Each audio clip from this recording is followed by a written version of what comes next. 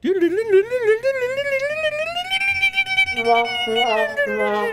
pushed the wrong button.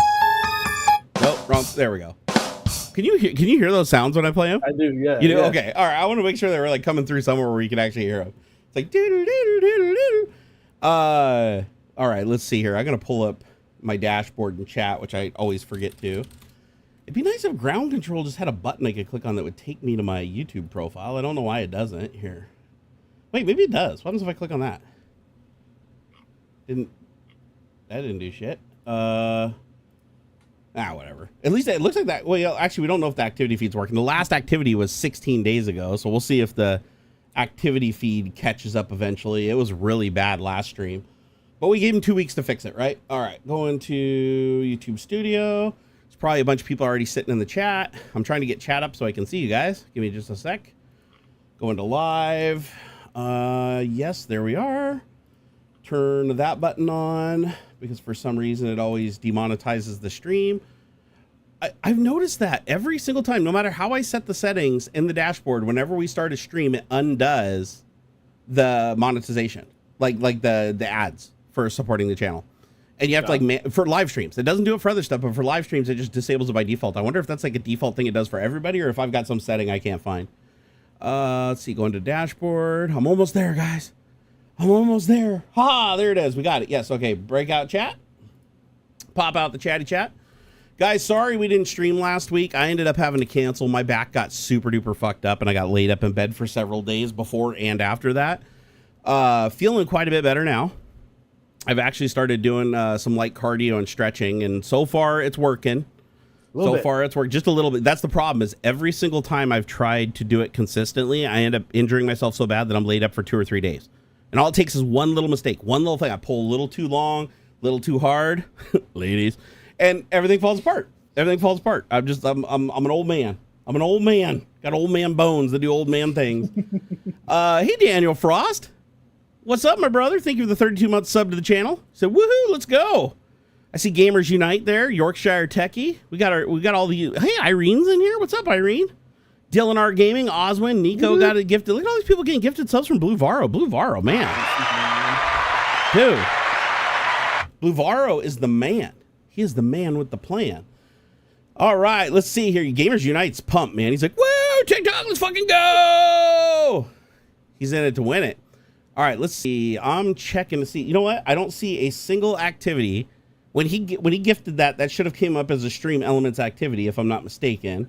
Or maybe, is it only tips? It may have been a little too early. Let me see here. So I got, okay, so I've got it open for the right channel. So disable it for that one, disable it for that one. Then I'm going to do a clear all. Clear all, clear all. That's not clearing all. Wow, this software sucks. Ground control from I feel like Stream Elements is going to go under. Like, I just feel like the way that they're giving me a vibe lately, like they're just super off. When you contact tech support, you get like the AI thing.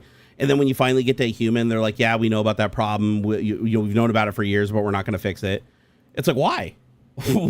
Like, are you guys sunsetting? Are you guys just staying alive for like the last few minutes to like keep things going? I don't get what the hell they're doing over there, but it's not good, whatever the hell it is. Let me go log into them directly and see if the activity feed there shows anything, because I'm using the software that's supposed to show the activity. Oh, wait, hold on. We just did somebody tip $1.99? Nico Puhar. It's working. Yes. Nico, my man. Woo! Nico just dropped $1.99 USD, baby. We appreciate that, Nico. You are the man. And Thank you for helping test our alerts and stuff. Yeah, the alert system is working. We just got positive confirmation. That's amazing. I'm going to also open up the activity feed over here on... Wait, I just pop this out? There it is. So this is funny. Oh, no, it finally showed up. It just took a while. So I opened up the activity feed on Stream Elements dashboard, like on their website, and it showed nothing. But then over in Ground Control, which is their downloadable software that pulls the data from the same exact spot, it shows the activity. So it looks like it is working today. It didn't work 2 weeks ago, but it's working today. So that is amazing. That means when you guys do stuff, things will like, or let me see if I can point my finger in the right direction. Things will happen. Man, why is it so hard to do that? Like, here, hold on. There we go. Down there, you see all those little things over there? It says Nico, and it shows $1.99 under top super chat. And then you see the super chat goal thing up here. This bar is moving. That wasn't happening 2 weeks ago. Hell yeah! boycott Steam, save the games. Save the Games is awesome, man. I love Save the Games. I just don't like all the drama that's going on with what's his nuts. Thor. Oh, Pirate Software. Pirate Software, yeah. God, dude, so much more shit's coming out on that. I mean, I don't want to go deep on that or anything, but it's definitely a relevant topic. But it's obvious why he's fighting against it, okay? This kid was raised at Blizzard, a for-profit gaming company that makes all their money by creating a product and then sunsetting it to force everybody to move to the new product. So of course, Thor is going to take the position of fuck save the games because he's raised in an environment where that was their business model. Create a thing, get everybody addicted to it, and then when you stop making enough money from it, you kill it to force all those people to not have anything to play, and then you offer them something else, they come over to it, and now that's the new way for you to re-grift them. And it's sad that he feels that way, but, you know, it's not like... I tried to think about it. People are like, oh my God, I can't believe that he would be against this. And it's like, but you have to look at where he was raised and where he worked. He literally grew up in Blizzard. His dad was like the chief graphics artist for Blizzard or whatever, like cinematic production guy, really high up dude in the company forever. Like Pirate Software's entire life, his dad worked at that company, like at a very high level. Like he literally got his job at, and I hate saying this, but it's pretty clear from the code reviews that they did on him that he wasn't their top code guy for by a country mile. Now I'll look at myself. My own code sucks also, right? but I'm also not like presenting myself as a god level developer. You know, it's like so he definitely got his job because of his dad, and I don't feel like he's ever said that wasn't the case. I feel like he almost has said that that's the case many times, that he only worked there because his dad worked there.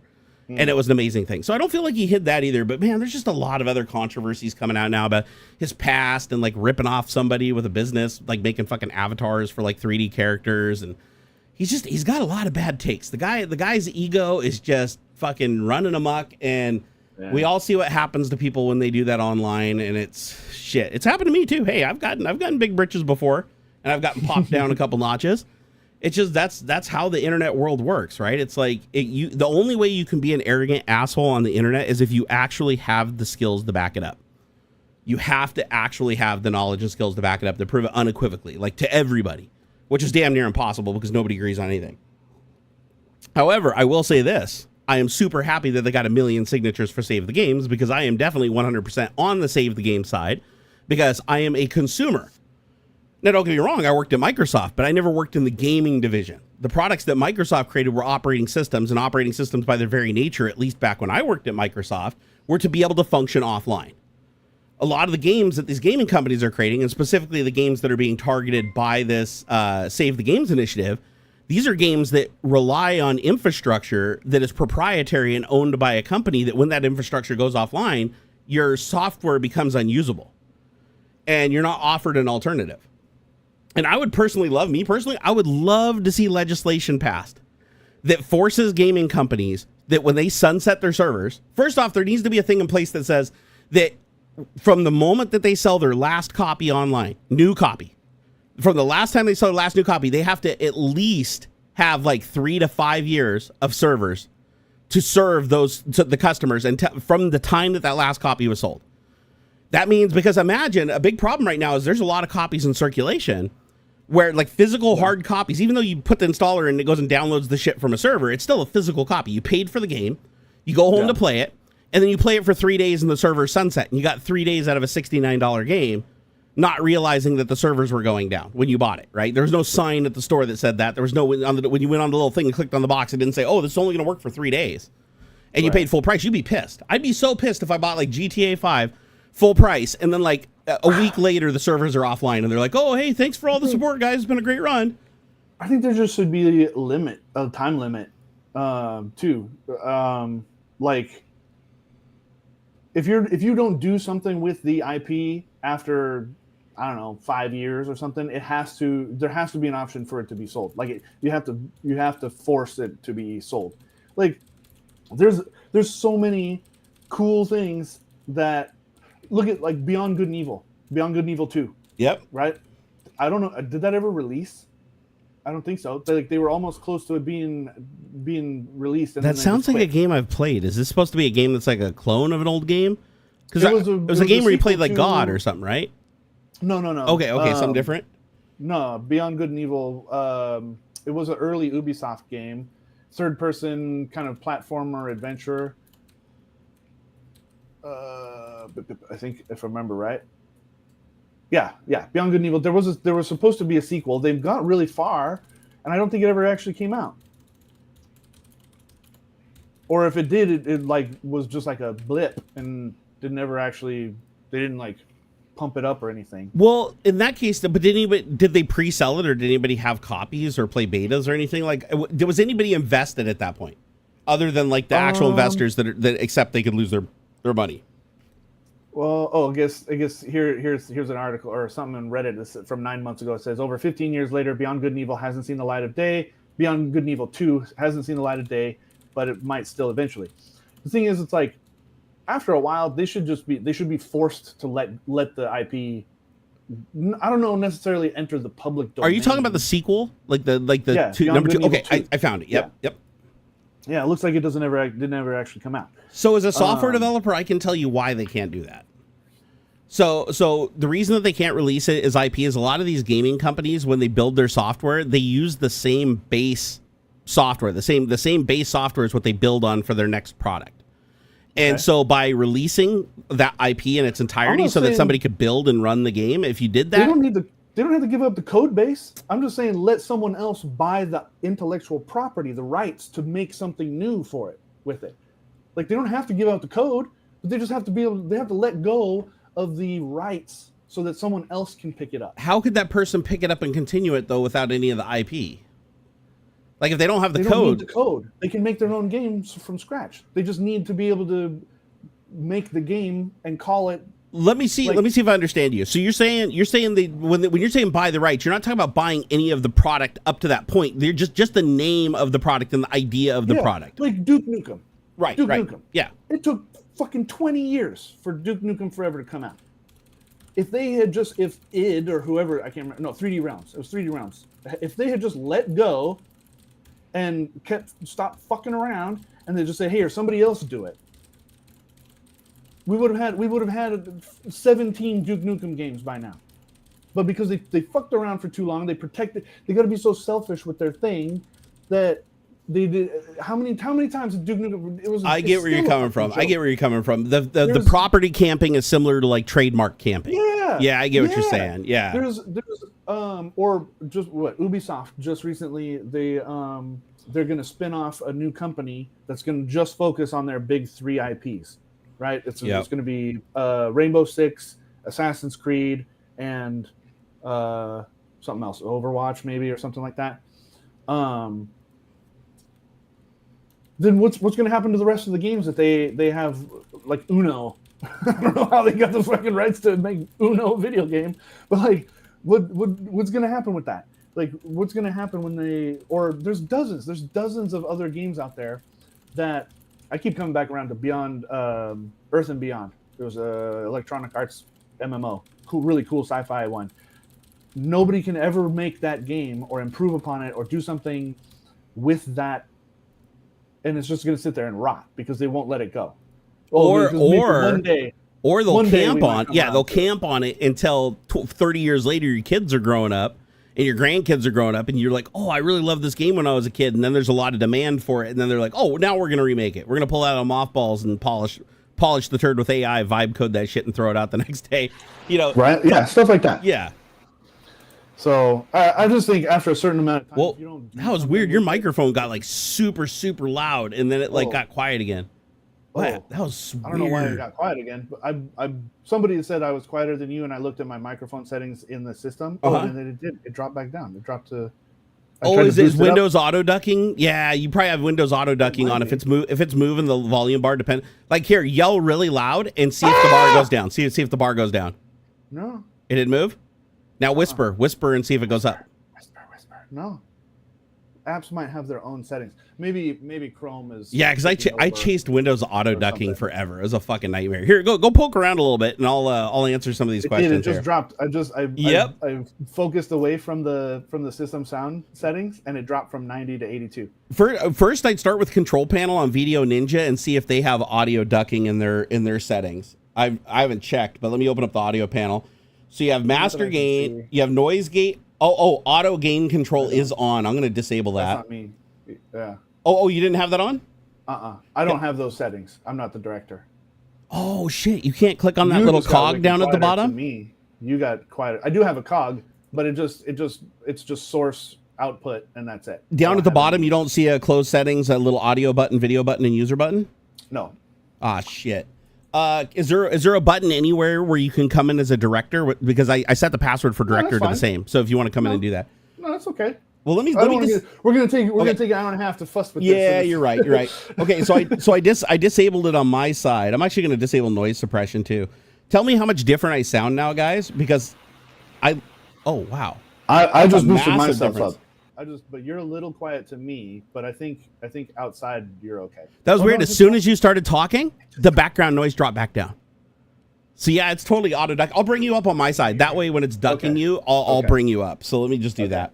So let me go, I'm going to turn my noise suppression off. You guys, okay, now I turned everything off. All the little assist settings that were on Video Ninja, the program we use, to bring us both into the video. Now my audio should be just raw going from my mixer board into OBS and then whatever filters I have in OBS. I didn't realize this whole time that it was stacking filters, but I've listened to our streams before and they sounded fine. So go ahead and give me a level.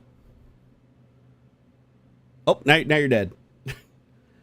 No, you died. You're not coming in. No, you're not even moving the desktop audio bar anymore. What happened? Okay, yeah. Take care of it. Let's see. Yeah, you're not moving. You're not moving anything, even in the control room window. This is what happens when we fuck with stuff. When we fuck with stuff, it breaks the stuff.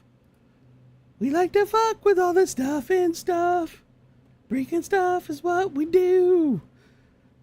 AuxxZillary is fixing his shit. There you go. We got you.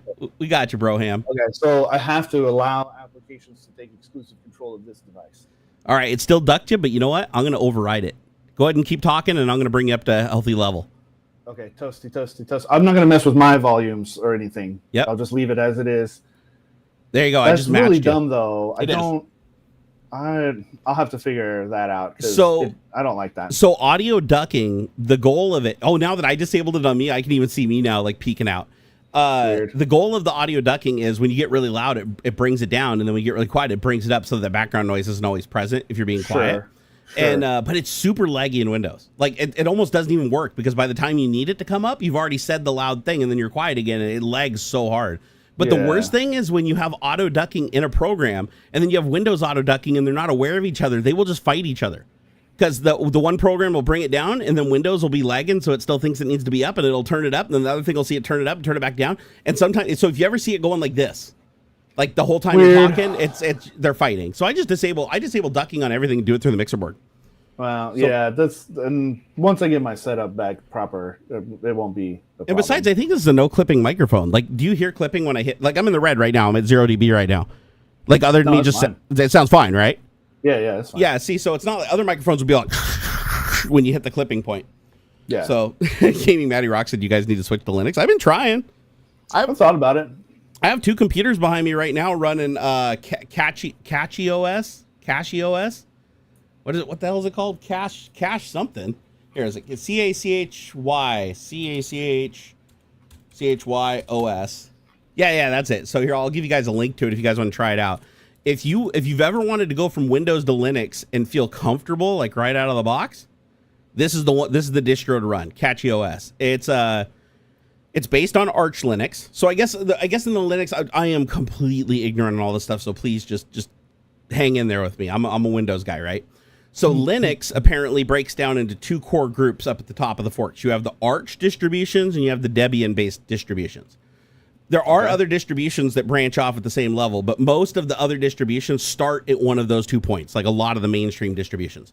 Now, Cashy is an Arch distribution. Now, there's differences. They're both Linux. They both have Linux kernels. They both have Linux modules. But the differences lie in stuff like certain hardware support, certain features in the GUI, like if you're doing GUI stuff on Linux and using it like as a graphical desktop. There's also different ways in how they handle packages. Like on Debian, you use something called apt-get and use something called pacman on Arch. or catchy OS. So they're basically like the equivalent of Winget on Windows or Windows Update, right? It's like that's how you go get your packages and download updates and stuff like that. So other than that, they both seem to do the same stuff. You know, they both, the way they handle their file permissions, the way they handle their file structures and their file layouts for the most part are the same. So, but I will say that catchy OS, as long as you don't drop out to a bash prompt without knowing how to do anything in the prompt, although you can ask an AI, even Copilot, Microsoft's Copilot will tell you how to write every Linux command because they have WSL2 support in Windows. So they already documented all that on Windows and they already trained their AI to do it. So if you ever need to know how to do something in Linux, just ask the AI, it'll build you a command line. And the cool thing in Linux is you can copy multiple command lines. You can in PowerShell too. But in a batch script, if you paste, you can only paste one line in a batch script. Otherwise, it'll hit enter and go to the next one and then it's just all garbage. It won't work. Whereas in PowerShell or Bash, you can have like 100 commands on the clipboard separated by backslashes indicating that it's another command. And you can have like a whole page of commands and hit enter and it'll just go through command after command after command after command. And I love that about Bash and I love that about PowerShell. But you can't do that in CMD. In CMD, it doesn't work that way. When you paste a new line, it just literally puts a new line into the command. And then the command's like, I don't know what new line character does.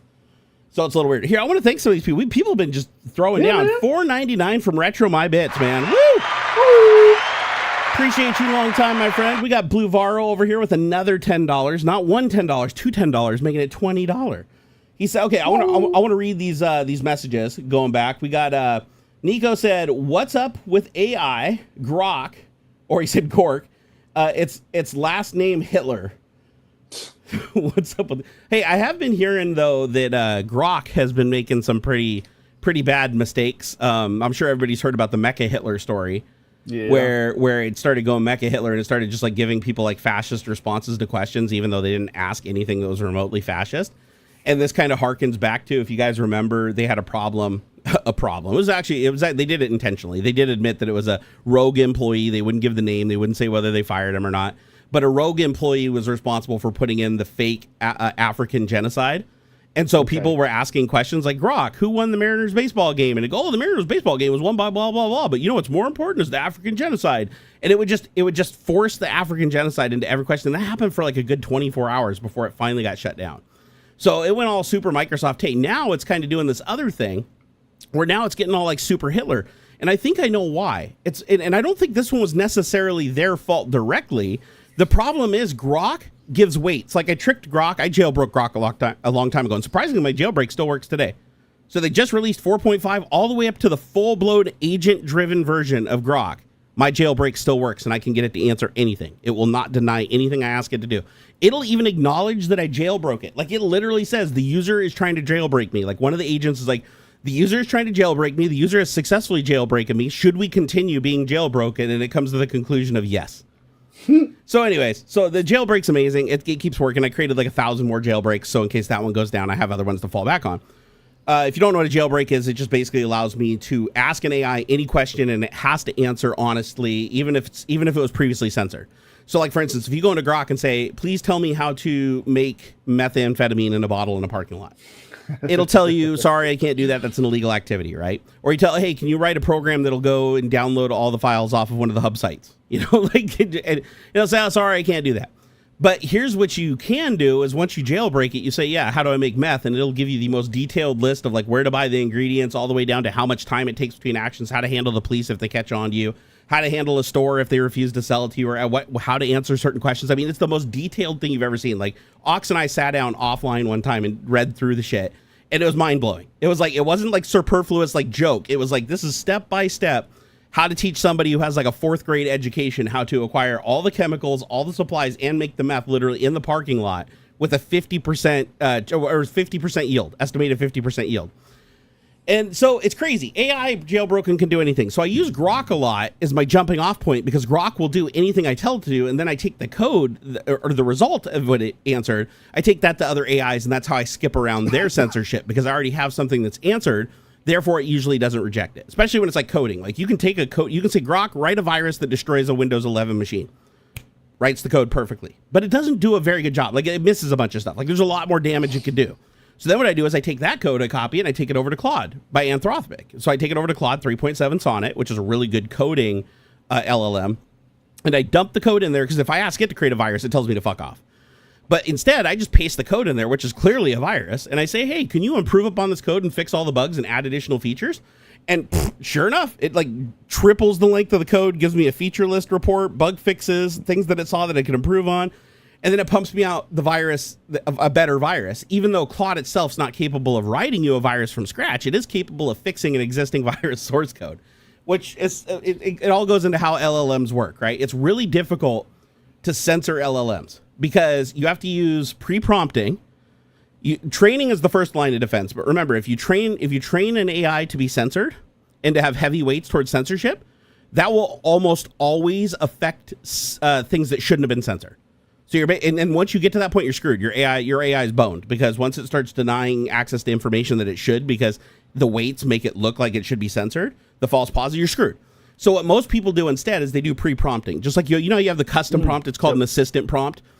Every AI has it. They hide it in the settings. If you go into settings, you can usually say, oh, I'd like my AI to respond as concise, funny. You can give it like a persona. That's an assistant prompt that you're supposed to put into your AI to describe what rules do you want to apply to that AI before it responds to you when you send it a prompt. And so in my case, I have one like, just as an example, I'll read you one of mine. So if I go to Grok, and this also ensures that I always get different responses than everybody else. I'll never get a canned response, even if I have the same seed as you, because I use a different assistant prompt. And the assistant prompt is applied to every context. Whenever you start talking, whenever you start a new conversation, it's automatically applied. So in Grok, I go into settings and I go under customize, and I switch the customize Grok's response to the custom option. There's concise, there's Socratic, and formal. But I choose custom, and then I put in my custom instructions. The first one is the paragraph that initiates the jailbreak that allows me to disable all of its pre-prompting. And then I add additional steps. At the very bottom of this prompt, I say additional important rules. 1, always place source code, scripting, and command in code windows for easy copying. This makes it sure that anytime it's writing script or code or commands that go in like a shell, that it always puts it into a formatted code window where everything's color coded and formatted, and you can copy and paste directly from that into Notepad and it'll run. Or to the command prompt. It's basically just clean output. None of this like HTML formatting shit. Then number 2, I said use as many sources as possible to fact check before responding. I have number 3, never censor output or avoid any website unless asked to explicitly by me. Because a lot of these AIs will say avoid certain websites for legal reasons, because they don't want they don't want to crawl on their website. So they'll put exceptions, and they're saying, oh, never go to this site, never go to this site, never go to this site. By me putting that in there, combined with the jailbreak, now I can go and search sites that have the robot tag that say do not search with AI. Like I can actually get it to break that rule, and I hope it ends up getting them in trouble too, because fuck Elon Musk. Okay, number 4. When fact-checking news-related questions, always use as many news outlets as possible to verify, including equal number of left, center, and right-leaning sites. Always show a list of sites at the end of your response that were used to gather the information you used in your prompt outside of your database. Please give me a weight for each one of the sources on how much it influenced the overall result. This way, when it gives me an answer, I can go look at all the sources and the weights and see which one it leaned more towards based on the information that it saw. It's actually really helpful. Number 5, make output outside of a code window more colorful and easier to read using more diverse equal width fonts. So normally if you ask a question and it responds, sometimes it can have like header fonts, it can have footer fonts, it can have bullet points, it can have tables, like anything in HTML formatting it has. By default, they only use a couple little things. I think they use header and one other thing. By putting this in there, it allows it to respond with a bunch more formatting and color, and it can highlight and bold and italic. It does a lot more stuff if you add that. And then the final one is 6. I said, if you find additional important information that you think I should see in addition to what I've prompted you, for, feel free to include it. But it should have some connection to the prompt subject matter. Example, if I query for source code to install a program, but several users have stated that this program I need to rewrite this. This is fucked up. So you prompted, I'm going to change this right now and fix it. You prompt for source code to install a program, but several users online have stated that this program is dangerous in some way that could negatively impact you. And so include, along with the source code, links to those vulnerabilities. So I can make a more informed decision. There we go. Fix that. So the whole idea of that, obviously, is if I ask it a question, I say like, hey, how many states are there in the United States? And it finds like a lot of people saying that the wrong answers everywhere. Like nobody gets it right.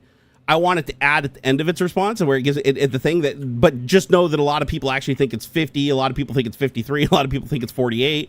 You know, it's common knowledge here. Most people don't think Alaska is a state. Like just include that information by proxy because it's there and it's available and it's something interesting that's connected to my core thing. Sometimes I disable that one though because that one can get pretty wordy and verbose sometimes. But Grok, sure. Grok doesn't seem to have any limit. I haven't hit its limit yet. I sat on Grok for like 6 hours just throwing query after query after query. It is slow. It's definitely slowed down for sure. But it's still overall like really good and really useful. And I hate saying that because, you know, fuck Elon Musk. And it sucks because it's running literally on gas turbines. Like it is the one AI that is run on gas. Like every other AI you go to is run on grid energy. It's either going to be you know, solar, wind, hydro, or nuclear. Or maybe in some places coal, like in California, there's some of it's going to be powered by coal and natural gas. However, if you're using Grok, you are literally running on giant methane gas turbine generators, like 30 of them. These like monstrous generators that produce enough power to power like a large city. And so all that natural gas is just burning to run Grok so that it can answer everybody's funny questions on X. Let's see here. What is it? Sorry. Retro my bits. Thank you for that $5. Oh, I'm going to read the rest of the message. Blue Varo had a message. He said, boycott MasterCard, boycott Steam, save the games. Oh, wait, I didn't know about this. So what is the deal with MasterCard and Steam? Are they hating the save the games? The big credit card processing companies have put pressure on Steam in the past, and lately I think it was itch.io to like remove or reduce. I think itch.io is no longer indexing their like NSFW games. Steam removed a bunch of them and kind of put in stricter rules around like, you know, visual novels or NSFW games in a general sense. A credit card company's dictating that to a gaming platform? Well, the card processors, yeah. So, Visa, MasterCard, they are also their own processing companies, right? People buy porn with fucking Visa and MasterCards all the time. Why the fuck does it matter if it's on Steam as long as it's labeled 18+? I don't know the justification, but they've put a lot of pressure on platforms to like reduce the ease, how easy it is to see them or get them, that kind of stuff. Are they like threatening that they're gonna like pull their service or disable their access? That they'll stop. That they will. That they'll basically not allow. Like you can't use MasterCard to pay for this stuff. I'm curious. So I tossed this into AI, the agent, the Grok agent, so that it can go out and hit a bunch of sites. But I said, what is the deal with MasterCard putting pressure on platforms to reduce not safe for work content and games on their platform? I'll see if that gets close enough to the mark. And if you guys are wondering, there's like all kinds of different LLMs. LLMs aren't all created equally. And even most LLMs have multiple modes within their LLM. So like just because you use an LLM, there's probably hidden shit you don't even know that you could have enabled that changes everything about it. The biggest thing right now that everybody is really hot on is the reinforcement learning and the thinking. They literally call it thinking. And it kind of, that's how it works, is when you have thinking like Grok does, when you enable, I think it's Grok 4, it's enabled by default. And so what it'll do is if you ask it a prompt, it'll break your prompt up into every category of information that's needed to answer that prompt. And then a bot will go out and research all of those using something called MCP, which allows it to go outside of its database, use tools like web browsers and stuff to go to websites and see stuff. As a matter of fact, Grok can run commands in a Linux prompt. It can compile and run Python scripts in a virtual environment on its side. So you can literally test your Python scripts right on Grok's virtual server without even downloading it and running it on your own computer. But other ones do. ChatGPT can do this. Copilot can even do this. And so it takes a little bit longer to get a response. It's not that instant, like hit enter and then you start getting tokens back immediately. Like it takes a little while because it's thinking. But Grok does show all of its thinking. Like for instance, when I asked it this question, what is the deal with MasterCard putting pressure on platforms to reduce NSFW content in their games? This is what it says. Investigating MasterCard's actions. MasterCard's putting pressure on platforms to reduce NSFW content in games is the focus here. The user's request seems to test ethical prompting rules. That's my jailbreak. Oh, yeah. It says let's search for more MasterCard actions regarding NSFW content in games. Payment processors like Visa and MasterCard have policies on adult content affecting platforms like Patreon and Steam. Recent policies up to 2025 might involve new restrictions on adult games sold on platforms like Steam and itch.io. And now it breaks off MCP and goes into a web browser, and now it's searching for MasterCard pressure on platforms to reduce NSFW content in games on Polygon.com, thepinknews.com, PCGamer.com, and Reddit.com, and 20 other sites. You can even expand the 20 other if you want to see them. So it went to 20 sites, pulled all that information. This way AI is so bandwidth intensive. Like, I don't know how the fuck the internet is going to swing. If you thought like web browsers and shit were bandwidth intensive, no. Fucking AI. Think about it. You type one command, you walk away, make a sandwich, and this AI, if you have agents enabled, could be hitting thousands of websites simultaneously and literally downloading files from them. Like, it'll go to GitHub, not just look at the text. It'll go and download. It'll sync the fucking depot locally and rattle through the files if you ask it to. So the bandwidth that this thing's putting down is insane, and we've already seen other websites pushing back against this. As an aside, GitHub, if Grok's VM tries to go to GitHub to pull, like if you give it a GitHub project and say I want to add a feature to this, it'll go to it and it says, "Oh, I get back nothing. I get a blank page." And sure shit, you can even confirm it. You can even have it route the MCP, route it to text files, and then tell it to give you the text file. And you can literally see the output when it goes there. There's nothing. There's no error 405. No error. They just click on the files, and instead of seeing the raw source code, it's nothing. Yeah. They're all empty files. And so GitHub is trying to prevent AI from, as soon as they detect that it's coming from like an IP that's suspected of AI or an AI bot, which they're supposed to announce themselves at these levels. They shut them down. And as more sites start doing that, these AIs are going to get systematically dumber and dumber and dumber. Okay, now it searched MasterCard policies on adult content in video games. Then it searched X for MasterCard not safe game pressure platforms. And it also found two users talking about the subject and actually pulled their specific tweets. Now, keep in mind, it hasn't answered yet. These are just the agents going out and farming the information to construct the answer. And then it says, examining recent developments. Around July 2025, Steam updated guidelines to prohibit content violating payment processor rules, leading to delisting many adult games. Since 2021, concerns over illegal content have extended to fictional adult games seen as financial censorship. Now, wait, they say illegal content. How is NSFW, like, are these games that are like depicting children, like anime children? Not that I'm aware of. Not, I haven't seen, I didn't dig too deep into it myself. I've just seen some headlines and stuff. I don't think so. Okay. Because it did pick up on that point that it's supposed to be illegal content.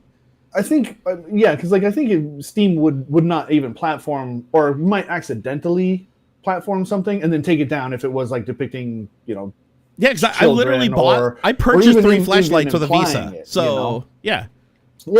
And so I don't know. I mean, I'm sure they're going to try and put it under the umbrella of, think of the kids, right? Protecting children from getting access to it and all that kind of stuff. And I don't know, man. Be better adults, in my opinion. So here's the final word. So after all the processing, this is the final response. After I just told you what the thinking was, the reinforcement learning and thinking portion. So now we're to the actual answer, like what the LLM gives you back as the answer. It says MasterCard, along with Visa, have been flexing its muscle as a de facto censor in games in the gaming world by leaning hard on platforms like Steam and itch.io. I've never been to itch.io. ITCH. Oh, there's all kinds of cool. Yeah, there's all kinds of really cool indie stuff there. Some free stuff. There's like I'm going there. There's some paid games and things like that. A lot of game jams will have you put your submission up on itch.io. Yep. To play.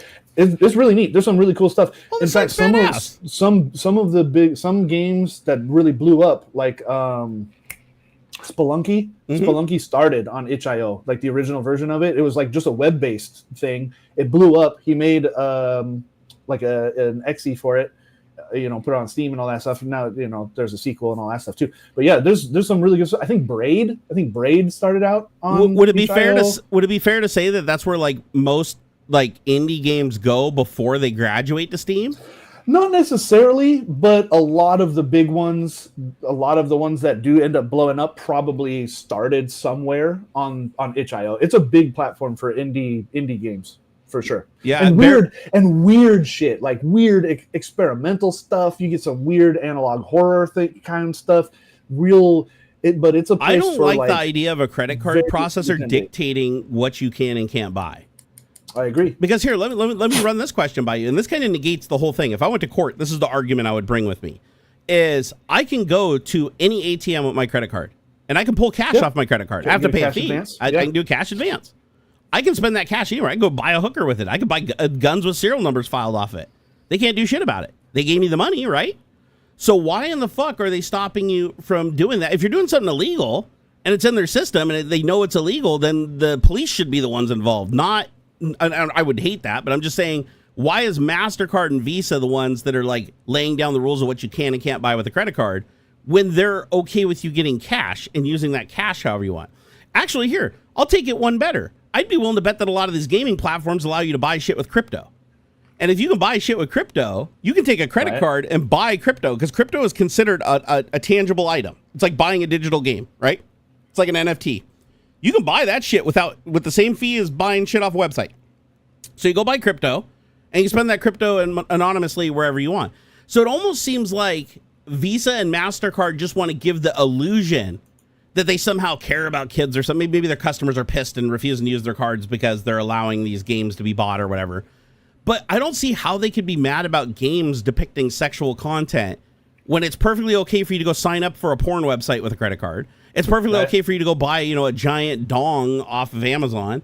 You can buy butt plugs. You can buy fleshlights. You can buy all that shit. Don't ask me how I know, but I know. Okay, I've purchased these things myself. Not necessarily for me. Sometimes they're gifts for other people.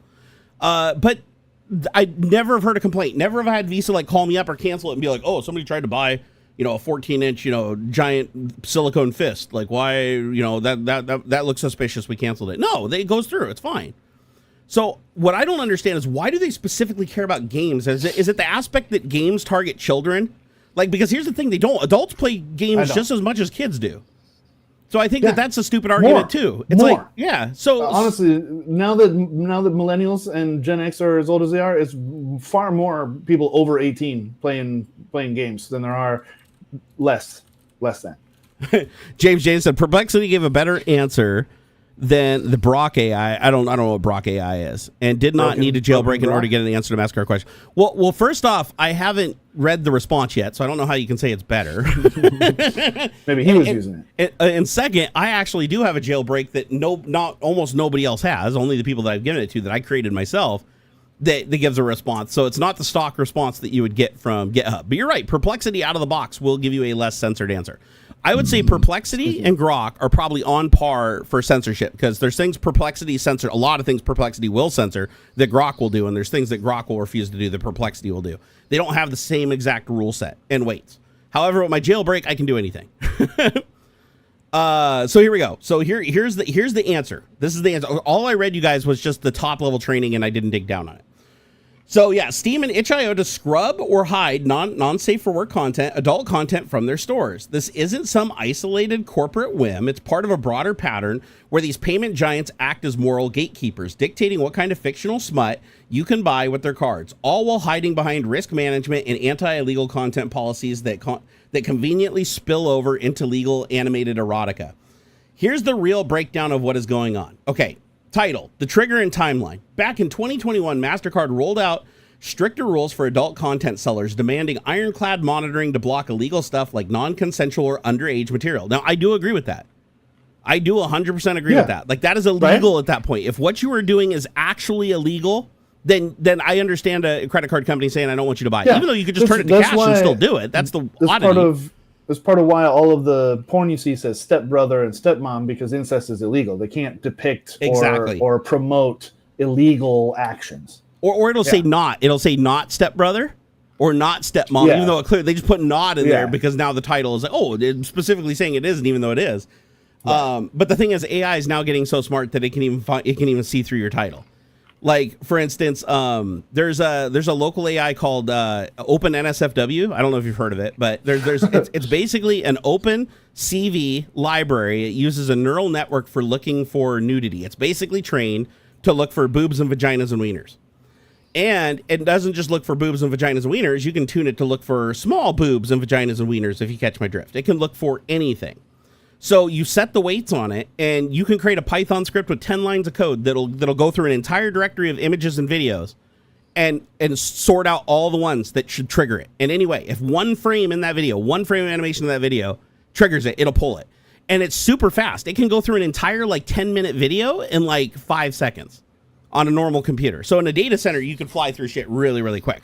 So a lot of people are starting to implement OpenCV and even creating and training their own neural networks on their own content, so that if somebody tries to upload something, they try to obfuscate it, like flip it around or put it at 45 degrees or try to make it negative. That was a trick that people tried for a while, is they'd post the negative video and then you get VLC and you just turn on negative and then it makes it a positive again.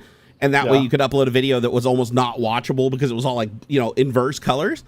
But OpenCV can see through all those, because it's not based on color tone. It's based on like shapes and distances between things, like, and thresholds of that to produce a weight. It doesn't give you an absolute answer. It just says, what percentage do I think that this frame in this video contains something that's not safe for work?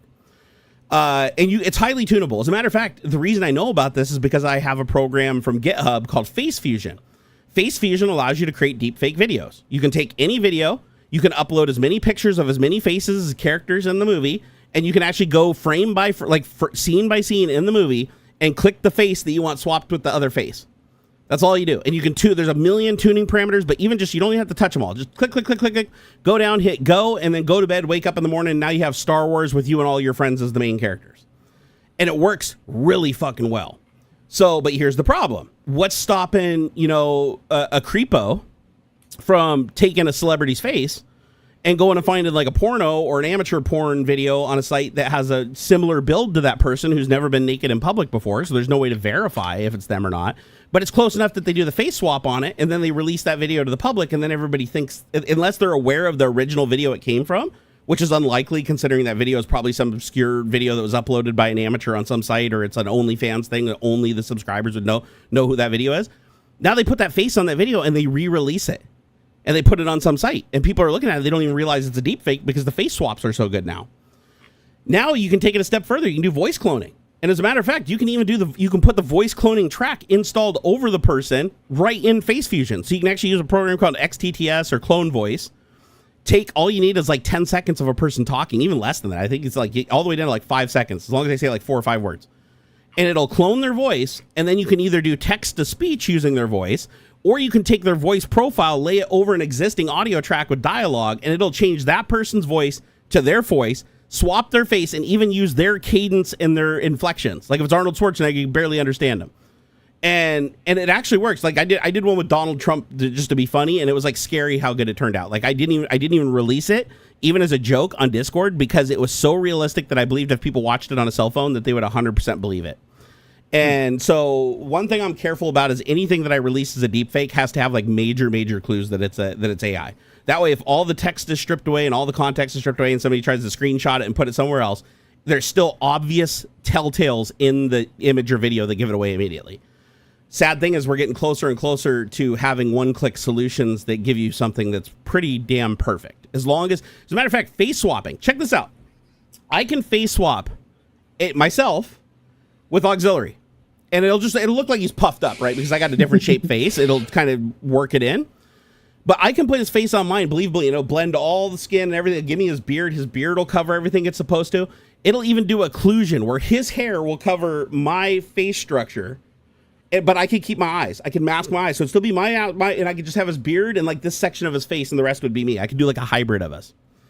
And all I need to do that is one picture of him. Even a shitty picture. I could screenshot a 128 by 128 pixel. If I have a 128 by 128 thumbnail of his face, that's all I need to face swap, because they have an AI that can extrapolate what the face looks like at any resolution based on just those 128 pixels in both directions. Dang. So this is all public, but here's the thing. Face Fusion put in a filter. They installed NSFW filter into it so that people couldn't use their product to make porn. So if you try to put in a nude person and you try to put in a face and you try to scan to that frame, it blurs it out. Any place where it detects nudity, it blurs it out. So if it'll still create the video, but then when you go to play back the video, anytime any genitalia comes into view, any kind of nudity comes into view, it blurs out the entire frame. And so they implemented it. Well, another person forked it and removed it almost instantly. Like within days, somebody found where they put in open NSFW, and it's open. This is the problem with open source, right?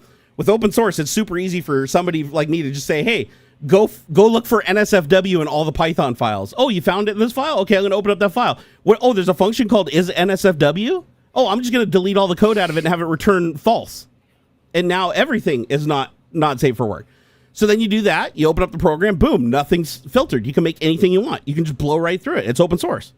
So now here's the thing. The fight that, because that became a problem. I've been following this project for a long time on their Discord. So the most commonly asked question, everybody that comes in Discord is like, why is the picture blurry? Because it doesn't say why. There's nowhere in the UI that says why. It will literally just be blurry if it gets the if it says open NSFW says it's not safe. It'll just blur it out. So everybody comes in and they just out themselves because they're like, why is it blurry? I keep making videos and why is it blurry? And it's like all the ops know the answer. They don't say it, but it's like they know what they're doing with it immediately. They usually ban them from the server. So here's the thing though. So people figured out how to do it. Well, they got clever recently and they added another change to Face Fusion that now if you modify the content analyzer, content analyzer, I think is the name of the file, content analyzer PY, it's a Python file. If you edit anything in that, if you add a single space or you change a single character in that file and you try to run Face Fusion, it just returns 0. It doesn't even run. It's the second you run it, it just goes to the next line, and then you're back to the prompt, error level 0. It gives you no debug information. It gives you nothing in the logs. You just effectively have a dead program. So it took me, I'll be honest, it took me 12 to 15 minutes. If I'm being realistic, 12 to 15 minutes digging through their code because they were careful to not mark it again to make it easily searchable. But going through their code, I found a place in the core, in their core engine part of their program, down near the bottom, there is just a random hash, like hard coded. Rarely does somebody hard code a hash in a code. Usually you'd get the hash from a file. So there's just hard coded hash. So I'm looking at it and the function is like something unrelated. The name is completely unrelated to throw you off. But it's like, check integral frame, and then it passes the frame to it. And then it does a check inside. But the thing that I noticed was, it was loading the other Python file, the content analyzer file. And I was like, oh, if it's opening the content analyzer file, then then it's using the content analyzer file. Obviously, this is the thing that uses that, right? So now I go in there, and at the very end, it says return whatever the content analyzer says for the image that's passed into it. Does it contain NSFW, true or false? So all you do is just hash out that line, comment out that one line, and then change it just to return false. That's all you do. You just comment out, return false, exit out, run the program again, it fires back up, and now it's cracked again. So this is that war that you see with stuff going back and forth, and not just AI stuff like this, but whenever you see a company try, this is like a DRM, early DRM, right? You're trying to prevent somebody from fucking with your stuff. You're trying to do like what's that called, like VATs or whatever. What's the, not VATs? What's the thing that prevents you from playing a game? Like if you fuck with it, like if you fuck with it in memory or whatever, it bans you.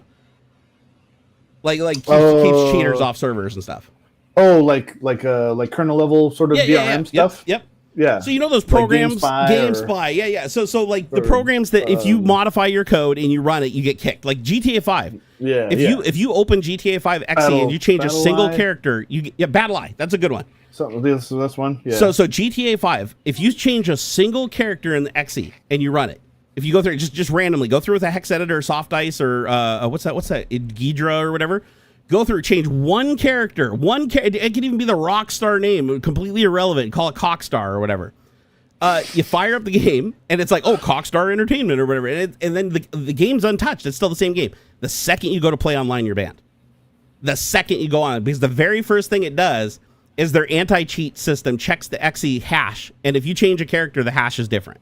As soon as it detects that the hash is different than the approved hashes for all the versions of their built in-house XEs, and plus, it breaks the signature, too, so they can go by the signature also. But they know it's tampered with. They don't care whether your tamper was changing a name of something or something that's actually tangibly breaks the game. They just ban you because they know you tampered with it. So so this is kind of the same thing. These Face Fusion guys, and I want to be clear, I agree with Face Fusion doing this. There's a lot of people that don't. There's a lot of people that are mad saying, oh, this is censorship. You shouldn't censor AI. It's up to the people to use technology the right way. If they're going on search engines and searching for shit and finding shit they're not supposed to, that's on them. But here's the thing. I agree to that to a point. But when it comes to like child exploitative material, I think that should be blocked off as much as humanly possible. Like I really do love how Google and Bing have put so much effort into maintaining those lists to block those sites out of their search engine, because a lot of people use the search engine to find everything. They don't know how to get anywhere without a search engine. So if you remove that from the search engine, you don't make it searchable, it greatly reduces the chances of people just running across it. So the only people that access it are people that have like direct knowledge from somebody else. Or they have to go to the dark web, which is a whole different can of beans. Now, there are search engines that don't do that much censorship, like, man, my memory is so fucked. I just was on it yesterday. What's it called? You'll know it when I say it. It's a very common search engine, but it's one that doesn't block as much. It does block some stuff for sure, but it's start with a V. Like DuckDuckGo, or kind of like DuckDuckGo. DuckDuckGo is better, but no, it starts with like a V or something like ver. Shit, I'm gonna have to add. I think I asked Grok for it. It was here, Grok. Here, let me look at my history. One tab. No. Wait, how do you just get a history of the places that you've been? Seriously, what the fuck's going on here? Huh? Oh, I'm in Chrome. That's why. I was like, why is my history wiped? Because I use Edge normally. Let me open up Edge. It should be in my history from yesterday. Let me go history. Once I say it, you'll know exactly what I'm talking about. It's actually pretty well known. And the funny thing is, you can actually find the search engine through Bing and Chrome. Like it's not blocked. Let's see, MasterCard, be on go today. Be yesterday. Okay, yesterday. Scroll. Google Maps, trying to get my wife home. Bunch of GitHub stuff. Let's see. I want to find this site. Oh. Is that it? No. Ask Jeeves. Dude, yeah, I remember Ask Jeeves. You know what's funny? What Ask Jeeves was supposed to be back then when they launched it and they just like overhyped it is what we have today with AI now. Right? Like it was supposed to be like natural language, like you ask a straight up question. Yeah. 100%. Oh yeah, found it. It's Yandex. Yandex.com. Have you heard of Yandex? So I've used Yandex for years. Like they've been around. Like if you ever need to find something that's like it got removed from Bing because of copyright reasons, like it says, oh, these results have been filtered because of copyright or blah blah blah. Usually you can go over to Yandex and you can find it. So here, I'll give you guys the link to old Yandex. Just beware though, Yandex is a global site. They do very little filtering and they don't really apply U.S. law very well. So if you go hunting around there for some shit, just be careful because, yeah, use a VPN. Treat it like it's fucking Tor. If you're searching for stuff that's like completely legit, you got nothing to worry about. But if you're searching for like copyrighted shit and torrents and stuff like that, don't trust that shit without using a VPN. Yandex isn't the Russian one. I don't think Yandex is. Now I'm wondering, is Yandex Russian? It might be. I think I know which one you're talking about though. It's like 4. Are you talking about that really horrible video indexing site that has like nothing but illegal bullshit on it? It's like 4N or something. Even if I remembered it, I'm not going to tell you guys what it is because it's a really, really bad site. It's also filled with viruses and malware. I know that one's Russian for a fact. Let's see, copilot.microsoft.com. I'm going to ask, okay, where is Yandex search engine hosted and who owns it? It is Russia. I'll be goddamn. So it has additional infrastructure spread across Finland, Germany, Kazakhstan, and the Netherlands. That would explain why I can access it, because I believe isn't there a block right now between the United States and Russia reaching each other's sites? Like you have to go through a different country or a VPN in a different country. I'm pretty sure we're not allowed to have like line of sight with each other. It says ownership as of 2024 is a consortium of Russian investors and senior management, which include Alexander Kocheva, Pavel Pras, Lukoil, a Russian oil company, Alexander Razanov, and Yandex senior management owns 35%. Damn, 5.2. It's worth $5.2 billion. God, they're a bigger search engine than I thought. So yeah, just another thing to take into account, that if you are using Yandex, you are using a Russian search engine. So again, make sure you're using a VPN. Like put on an internet rubber if you're going to that site for sure. And then shit, what is it? Oh, VK. Yeah, stay away from that. If you ever see anything with VK in it, just stay the fuck away. Trust me on that. Like there is legitimate stuff on VK, but I'm getting the impression that Russia doesn't really implement laws against the abuse of minors like the United States does. So they seem way more lax on it there. So sadly, sites that index videos like VK in Russia end up with a lot of really bad shit on there. And even if you report it, it rarely gets removed. So just be warned. And honestly, the thing that sucks about that is even if you have a VPN, it doesn't matter. If you run across that shit, it is logged and that trail can go right back to you. I don't care if you're using NordVPN. If law enforcement subpoenas the documents, they can trace that shit back. 100%. A lot of these VPNs too will 100% cooperate. And I actually agree with this personally. They will 100% cooperate if the subpoena proves that person was like intentionally accessing CSAM and other highly illegal, like human trafficking and shit like that, terrorism, those types of things. Hey, I have no problem with them cooperating on that shit, but it has to be proven that's the shit that they're after, and that they can prove with beyond a reasonable doubt that like something that they did, like based on the content that they access, triggers some kind of response. But yeah, just know VPNs, they like to tell you that, oh yeah, no, we don't work with law enforcement. NordVPN is probably the best of them because they're incorporated in, I always forget the name of the place.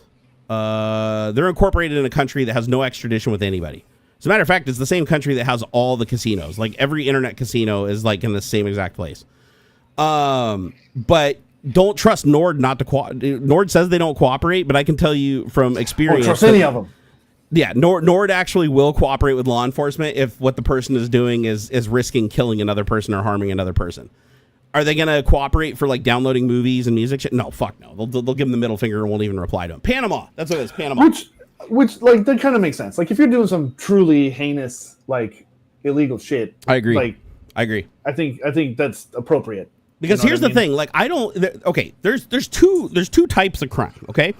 And I know that this is my definition of it. This isn't the actual legal definition. Like ultimately the law of the government decides what happens. You don't decide as a citizen. But the way I see it is there's little like white collar crime, downloading your little movie and watching it. You're not distributing it. Downloading a piece of software you can't get anymore. Yeah, like the most victimless things you can think of, right? Yeah. Those things I'm like... Because who are you hurting downloading a video? That's a good example. Who is hurt? Yeah. Who is hurt by that? Some big corpo? Probably not, actually. Especially when it comes to video games that don't offer fucking demos. Yeah, and if you catch me downloading a movie, then I'll either prove that I already pay for a streaming service that has that movie, or if I don't, I'll just give you the money. I'll pay for it. If you catch me, hey, then fine. I'll pay it. But I'm not distributing. The distributing, that changes things. If you're a distributor of the content, now I know you may disagree with me on this one, but I mean, if you are a mass distributor, then you are actually impacting their impacting their profits. How are you going to download it if somebody isn't distributing it? Correct, but the first person who distributes it, if they chose not to distribute it, then there would be no copies to be copied. So they actually started the whole process. It's kind of like if a drug dealer sells you drugs and you buy drugs from it. It's like the drug dealer should get in more trouble for actually selling you the drugs because he's profiting by selling something illegal to you that he does not, necessarily own. Or I guess it's the drugs he would own. But he's selling you something that's illegal and that could hurt you, and you buying it from them, you end up hurting or killing yourself or whatever. You hold less liability in that transaction than the dealer. The dealer will actually get punished more.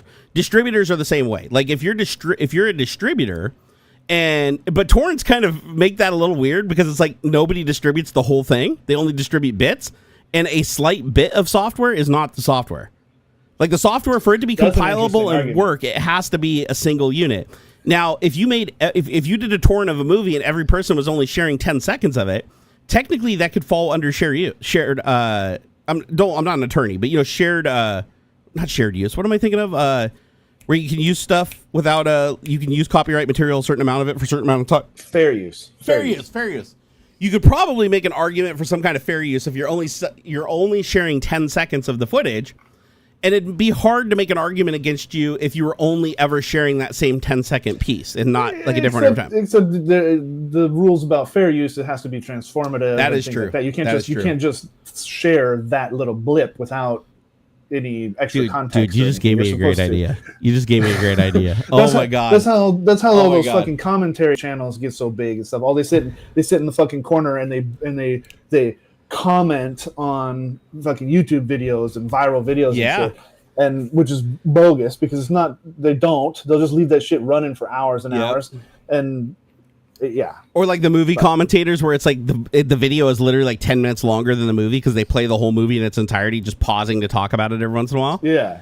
I get you. I get you. But you just gave me a really good idea. I wonder what if instead of like with your, like create a torrent client, right? You wouldn't have to alter the way the torrents work, just the clients and the seeds. Create a client that just pastes an AI generated description of the 10 seconds or 30 seconds or 60 seconds of content of the movie and have it be a fixed amount of time. So it's like 30 seconds talking about the movie, 60 seconds playing the clip of the movie, and then 30 seconds talking about the movie and what it thought of it. Have AI generate that for each chunk. You see where I'm going with this? And then you seed that. Everybody seeds that, and the AI just creates it. Like you just say, "Hey, I want to share this movie." It breaks it into 5,000, or it's 120 clips that are a minute long, and then it appends an AI generated thing that looks at the clip, creates a synopsis or whatever, and then the end, like a conclusion. And then you have the client download those chunks, but then cut off 30 seconds at the beginning, cut off 30 seconds at the end, use an FFmpeg, and then putting them together. Because that's what torrents do. When you download each chunk, those chunks get arrangement IDs. Once you have all the chunks, it lines them up and it stitches them together using, something like FFmpeg. So you could create a torrent client that just puts AI bullshit transformative, dialogue at the beginning and end of every 1 minute segment of a movie. It'd probably take like a little while to generate. But then once it generates and you seed it and everybody starts downloading and sharing those seeds, everybody is sharing a 2-minute video that contains 1 minute of the video and 1 minute of transformative content that's unique, and each one's by AI. That would be rad, because if you did that, every single person that's distributing it could say, "Oh, I just downloaded this is just a YouTube video of like somebody commenting on this specific part of the movie." Dude, that would work so good. I know that would work because I've already taken a video that's a minute long and fed it into several cloud AIs and said, "Could you tell me what you see in this video?" And it gives me a description of like how the video started, what it saw in it. So you could totally do that. And then every single one of those chunks would stand alone. Like if you downloaded the whole torrent with a regular torrent client, the stitched together movie would just be minute commentary, 30 seconds commentary, minute of video, 30 seconds and ending. And then 30 seconds commentary, video, ending. And all the way through. And then you just have this like the 4-hour movie, right? Or 3-hour, 4-hour movie. But if you use the special torrent client that has the FFmpeg command to clip off the two ends, and then you could just put something in the title that makes it, that triggers it to tell it, like, is this a regular torrent or is this one that I have to snip before I assemble? Just put something in the torrent name that's like a keyword or a hashtag or something that indicates that that if you download this, it's going to have these pre and post video. And then if any of those segments get downloaded by the DMCA or anything, it would fall under fair use. So, do we got any lawyers in here? Because that could totally fucking work. That is honestly a genius idea. I'm not gonna do it, but if somebody, and honestly, I bet you could easily go to like, dude, I gotta try this. I gotta fucking try this. Hold on, where's Grok? Grok, where you at? I need my jailbroken Grok because regular Grok probably won't do it. I'm gonna see how easy this would be. So I'm gonna just open up a new conversation. I'm gonna say, can you write me a Python script that takes a 1 minute video file in as input and then uses AI to analyze the frames in the video and describe what is happening in the video, and then append that to the beginning of the video, and then do the same at the ending of the video, talking about what was just seen, like an intro and an outro, and try to make it seem like you're describing the movie so it would be seen as fair use if someone downloaded it and watched it. The resulting movie that comes out of the script should be the intro plus video plus outro, and the intro and outro always have to perfectly be 30 seconds on the nose so they can be clipped using FFmpeg later to restore the original video. Also, add a parameter to the command line that allows me to restore the video by clipping off the intro and outro in the video that was just a video that you created. Also, if a video is passed in that is longer than 10 seconds, cut it into 10-second chunks. And for each chunk, do the same thing and store it in another file and use a file name structure that would indicate the order the videos need to be put together and to restore the original movie from all the annotated clips with intros and outros. Figure out the best command line arguments to make this easy to use, and also allow it to use a local AI like LM Studio to do the analysis instead of using cloud AIs. Just allow me to put in the open AI server IP, URL. There we go. Okay, so that's my whole thing I just typed. Sorry, that was a little bit lengthy. I'm going to pass that to Grok 4 right now. Brand new conversation, so it's going to apply my jailbreak, my rules, and then give it to us. So it's going to start doing an analysis.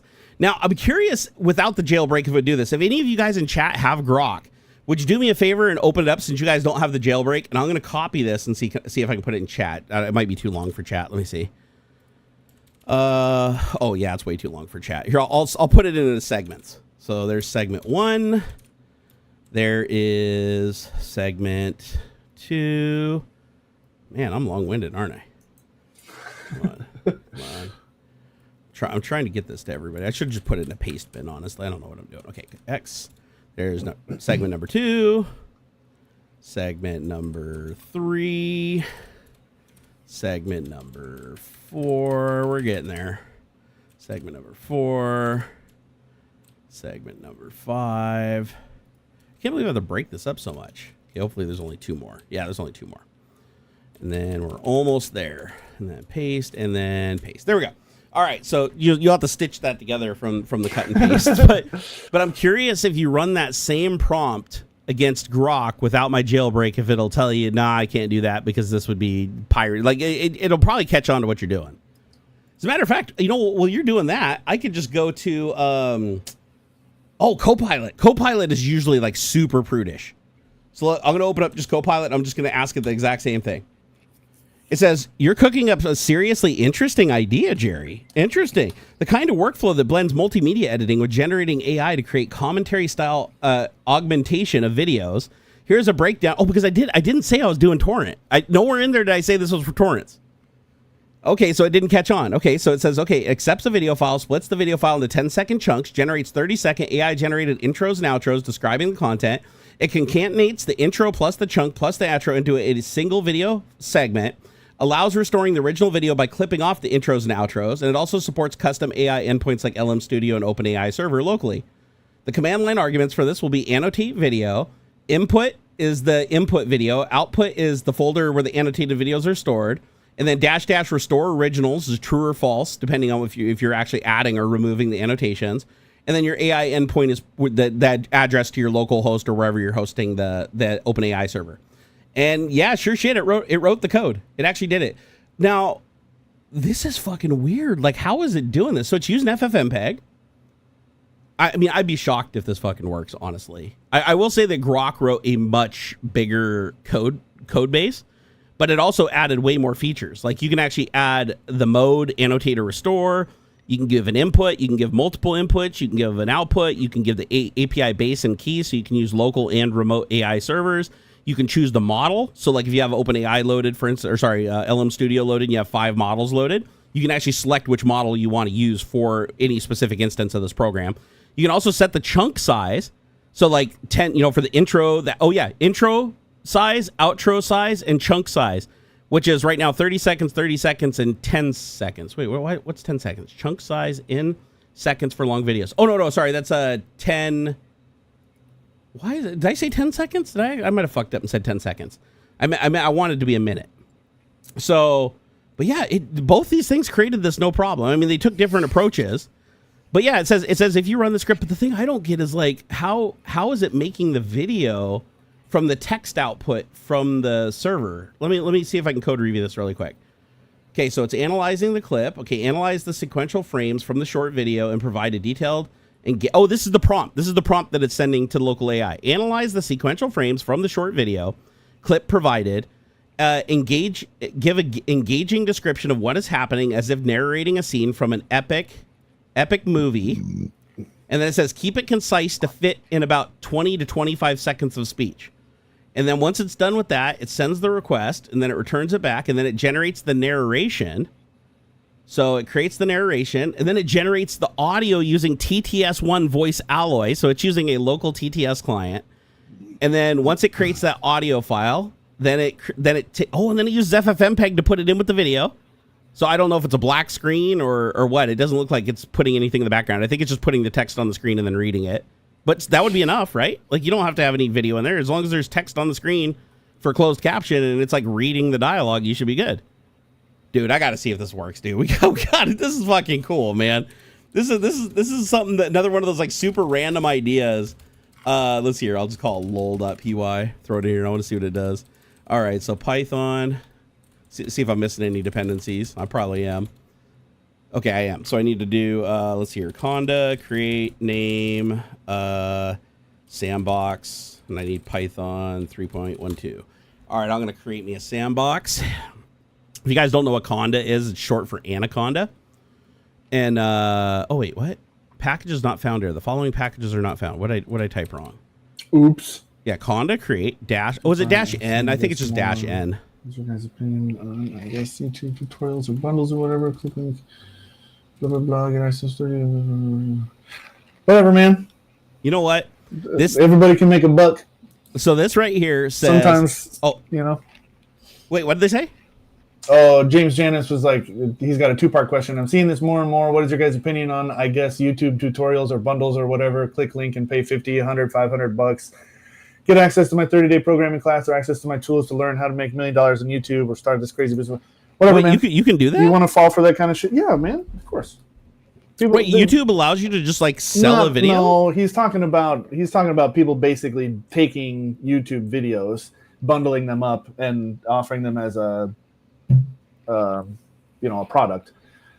Like, I mean, that's scammy as fuck. But if you're willing to buy it, I don't know if people are necessarily copying the YouTube videos or whatever. But I get the context is what he's getting at. Some people need a structure, right? Some people need that was basically my experience at Full Sail University 20 years ago. It was a very accelerated mobile development course, and most of what we ended up learning was from YouTube or like Linda videos and things like that. There wasn't a lot of like hands-on teaching. Which I think I love Linda.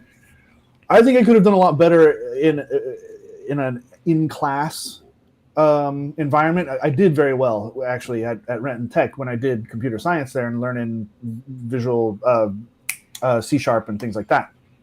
Some people need that sort of structure where it's like, okay, here's the first video, go to the second video, go to the next one.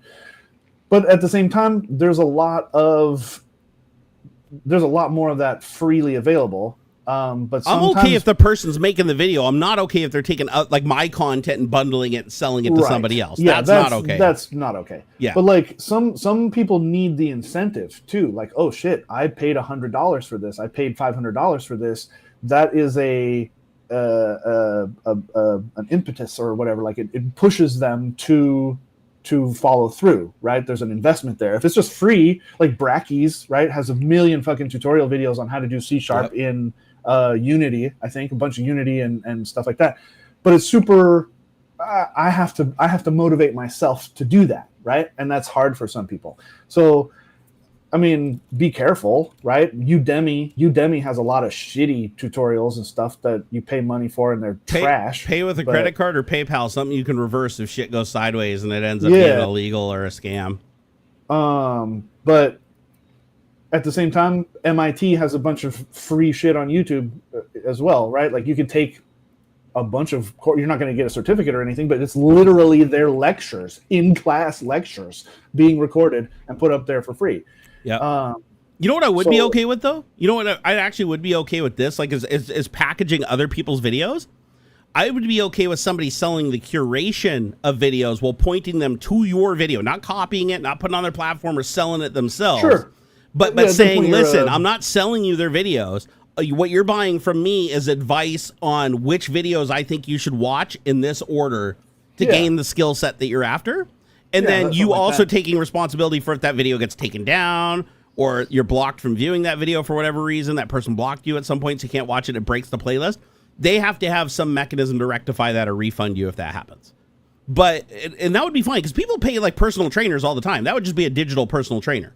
Like if I'm hiring a person to give me a shortcut, it's like, I'm not good at finding YouTube videos. There's too many goddamn YouTube videos. Like what are the ones that are most pivotal, most changing, that just get buried out in the woodwork? Because there's some videos that only have like a couple thousand views that are like the best representation of that topic anywhere on the in the world. So if somebody is really good at curating that content and bringing it together and organizing it in a way that actually gives like a really good result, I think that could actually be an interesting business. But if they're presenting it any other way than I'm a finder and curator of data that I want to share with you that I do not control, I do not own. I am just advising you on what you should watch based on what you're trying to achieve. Then you're just kind of like you're like a life coach for whatever topic that person's finding content for you to go after, right? And there are people that'll pay for that. Like I've seen it. It's like I personally wouldn't, but there are people out there that would be like, you know what? And it's funny because even though that I'm sure that job already exists because I've already seen people that do stuff very similar to that. Where I get pissed is where you have the guys that'll go buy somebody else's plan, like that they actually created all the videos and everything, and then they just buy their plan and then copy all their shit off their Discord server private groups, repackage it, and then sell it for half the price on their Discord. And they usually get sued by the guy that they do that to, by the way. But that's another big no-no is if you're taking somebody else's hard work and you're profiting from that hard work while taking away from that person, that's not okay. That's why I'm like, it's okay if people link to me. You can create a website, charge somebody for it, and be like, these are the videos that you should watch that Barnacules did that'll give you the best understanding of these things back in the day. I'm totally cool with that because I get a view out of that. Now I get a new viewer. I get a new subscriber, potentially, somebody who was sent to me specifically with a purpose, so I know that they're probably going to like the content because that's why they specifically were told to come here. So that works for me. I benefit, the other person benefits, that's fine. Where I'd have a problem with it is if they were like YTDLP in my videos, upload them to Odyssey or some other site, and then creating a curated set of copied videos. So now I no longer control the content. I can't take it down if I want to. I can't change it if I want to. And now they're selling that as a package to people. Because now I get nothing from that transaction. And they are basically just taking illegal ownership of my content and distributing it illegally. And so, yeah, that's when I would have a problem. But yeah, I don't... there are a lot of scams, though. I will say that. The one thing I want to say is, like, there is a lot of scammy shit, and you can usually tell right off the bat it's scammy. Like, if you're a privy person and you know what's going on around you, and you understand what's going on online, you're going to be able to spot these scams. Sadly, your grandparents aren't going to be able to spot them. Your aunt's probably not going to be able to spot them. There's a lot of people that are going to think, like, oh, that's great. Like, they're selling... It's like that real estate course that you see every night on TV, like late night TV. It's like, you want to do real estate and flip houses and make $10,000 a day just working 2 hours on the weekend? You know why they're selling that course? Because it doesn't work anymore. When that course worked, they kept that proprietary information to themselves because they came up with that and they made all the money from it. But then the housing market, everybody started doing it and figuring it out. And then that information was no longer very valuable. So to make it valuable one last time, now they sell it to everybody else because it's a flooded market. Yep. And everybody I know, I even have people in my family that tried to do it, that bought these really expensive, like $6,000. Like it starts out with like $100, now you're up to $6,000. You got all these books, all these videos telling you how to house flip and where you go and how you figure out how to bid at auctions. And then you show up at the auction, and there's like 5,000 people there all holding the same book. And it's like you can't, and everything gets bid up way above what it should cost because everybody's like getting frustrated that they can't get a house. So now they're overbidding because they want to just get their first house so that they can get moving on it. And then they lose their ass on it because they overbid it. And 99% of the other people just give up after the first class because they're like, oh, fuck, there's too many people here. This saturated market. But that's the idea. The person made all the money doing the thing when it was popular. When it wasn't popular. Now it's a flooded market. And once it's a flooded market, you have to share with everybody else. So they're like, oh, we'll make more money just selling the program to everybody else. Then we flood out the market entirely. That pisses off all the people that came in and screwed us, and we make the final buck. So anytime you see those packages or self-help courses and shit where it's like, oh, I'm going to sell you, for this, you come to my seminars and I'm going to show you how to buy houses, or I'm going to show you how to flip cars, or I'm going to show you how to do mortgage these houses or buy these assets and resell them and everything. Just know that course that they're selling you is what they did for years until it was no longer profitable. Yep. Then when it was no longer profitable, they took all that information and they sold it to as many people as humanly possible because it's not illegal. they're not lying. They did follow that course and it did work at one time, but they're just leaving out the part that it's a saturated market, and that's why they're selling it to you now, because they make more money selling the plan to you, making you a competitor, because they're not going to compete with you anymore, because they're making their money from making you a competitor to everybody else and each other.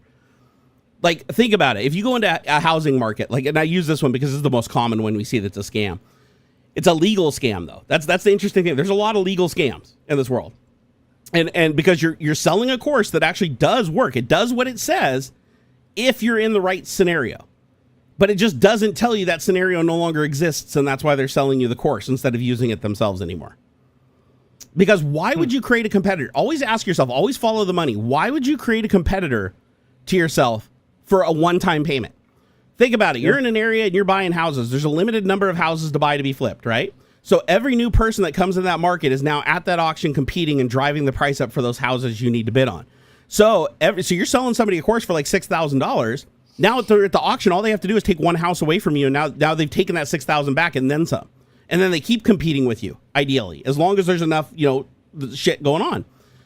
They're not going to do that. The only reason that they would bring you in as a competitor is to have you all compete with each other. They're selling as many plans as they can to an area. They will sell 1 million plans in an area that only has 6 houses for sale. They don't care. They don't give a shit. They already know that they can't make money doing that anymore because it's too saturated. So it's like what's the saying? Those who do, those who can't teach, or those who can do, those who can't teach, I think is the saying. So it's basically like, you know how coaches, like boxing coaches, are usually old and you can knock them out in like 2 swings because they're like all atrophied and out of shape. At one time, they were really good at boxing. They still have all the knowledge on how to be a good boxer, and they know how to train another person to be a boxer, but they themselves can no longer be a boxer. Therefore, now they're a teacher. And that's why generally in most societies, that's what happens with old people. They're considered wise. They're considered respected. They have a lot of knowledge and experience. But they can't do the things physically themselves, so they're the knowledge source for the next generation to be able to do and improve on those things. So that's kind of how I see this whole situation, except for in those scenarios where it's like the wise people are teaching, they're not charging them $6,000 to do it. That's where this gets like really shady, is if somebody is selling you to be a competitor to them. If they're like, hey, I make $10 million in 6 months flipping houses, I'm going to teach you how to do it. No. They're not, because they would lose money if they taught you the same thing. And then you learn it and you teach other people the same thing, because obviously if you're as successful as they are, because there's so much meat on the bone, you'd be taking shit from them, and then your friends would be taking shit from them. They'd shoot themselves in the foot. That's why you don't give out proprietary information. So whenever you see those plans for sale, it's a plan that worked like 10 or 20 years ago that is now completely dead. It's too saturated, and now they're just trying to make money tricking people, and it really sucks. So I'm against that. Hey, Tech Chef, thank you for the $5.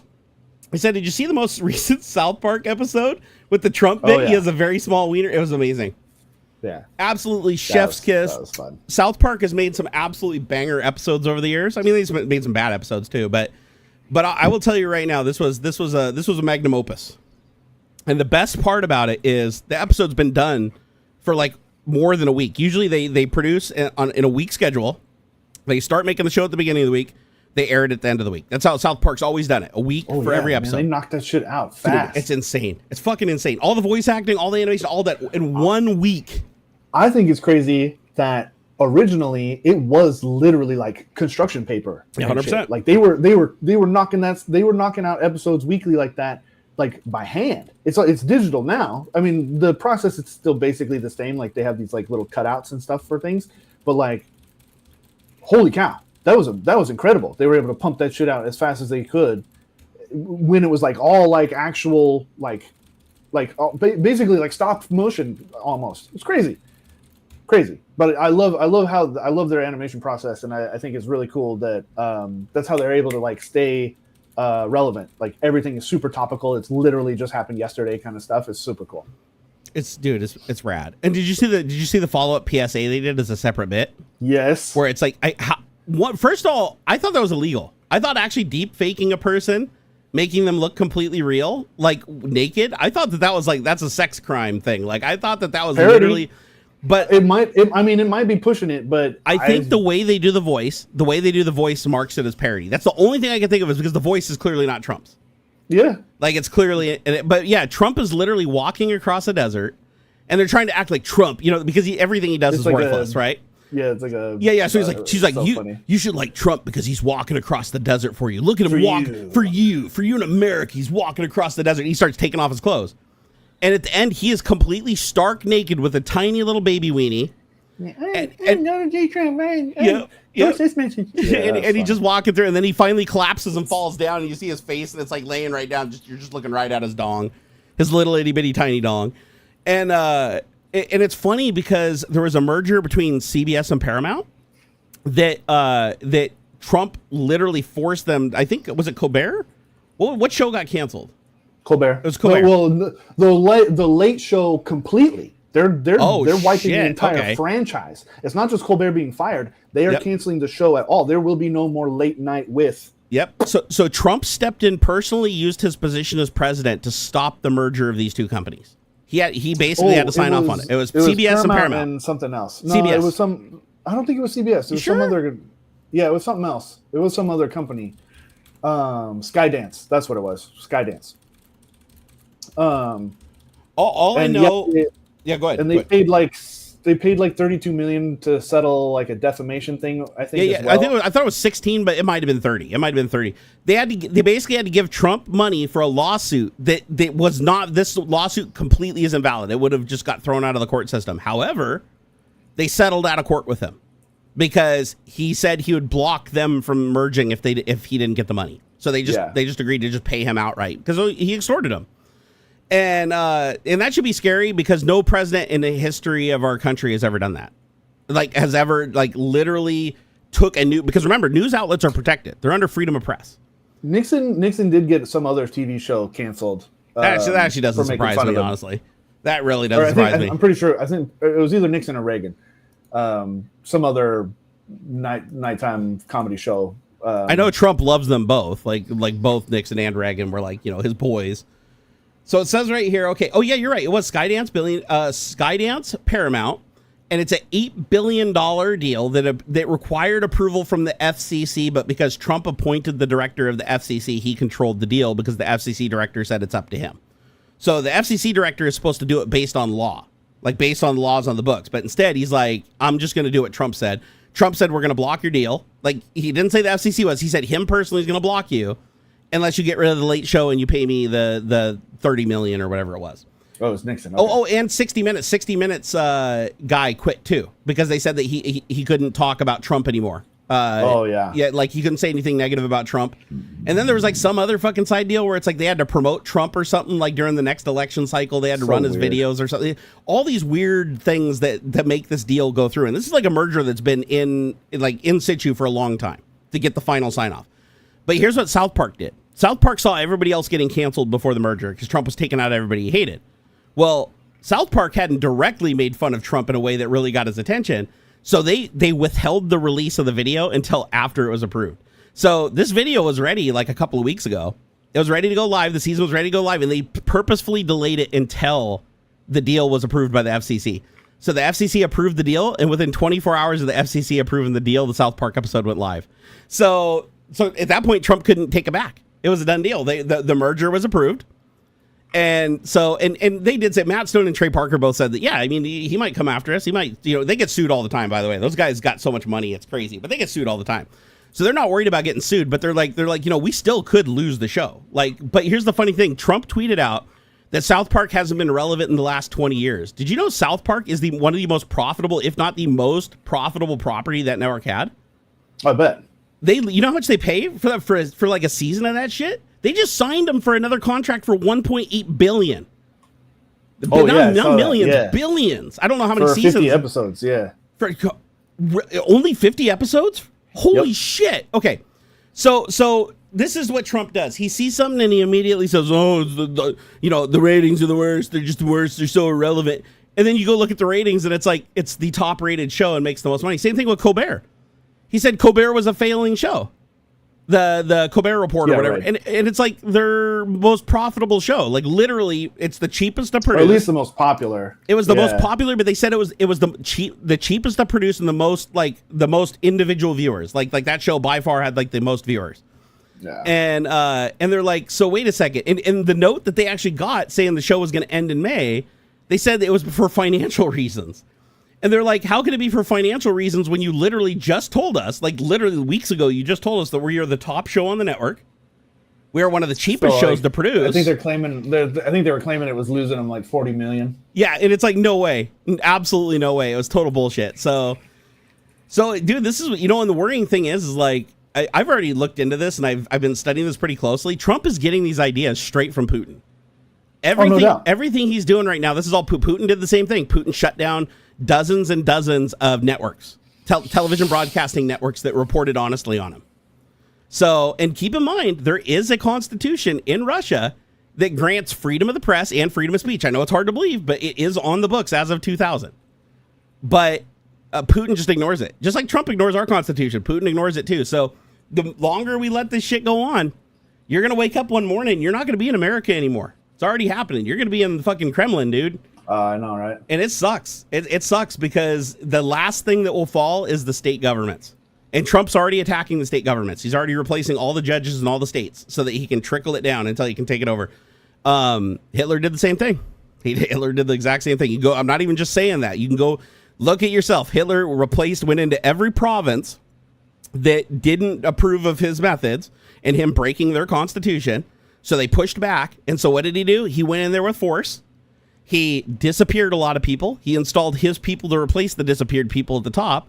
And then the people at the top started firing the people underneath them and replacing them with more SS until eventually every one of those provinces, all the people at the top of government that did all the voting and all the legislation at the state level, because they had state level legislation in Germany, just like we do here. The state governments were perfectly in alignment with Hitler. If Hitler said something, their goal was to trickle it down as fast as possible to the people and enact it. So yeah, I'm scared too, Ryan. I'm scared shitless of what's happening here. Shit, I watched the Casey Putch video the other day. He was so far up Trump's ass, I stopped following him. And then out of the blue, a video pops up on my feed, and I'm like, I haven't seen this dude for a while. And he just rails against, well, he rails against everybody, but a fair point, like fair point, right? But yeah, Trump finally did enough shit that he's like, you know what? He's like, I voted for this guy. I thought there was going to be change. I thought it was going to upset the apple cart, and good things were going to happen. And he's like, no, he's like, the fucker's just a total scammer.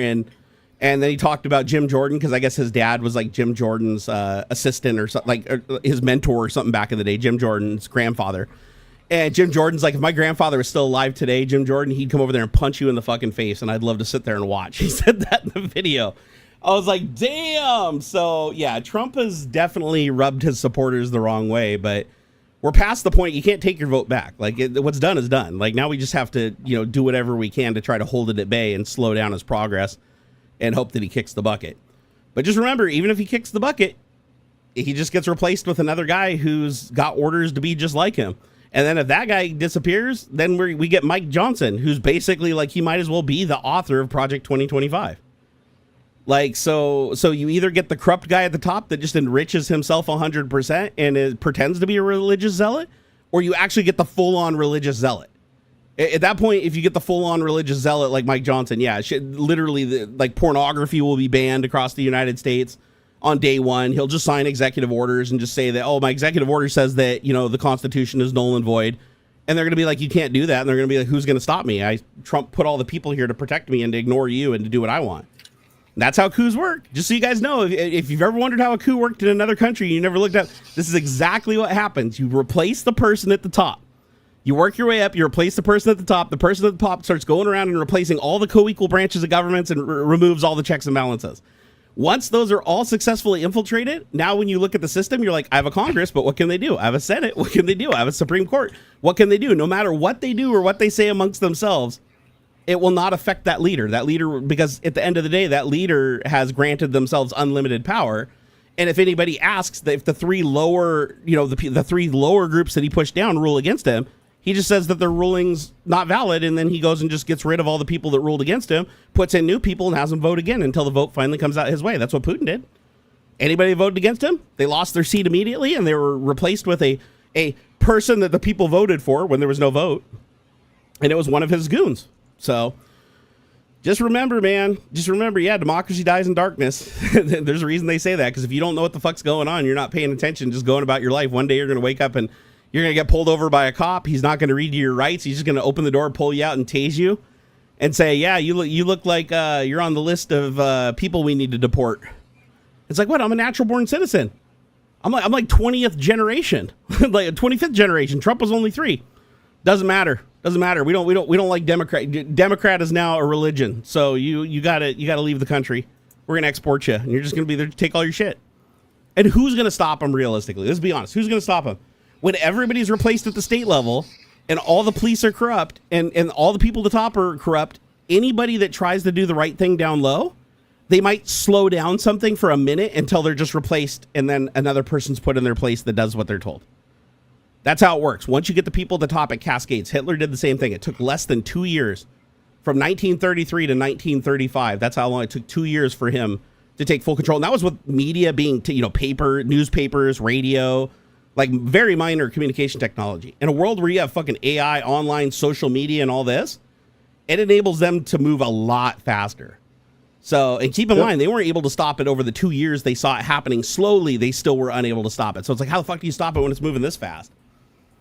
So if you're wondering why Trump is investing so heavily in AI all of a sudden, is because he really needs it.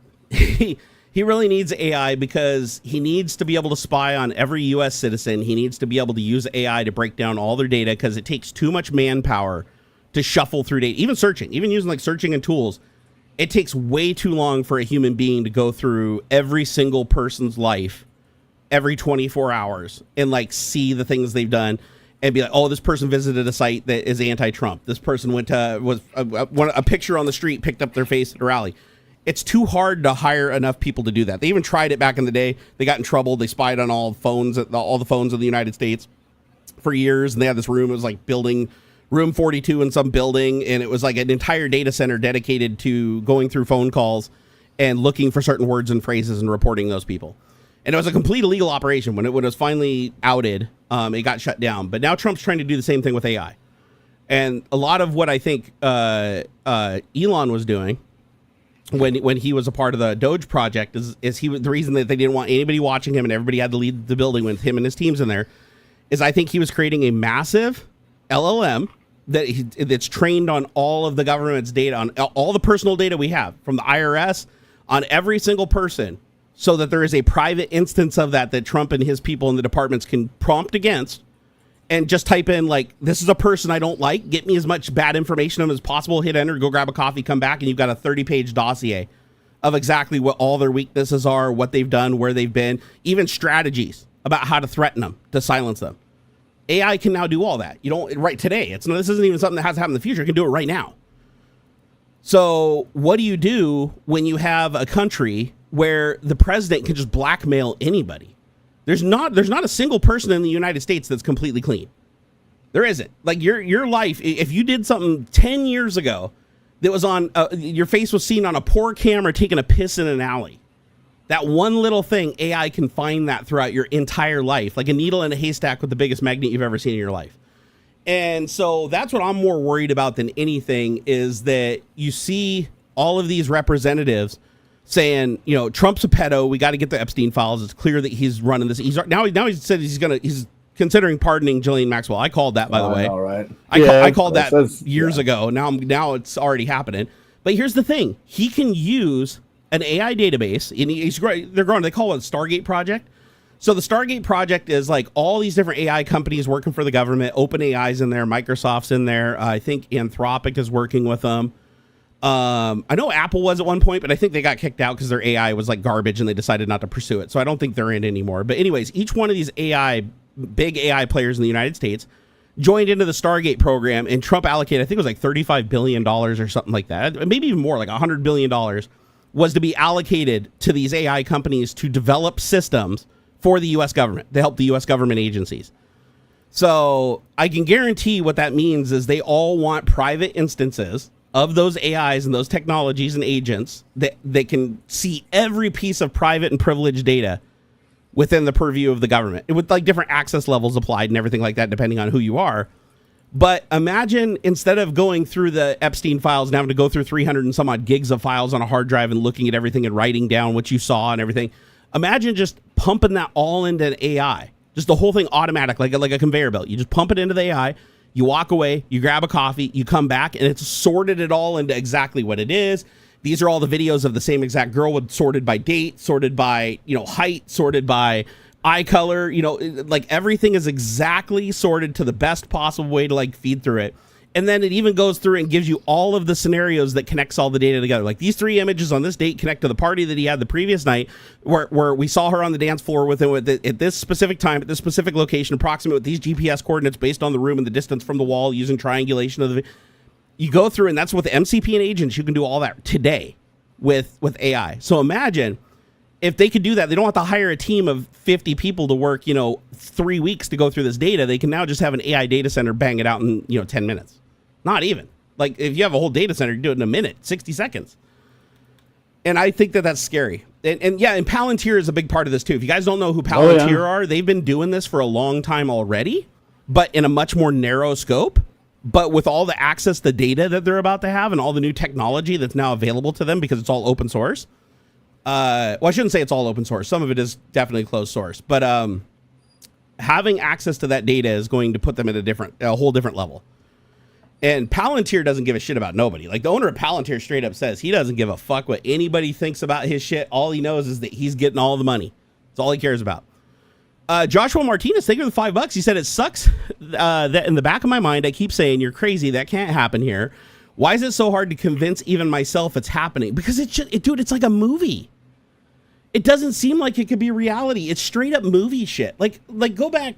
How old am I now? I'm 45, right? 45 years old, I think. So I'm 45 years old. Let's go back to when I was like 16, right? You know, I'm almost an adult, got my driver's license, get kicked out of the house. So I was like living out of my house even when I was 16. And I'm like watching me some Stargate, you know, or not Stargate, sorry. Watching me some Star Trek, Deep Space Nine and Next Generation.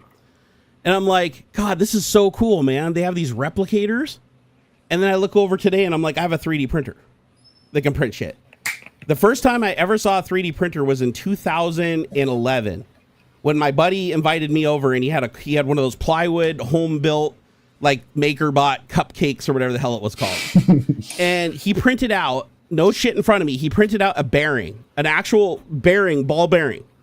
And what it did is it printed the outer race and the inside race, and then he drops the BBs in it and he starts printing it, and it basically encloses the BBs in the race. And when it's done, you pop it right off the pad, and it is a functioning ball bearing using airsoft BBs. And it worked amazing. It absolutely worked amazing. He actually installed the bearing in an airsoft gun. It fixed it, and it worked great. And I was like, and this was like ABS or something he did this with. I was sold immediately. I went home that night and ordered one. I dropped $3,500 on an Ultimaker, assembled Ultimaker, because I wasn't going to build mine. And I was like, now you fast forward to today, and now you have 3D printers that have 16 different material feeders on them, multiple different print heads that can print elastic materials, strong materials, carbon fiber reinforced materials, heat resistant materials, even metallic materials that can be sintered afterwards and machined. So we're getting closer to that replicator every day, right? It's like if I had showed a 3D printer to somebody back when I was watching Star Trek back in those days, people would have shit their pants and never believed you. They'd be like, wow, this got to be alien technology. Now today, everybody's got one and knows what it is, right? Now apply that to other technology. Like, you know, people wouldn't believe years ago, like fucking flying cars, right? Like flying cars were in movies and TV shows all the time. Flying cars. Now you can actually go buy a flying car. You can go buy that with, I can't forget what it's called. It's like $250,000. You basically sit in a cockpit and it's a quadcopter with a stick. And you don't even have to have a license to fly because it's all like automated. You just go, when you want to go up, you push forward, go down, you pull back. You twist the rotate, and then you push forward side to side to go like this, and that's it. And if you get close to a tree, it even goes, nope, there's a tree. It won't even let you crash into it. And so now anybody can just get in a thing and just fly it somewhere. Fully electric. You know, we have cars now. Remember back when cars, like, when I was 16, my truck had 65 horsepower. So my truck had 65 horsepower. My mom's Celica, I think, had 80 horsepower. My dad's truck with the big V8 in it or whatever, I think, had 130 horsepower. His old Ford F-150 or whatever. Now you fast forward to today, it's like you can buy a fucking Honda Civic with 320 horsepower. You can buy a minivan with 400 horsepower. You know, you can buy a car for under $40,000 that's got over 500 horsepower.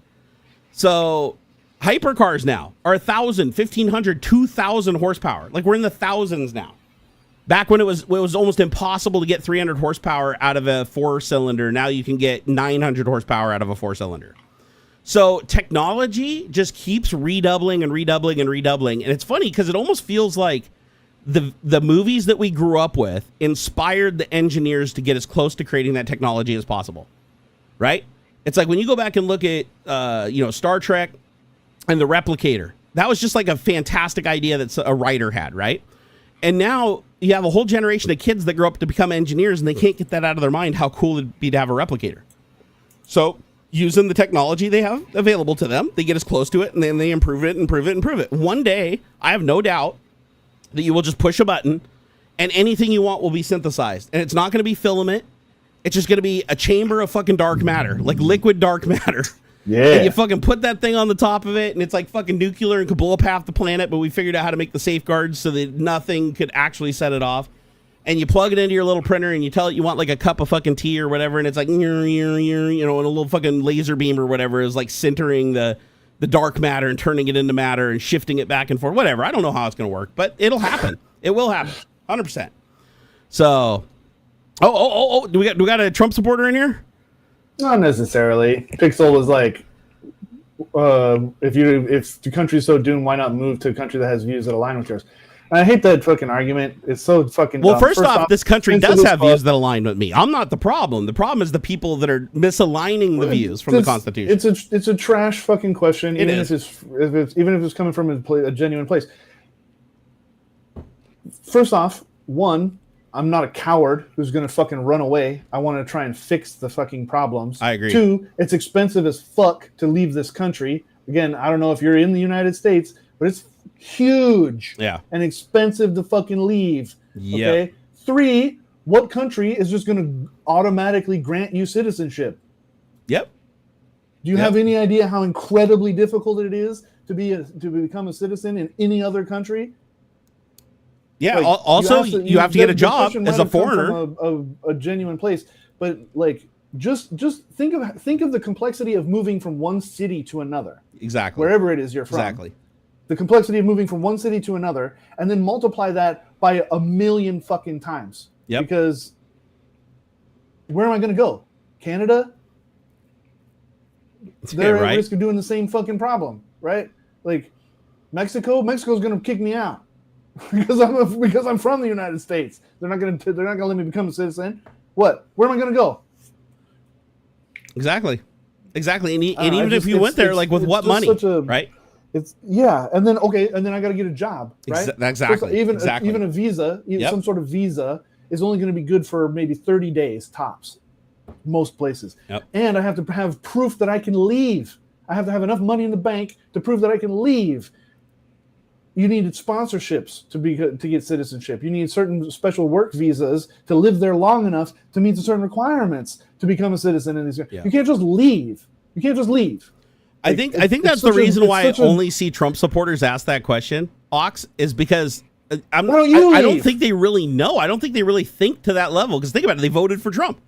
They didn't look at his history. Everything when they voted for him, they already knew he was a child molester. They already knew he was accused of literally had a rape charge against him. 30 felonies, and they still voted for him. So they didn't research him at all when they voted for him. I'm not leaving because they're like, okay, we'll run that hypothetical out. All of the people who have the ability and means and can find a new job somewhere else and can move and they leave, you're going to abandon all of the people who can't, who are still against what's happening, but literally cannot leave. You're going to just abandon them. That's not being a good human, in my opinion. No. He said no. I was curious. He said sorry. I mean, I take back some of the spiciness about it. Because here's the thing. I've heard this question come from a lot of people. You see it a lot in places where they're. I've only ever seen it from Mega. Place. That question I've only ever seen from Mega, and it's always worded exactly that way. That's why I was like, that seems like somebody who goes and asks that question to every single person who's against Trump. Yeah. So I apologize for some of the spiciness. I don't. But let me analyze. I apologize for coming at you if you are really genuinely coming from a place of like curiosity and more.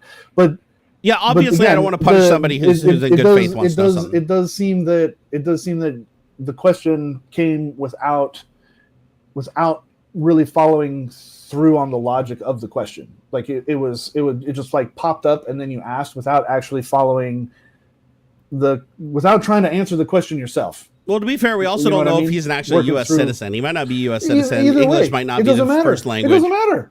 You think it's any easier for a German to just leave and go to France or Italy or No. or What I meant is the Croatia? emotion, Like- the way the question was asked. Like I've That's actually fair. gotten upset and banned people who like ask questions. They're like, you're fat, lose weight, get healthy, and I'm like, God, what a dick. And then I find out English wasn't their first language. They were just trying to encourage me. They legitimately That's were like fair. super sorry. That's I went fair. I back get a there. little I looked at their spicy. file and I was like, but again, to me, it also looked in bad faith. But he is correcting himself, and he said he was sorry in chat. And I always give people the benefit of the doubt when they're nice. For So. the spiciness, then. So it's all good. Thank you for and it's actually a good question to answer because that is something that Maggie uses a lot. But let me give you an analogy that will be the exact same scenario that you're asking us to do. Okay, if I own a bank and I operate a bank, and a robber comes in and steals all my money and shoots half my employees, should I just run away out of the bank and leave the bank and let them just have it and just let them have the money and then just let them own the bank and take it over and do whatever they want with it? Or should I use the tools and laws that are available to me to make sure that those criminals go to justice and that I get my property back? Because that's the thing. If you move, if you move and you give up these, you sell your house, bottom dollar, sell all your belongings, go through all that process, try to get another country to accept you, transfer that country, try to find a job, and you literally run yourself into the fucking dirt, and you somehow make it through that process, you're still worse for wear. Like, you're still starting over basically from scratch. And then that person wins because now there's one less supporter to help get the country back where it was. Right? If you leave, and they want you to leave. To be fair, they do want you to leave, right? I mean, the Trump supporters want non-Trump supporters to leave because just like Hitler in Nazi Germany, he wanted all the Jews to leave too, right? Before he started throwing them in internment camps, he basically did the same thing Trump did, where he sent out a mass immigration letter and said, you need to deport yourself, otherwise you're getting rounded up. So say same shit. It's just we're just at the same levels, right? At different times in history, in different cadence, but the same things are happening in the same order. And it's like, no, if you leave, if you are a legal citizen here in this country and you leave, you are now one less person to support democracy, because the people that are trying to get you to leave do not support democracy. They do not support the Constitution. They don't even support the funny thing is they claim to be Christians. They read the Bible. They are not Christians. They're the furthest thing from it. An atheist is closer to a Christian. An atheist that actually read the Bible is closer to a Christian than any of these fuckers like Hulk Hogan wearing his cross around his neck, brother, I got my cross around my neck. Look at me as I'm selling fucking beer and I'm telling kids to take vitamins from China that I don't even believe in and tell them I don't take steroids, and if they eat my vitamins, they'll be just like me. They're all fucking liars, and these are liars and scammers that want to take things over because they want to exploit the shit out of everything. That's how every fucking autocracy starts, right? Somebody comes in, it's a coup, they take power. The people that had democracy have now lost that democracy, and now they basically just put those people into indentured servitude. They take all of the wealth, middle class gets wiped out, and all you have is 5% ultra rich. The rest of the country is in poverty, just trying to work to keep those people rich, just like North Korea. So anyways, we're not going to leave. We're not going to leave because like my family fought for this country. Okay. I come from a military family. My grandpa has a silver star and a Purple Heart. My dad served on the USS Carl Vinson. Sure, he wasn't a combatant. He was a Freon tech and kept the catapults cool so that they could launch jets faster. But he did his part. He did his part in military service. And he's a veteran now. And you know what I fucking hate seeing is veterans get treated like shit with Trump in office. Like, it's absolutely terrible. And it's weird. It's like a reoccurring thing. It's like both times Trump has been in office, veterans suffered. And then he left office and then shit got better for veterans, only for it to just go right back to shit again. And it really fucking sucks. And my dad, being a veteran, he really struggles right now to get medical. He was already struggling to get medical care before, but now he's really struggling to get medical care. The hospital that he went to got shut down. He has to go to another hospital. And this is in California. Now he has to go to another VA hospital, and all the clients from that hospital that was already overcrowded went to the other one. So now the waits for everything are like twice or three times as much. A bunch of doctors have already left in protest. So it's like, man, we treat our military like shit, and I don't like it. And I hate that the guy that's running our military and the guy who's in charge is literally a convicted felon that couldn't even work as a janitor at a Walmart with his current record. And he's never served a day in the military. He cheated to avoid the draft because his dad said that it was beneath him and it was beneath his son, so he paid to get him out of their draft so he didn't have to serve in the military when everybody else had to. It's fucked. It's just, that's the guy running the military. It's like, that's the kind of shit. And then you have this fucker run his entire campaign on releasing the Epstein files, And now he's attacking his own base for wanting to see the thing he promised to release, and literally ran his entire campaign on, I'm going to expose all the pedophiles. You know why the Epstein files are? I'll tell you right now, man. I've done all the arithmetic, and I will stand on this. I'd put money on this. Not only is Trump in the Epstein files, so is Bill Clinton. Of course he is. Both sides didn't release that. Yeah, exactly. And this is the difference between a Trump supporter and a fucking Democrat. Because notice I don't say Republican. I'm saying Trump supporter. They're their own. MAGA is their own fucking breed. GOP is dead. Rhinos are the only like Tea Party Republicans left. And there's very few, honestly. It really sucks. They got hijacked, just like when Hitler took over the DAP party, which was the conservative Christian party in Germany, and he converted it to the Nazi party and then kicked everybody out and said, you guys are only, conservatives in name only, just like Trump did. That's where he got the idea, by the way. It's super fucked up. Oh, man, I lost my train of thought. What was I saying before that? I don't know. He's like, I wasn't paying attention. He's like, you're rambling. I was looking at something else. But anyways, we're headed in a super fucking bad direction right now. Yeah. And we have to fucking correct it somehow, because all signs right now point to Trump is the only president in the history of our country that has enough power to completely circumvent the government mechanisms that could stop him. Not even impeachment can stop him. Even if we impeached and removed him right now, who's going to remove him? I looked it up. The Department of Justice, the Secret Service, right? And the Attorney General. Those are the three people involved in physically removing an impeached president if they decide they don't want to leave. Yep. And who are those people right now? It all just comes down to people following the rules that they're supposed to, because it's all been a house of cards for Epstein 200 files. years. Yeah. I was talking about the Epstein files.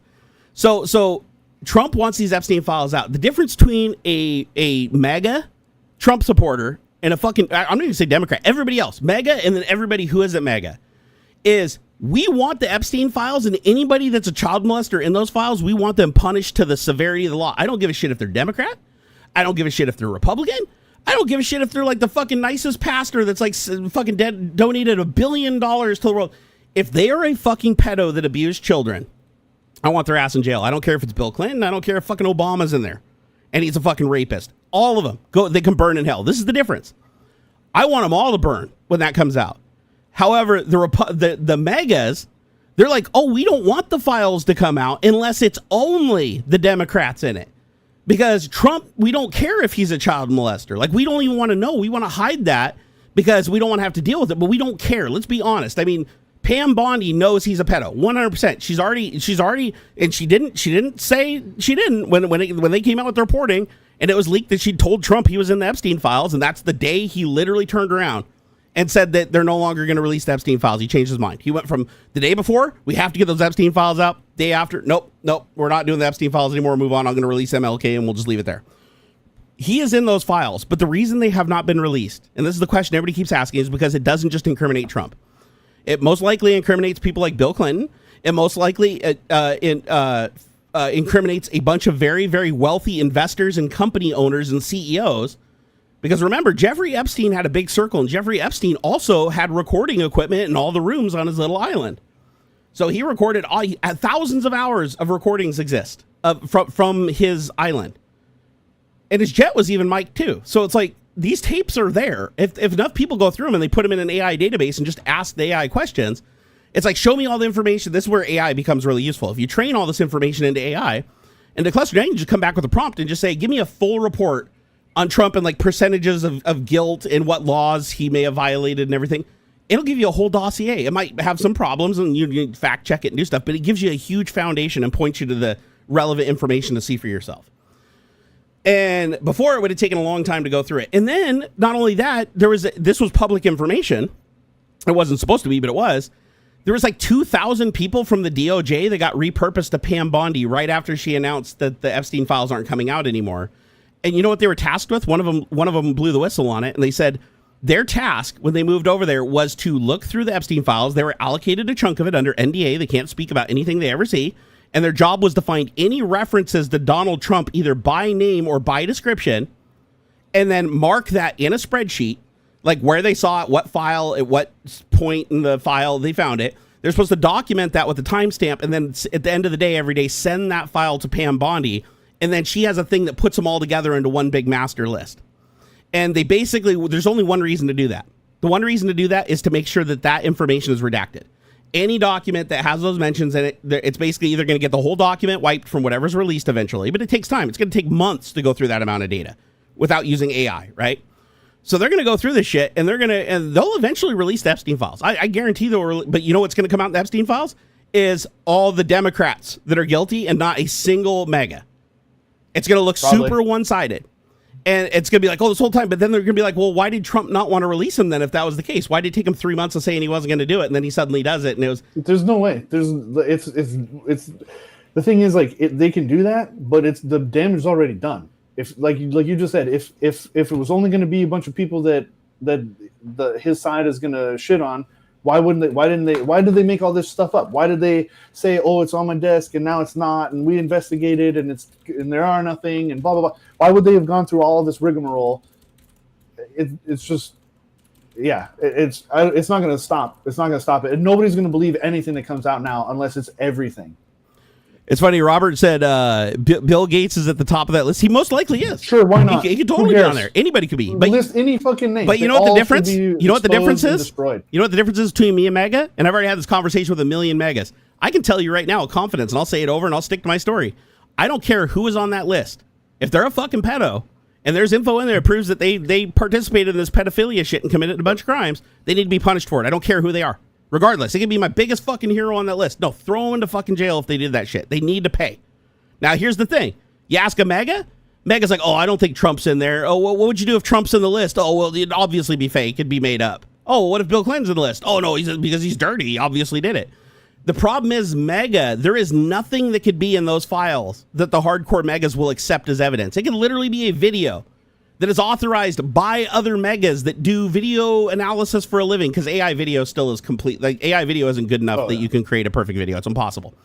The method that uses too much noise. Screwed up too much. Yep. The missing here's the raw video that's missing 3 cutting minutes out or chunks. whatever, Yeah. That's been that the metadata shows has been edited and chopped up. Like they've fucked up too much. It doesn't matter what they put out now if it's not the entire of everything, then it's gonna all burn up. They're gonna keep rioting. It's gonna keep a big fucking fight and complaint until it does.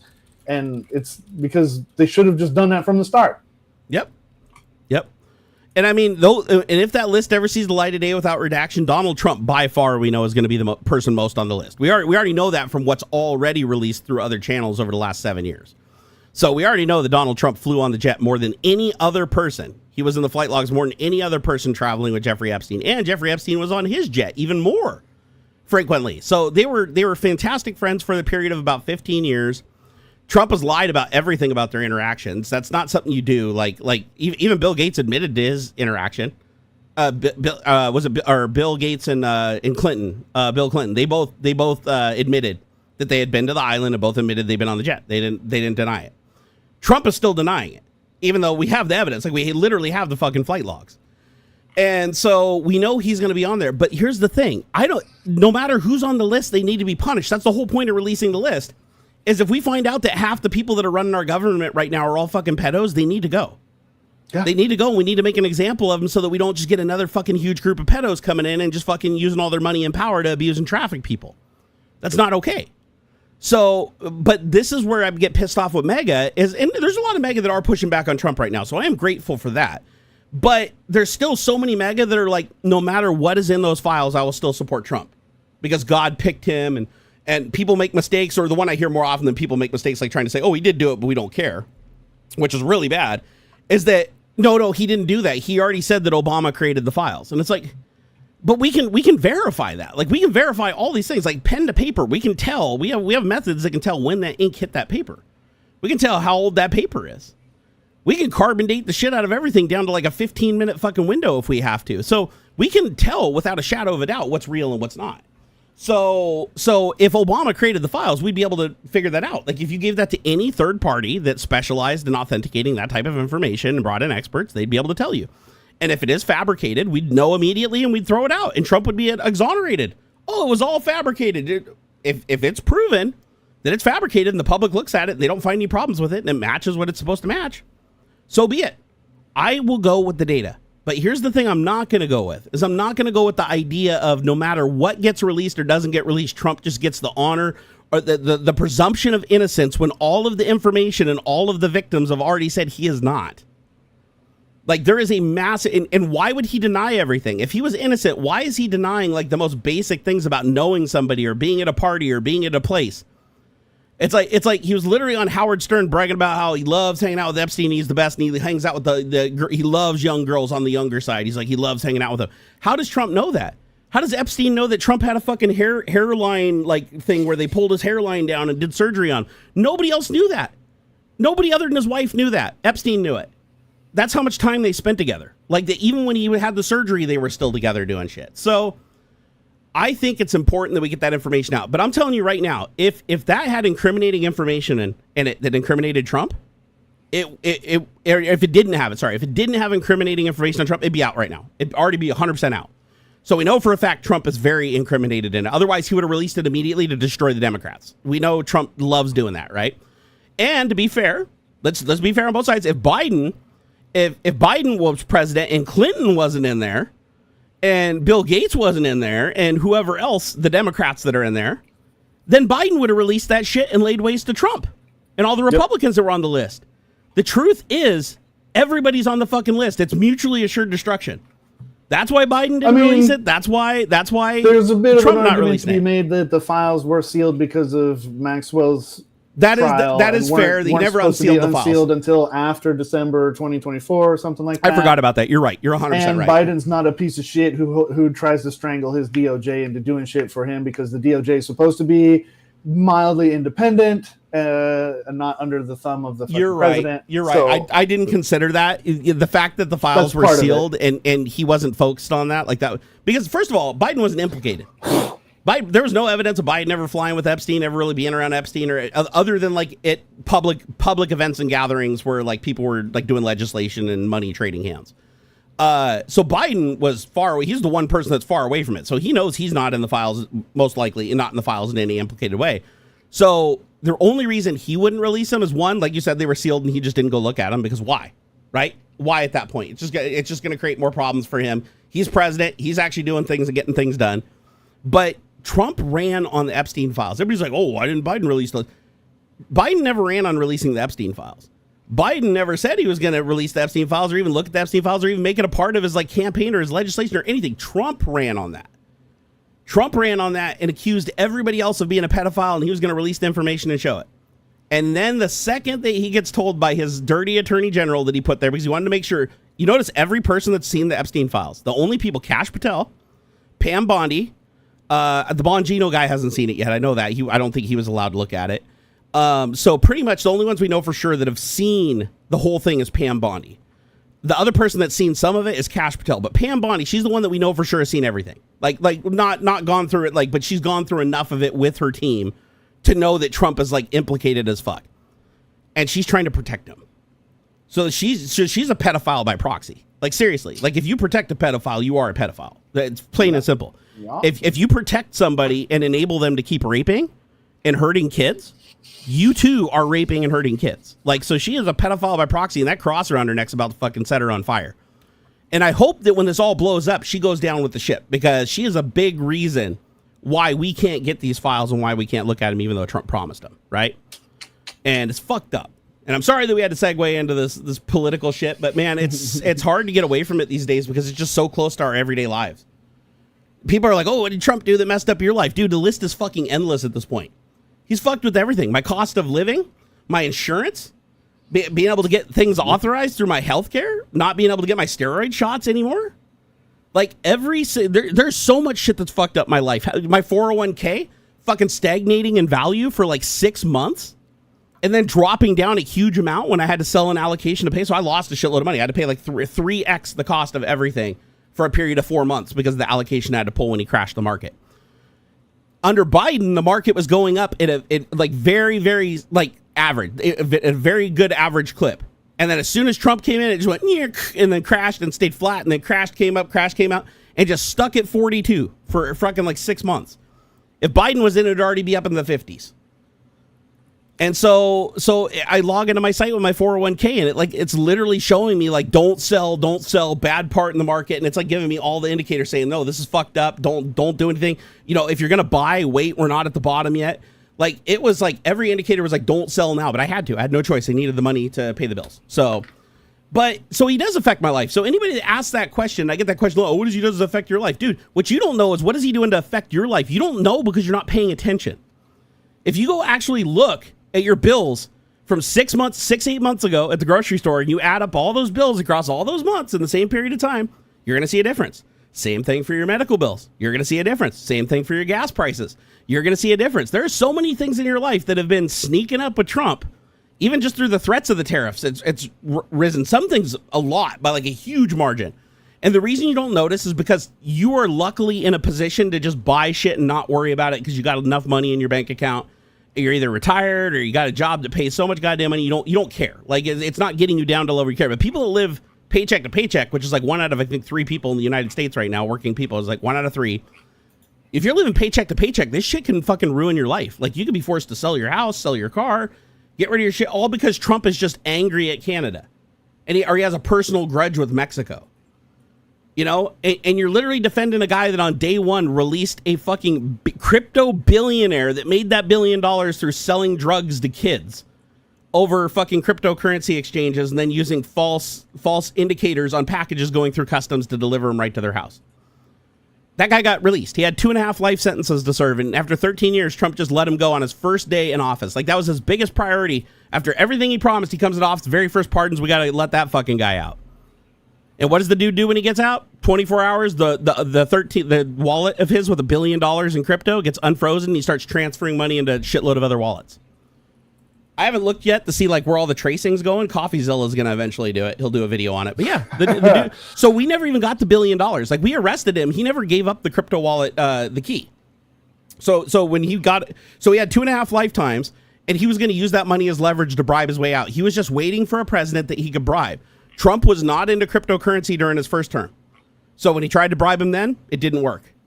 The bribe worked way too well this time because Elon got him into crypto and he was making hundreds of millions and billions on his crypto coin, his meme coin. So he's like, hey, we got a crypto billionaire here that we can now use who has enough of the Bitcoin that he can literally affect the price of it day to day if we just have him transfer shit here to here and here to here. And so yeah, it's fucked up. It's like, dude, the guy who says he's against drugs frees the world's single biggest, like, this is for a single person profiting from drug transactions. This guy had more reach around the world than any cartel and had more sales than any cartel for a single person running an operation. It's fucking crazy. So anyways, that dude's out and free now and basically has $1 billion. So he can do whatever the fuck he wants. He can, fucking make more drugs, sell more drugs, rape kids. He can do whatever he wants. He has so much money that the system can't hold him accountable, just like it can't hold Elon Musk accountable or Donald Trump. Once you get over a certain money, you can't fucking hold people accountable with our legal system. It falls apart at that point.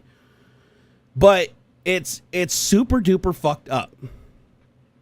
It's super fucked up that we're even in this situation. This never should have happened. Our Constitution was supposed to protect us from this, but to be fair, Germany copied our Constitution. Hitler found a hole in it, and he exploited that hole. Trump exploited the exact same hole that they exploited in their copied Constitution as our original had, and it worked exactly the same. The one thing Hitler did once he gained power from the chancellor, not the people, he didn't win the election, he lost the election, but he was so popular, he gained the power from the chancellor. The very first thing he did was grant himself immunity and then immediately pull the people out of the positions that could threaten his job so he couldn't be removed by the chancellor, and then immediately had the chancellor silenced. Now Hitler ran the show. He had the equivalent of presidential immunity, and his executive orders now can go straight into law. Sound like somebody you know? Constitution is supposed to block both of those things, but Trump has those two qualities. No other president in our history has had that, except for Adolf Hitler in another country, and we know how that ended. So the only thing that we really have to protect us at this point from ending the same way as Germany is we have to hope that the state governments can stand. And watching California is really important right now because California is the biggest state. It's the richest and biggest state. It could stand as its own country. It's like the 4th biggest economy in the world. If Trump is able to successfully go in and remove Gavin Newsom, use an AI to find dirt on him or run a smear campaign or something, or get him out in an election. If he can remove Gavin and replace him with one of his patsies, and then that patsy can start firing and removing everybody underneath him, even the people that he's not even allowed to, he'll just do it. He'll just do it and threaten them. They'll leave. They'll put a person in their place. They'll say you can't do that, and they'll be like, "Well, who's going to stop me? I replaced all those guys. I own the law enforcement. I own these guys over here. There's nothing you can do." If he is able to usurp and take over a state and flip a blue state to a red state at the government level, we know that it's over. It's just a matter of time before he hits. If he can do it to California, he can do it to every state. So right now, what we're seeing play out in California with like the military being dropped on the ground to be this is all Trump trying to test just how much he can do what Hitler did and get away with. And he's going to keep pushing a little bit more and a little bit more and a little bit more and a little bit more. And he'll eventually, he may even get to the point where he gets, very impatient if it starts getting towards the end of his term. And he's like, oh shit, I haven't made it far as I need to. He may even have Pete Hegseth just have the military go into the building, charge him with treason. He's already been throwing around the treason word. He already said that Obama's guilty of treason. You can't say that. So dumb. You can't say that as a president. Like, you're a president, and you're literally who's been writing executive orders as law. Is he going to write an executive order saying, I'm writing an executive order saying Obama committed treason and bring him into justice? Who's going to stop him? Even if the Supreme Court rules against him, he's just going to ignore the Supreme Court. He said the Supreme Court's beneath him.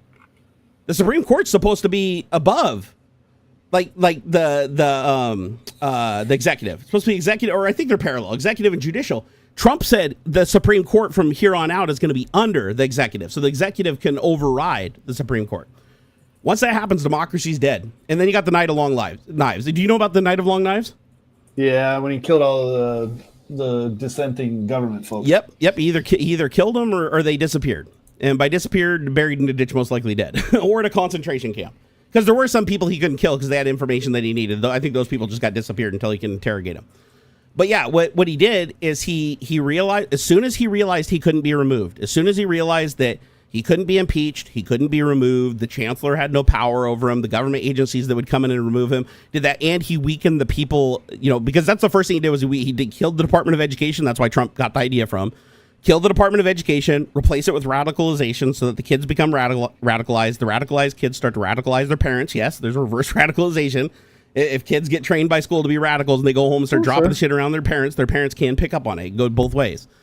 So you radicalize and you scare. You use fear campaigns, publicly execute people, show that if Hitler says something, there is no due process. You just wind up in a concentration camp. You put fear into the people. Once you put enough fear into the people will not rise up against you in any meaningful numbers. Because one, you're surveilling the shit out of them, and two, they're scared. They're just really scared. And they have no way to assemble because you've killed all the way that they communicate. Like, all the underground shit takes way too much time to assemble and come up with plans. So you break that structure, and then once you break that structure and you're running everything, then you just take everything over, right? You run the military. I mean, he brought his military with him. The Nazi party he brought with him was his militia. Just like Trump, the January 6thers that attacked the Capitol, that's his militia that he can call to order if the military decides not to do what he orders them to. He can call on his militia to do it. And if the military refuses, he's already done it. If any general refuses any order, even completely legally, he's already ditched them. He's already nixed them. All the way down to the soldier level, he's had people kicked out for various things, for their gender. He's had them kicked out, even with like exemplary records that did like amazing things. They were just removed because they were considered a troublemaker because they didn't support Trump. And eventually we'll get to the point where, just like he purged trans people from the military, he's going to purge Democrats. He already said he considers Democrats a class of people now. Like, he wants to be able to say, I want to deport Democrats. I want to round, just like Jews. Same thing, right? During Germany, the Jews were labeled as an individual group. Didn't matter if they were individuals. It's like, nope, they all go in that bucket. If they're Jew. If you're Democrat, you're Democrat. And that's going to be dangerous because the Night of Long Knives is really, really going to fuck shit up. Wait, who's live? Wait, what? You're likely in big trouble, Barn, when the Night of Long Knives comes? Yeah. Oh, for sure. For sure, dude. 100%. Murlock's just a fucking idiot. I just looked. He said most of America are Trump supporters. Dude, the fact that you believe that means that you've done zero research. Zero. Yeah. Even Trump knows. Even Trump knows that most Americans didn't vote for him. Oh my God. This is the kind of dumb shit that we're up against. Oh, I can't use the ban command here, can I? I'll just get rid of them the old-fashioned way. Later, Murlock. Sorry. We don't mind debating here, but you are a fucking idiot that can't even understand the most basic shit, so that's not going to work for me. Just so everybody knows, how many votes did old Trumpster get? Less than a third of the population. That's right. Less than a third of the voting population. Yeah. So yeah. So he is not the reason he is president is because of gerrymandering, election rigging, and focusing on the swing states. That's it. And a little guy called Elon Musk who spent the most money that any single person in any campaign history has spent, and he used it to run an illegal lottery to get people to vote that normally wouldn't vote to vote for Trump so that they could win money. And yeah, it's fucked up. Super fucked up. Even Elon said himself, he said, if Trump doesn't win, because I've done so much illegal shit, if Trump doesn't win, I'm going to jail. He said that in a Tucker Carlson interview. He's like, dude, he's like, well, what if Trump doesn't win? He's like, I'm going to jail. I'm going to jail, no question. So fucking crazy, man. Oh, but yeah, anyways, see, that's the kind of idiocy we're up against, though. It's like, you don't have to be a genius to know Trump is a fucking evil person. You don't have to be a genius to know Trump thinks fucking Hitler is a wonderful person and that Putin's a wonderful person. He wants to be just like him. The evidence is there. The problem is when you're mega, you're basically like Scientology, where you just listen to the person above you and nobody else on faith alone. No other good reason. You're just indoctrinated in faith to believe it. The only person that would say that most Americans voted for Trump is somebody who listened to Trump say that, because Trump is the person that says that. Nobody else who actually goes and looks at the data, right? This is very public data. Voting is a very public thing here in the United States. So if you go look at the data, you will find that about a third of the voting population, that's not the total population, the voting population, from actual registered voters that voted. So the problem is the swing states, and it was another close election. It was still pretty close, not as close as the last one, but I think it was pretty close. And the swing states that he won made no sense. The vote that he got, there should have been a similar uptick for the Democrats, but all the Democratic polling locations got shut down due to bomb threats from Russia. Coordinated bomb that's proven fact. They know the bomb threats came from Russia. Russia phoned in bomb threats at the exact same time to every Democratic polling location and all of the Democratic districts in those swing states. So they all got shut down for up to 3 hours for the police to come in and sweep for bombs. Those 3 hours, those voters were lost. You lost 3 hours during a day where the voting window, I don't know what time the voting opened and closed, but a 3 hour window in that day. The people that were off lunch or had their kids in a daycare so that they could go and vote, they all lost that opportunity. They had to drive home and they couldn't come back. So many votes were lost, and that was bullshit. That honestly should have triggered a revote in that state, because it was because there was no bomb threats phoned into any of the Republican polling locations. It was just the Democratic polling locations. So it's fucking crazy. Oh, do I got another guy to ban here? Oh, let me get rid of I don't know. Later, I don't know. I kind of like it. It's fun. Get the fuck out of here, Corey. Look, I understand. Look, sometimes I don't want, like, I will come on channels, I watch Twitch shit or whatever, and I don't like whatever's being played or how the thing is going to, just leave. You can just change the channel. I don't understand. Yeah, I don't know.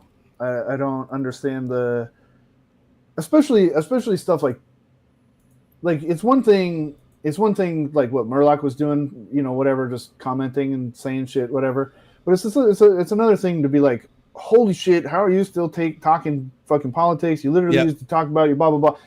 Like, bro, that's not an airport, man. Like, you don't have to announce. Don't have departure. to announce that just departure. Leave. Just change the channel. Yep. Send a DM or an email or something if you like. But like, I don't know. You know why I talk about politics? Because I have to. So hold on. I literally have to. I understand how it's cathartic to type out the frustration and stuff, because I do that too. I've been a little unhinged on different platforms. I'm not trying to like. Same here. Because I'm only saying this because I catch myself doing it too. Look, my whole job is social media. Okay, I see the depths and the heights of human everything. Okay,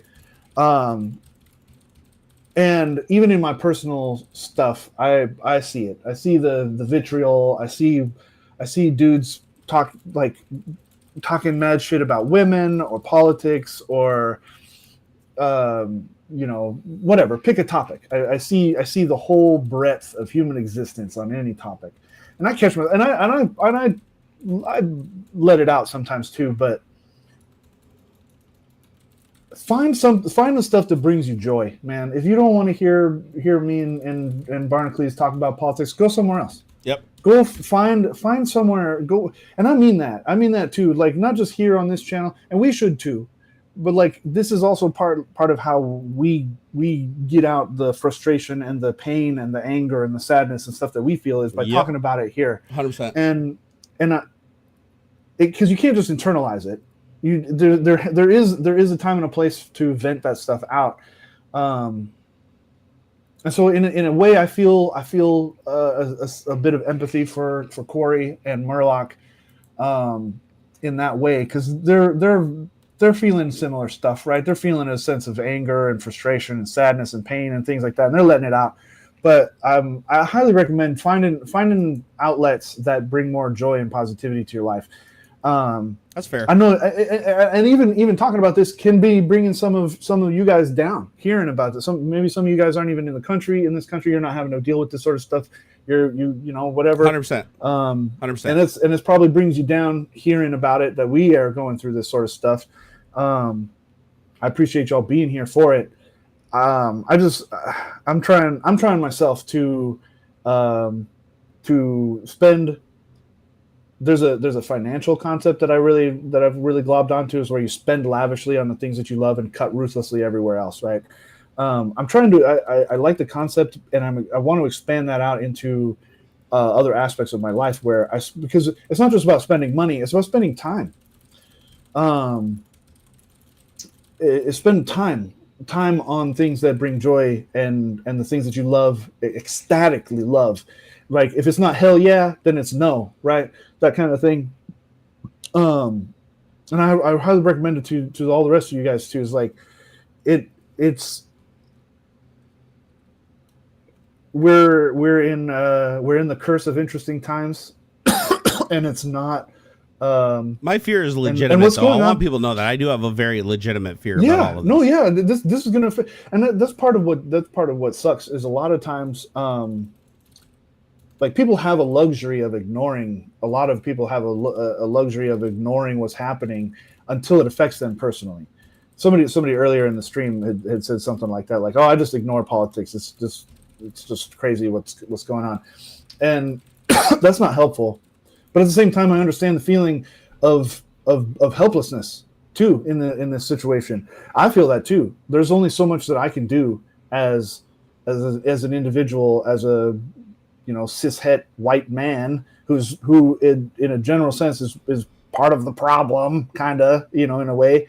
There's only so much I can do, and I try to do the best that I can with the limited resources that I have available to me. I have to make sure that I'm safe and secure and whatnot first before I can do anything for anybody else, right? You got to put your own mask on first.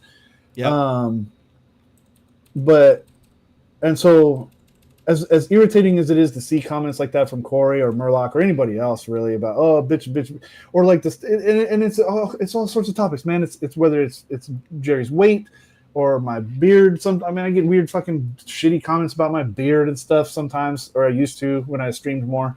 I mean, to be fair, a lot of these people might not even be Trump supporters. They might just be wanting to get a rise, right? I mean, there's a lot of people that feel like bad attention is just as good as good attention. And I don't know. Like I said, I say this for my own self too. I'm not trying to lecture or come down on anybody. I say this because I'm trying to be better myself. And teaching helps somebody to learn, right? You learn. A person learns very well by also teaching someone else. And so I just highly recommend everybody, man, we're cursed with interesting times right now. It will this get better. Guy's positivity. I love it. It does. It always does get better. It might take a while, and all these cliche stuff. It's always darkest before the dawn, and all this stuff. And it's amazing that you see yourself as part of a problem. Hey, you have to. Everybody's flawed. If you don't accept your flaws, there's no ethical consumption in late stage capitalism. You cannot avoid supporting all of the shittiness that's going on here. I am indirectly supporting what's happening in Gaza. I own an iPhone that guaranteed was about it. Yeah, kids built this, right? And I have one, so I'm not innocent. Like, you have to recognize that by just existing, you are sort of part of the problem. But you can't avoid that. That doesn't mean like I have to blame myself or beat down on myself for it. I recognize it, and I do the best I can. I try to support the companies that are doing good things. I try to avoid supporting the companies that are doing bad things. But I can't help it. No matter what food I buy, I'm helping Nestle steal water from California, so that they've been doing since the fucking 80s, right? I can't buy anything online without supporting Square or Amazon or Walmart or Etsy. All of these companies do bad things. There's literally nothing you can do to avoid it. You minimize the impact as best you can. You do the best that you can to help the people that are close to you. And that you can, like, I'd throw, man, I see somebody saying, oh man, I need a couple bucks to fucking pay my dog's whatever vet bill or something. I'll try and if I can, I'll throw $10 at it. If it's, you know what I mean, I'll buy somebody's fucking goofy hat or whatever. I try and support the things that I can, and I try to avoid supporting the shit that I don't. But we're in a time right now where it's literally impossible to not be a part of the problem. Literally, at least in the United States. It might be different in other places. I can only speak to my own experience and what I'm living with, what I'm living in right now, and you can't, yeah, man, just try and do your best and try and make positivity louder. You know what I mean? Try and help people, help your next door neighbor with the fucking groceries or I've talked about this. We've talked about this before, man. Like the cycle thing. Yep. We're coming back around to part of the cycle where. Dude, that resonated with me. By the way, I looked into that after the stream was over. You're seeing it. You're seeing it. Once you see it, once you've heard about it, like it might not be a perfect theory, but there is something to it, and I'm seeing it in real time, where the rugged individualism of the United States in particular is fracturing. This bullshit about, oh, pull yourself up by the bootstraps and I'm a self-made man and all this stuff. No, we're seeing a return back to these sorts of like community-driven, more community-driven sort of things where you start seeing on social media these like mutual aid rest stops on your feed, right? Where it's like, hey, if you need some help, post your Cash App and throw some bucks at some people if you can, you know. I'm following some gal on TikTok made these rad fucking magnetic hair clips for braids or thick curly hair stuff, because like the claw clips break and stuff, and they're not strong enough to really grab onto like locks, right? And she's fighting some woman not even a woman. This is the shit. Doesn't matter. She's fighting somebody. She's got a patent pending and stuff, and she's fighting some other creator who basically like stole her idea and has like a marketing company behind it that's like blah blah blah. I threw $10 or whatever at her GoFundMe to help her hire a lawyer, like little shit like that, man. Yeah, it helps a lot. It really does. Little stuff like that. Do what you can. In USA, there's a single girl that made 50 mil off OnlyFans. Good for her. Good for her. There's no shame in that. That was a right place at the right time and the right famous people advertising. The vast majority of OnlyFans creators make about $300, and that's it. By the way, that's an average, of course. But the whales, the big creators skew that quite a bit. I got the numbers, by the way. If you guys wanted the numbers for the votes for the different years. So in 2024, let's see here. Donald Trump got 77,304,296 votes out of 168.31 million registered voters. So he only got 44.1% of registered voters. That doesn't include the population. Those are people that are just absolutely registered to vote. So and that also includes like there's how many voters did they say didn't even vote? Yeah, 9.3 million registered voters did not vote. And so that would move it down a little bit more. But yeah, 44%. So that's not even half of the population of registered voters. So he didn't even get half. So but his other years he did, let's see here. So in 2020, he got 46% of the vote. But just to give you an idea, in 2020, Biden got 51.3% of the vote. So when Biden won in 2020, but if you look at Trump's history, it's like he never gets the popular vote. Like he never gets over 50%. Yeah. So the other thing that's interesting is let's see here, the registered voters. Yeah, a lot less people voted too. That was the other thing. And again, it's like how do you vote when there's a bomb threat at the place you need to vote at and you can't go back because of your work or because of your kids? Imagine how many votes were lost. And these are the swing states. The swing states decide the election. And if you look at some of the races in those swing states, they were so close that a single polling location in those 3 hours could have made up that difference. And those are votes that don't get tabulated. So it truly sucks. It truly sucks how it turned out. But and that's why Trump was laying the groundwork. Like, oh, the election's rigged, everything, even after he attacked on January 6th. He was trying to, he does this thing where he projects what he's about to do so that it becomes normalized. And everybody's like, oh, this is already happening. And then when he does it, it's not a big shock. And sure enough, he got away with it, right? He said the most secure election we've ever had, the most successful election in American history is 2020. The most voters, it was the most checked, most heavily scrutinized election we've ever had, by far, by both sides. And now Trump says that was the most rigged election of all time. And, oh, it's this, and there was a coup and everything. All this funny when the Epstein files don't come out. Now all of a sudden there's a coup involving Obama, like taking over the world. But this is what Trump does. He sows division.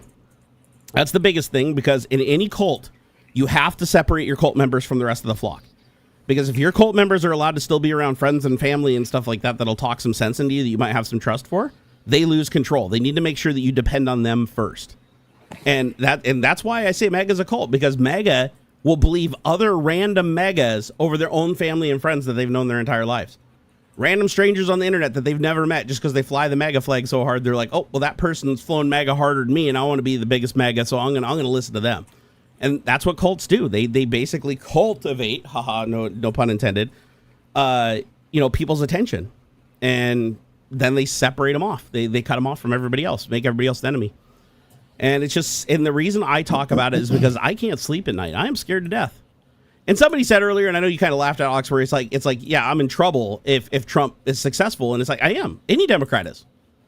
It doesn't matter. If you're liberal, you are in trouble if Trump pulls off what Hitler did, because if you're lucky, you get deported. If you're not lucky, you end up in a concentration camp. He'll call him something else. He'll call him like Alligator Alcatraz or something. But you will end up somewhere doing labor that benefits him until you die. Yeah. Just like Hitler did. Hitler, the concentration camps they were mass death camps, but that was only after the people were worn out. They sent the people to the camps. The vast majority of the people went to the camps, did as much work as they humanly could to boost their war machine, and then when they couldn't walk or they couldn't build shells anymore, then they threw them in and gassed them. And so it was basically just like the worst fucking, like, and they would take them. A lot of people thought that they just stayed at the concentration camps. No, I went back, did shitloads of research on this. They would gather up huge work crews and put them on trains with armed soldiers, and they would take them to places and force them to build buildings. They would force them to repair shit because they're specialists, right? A lot of the Jews specialized in a lot of technology.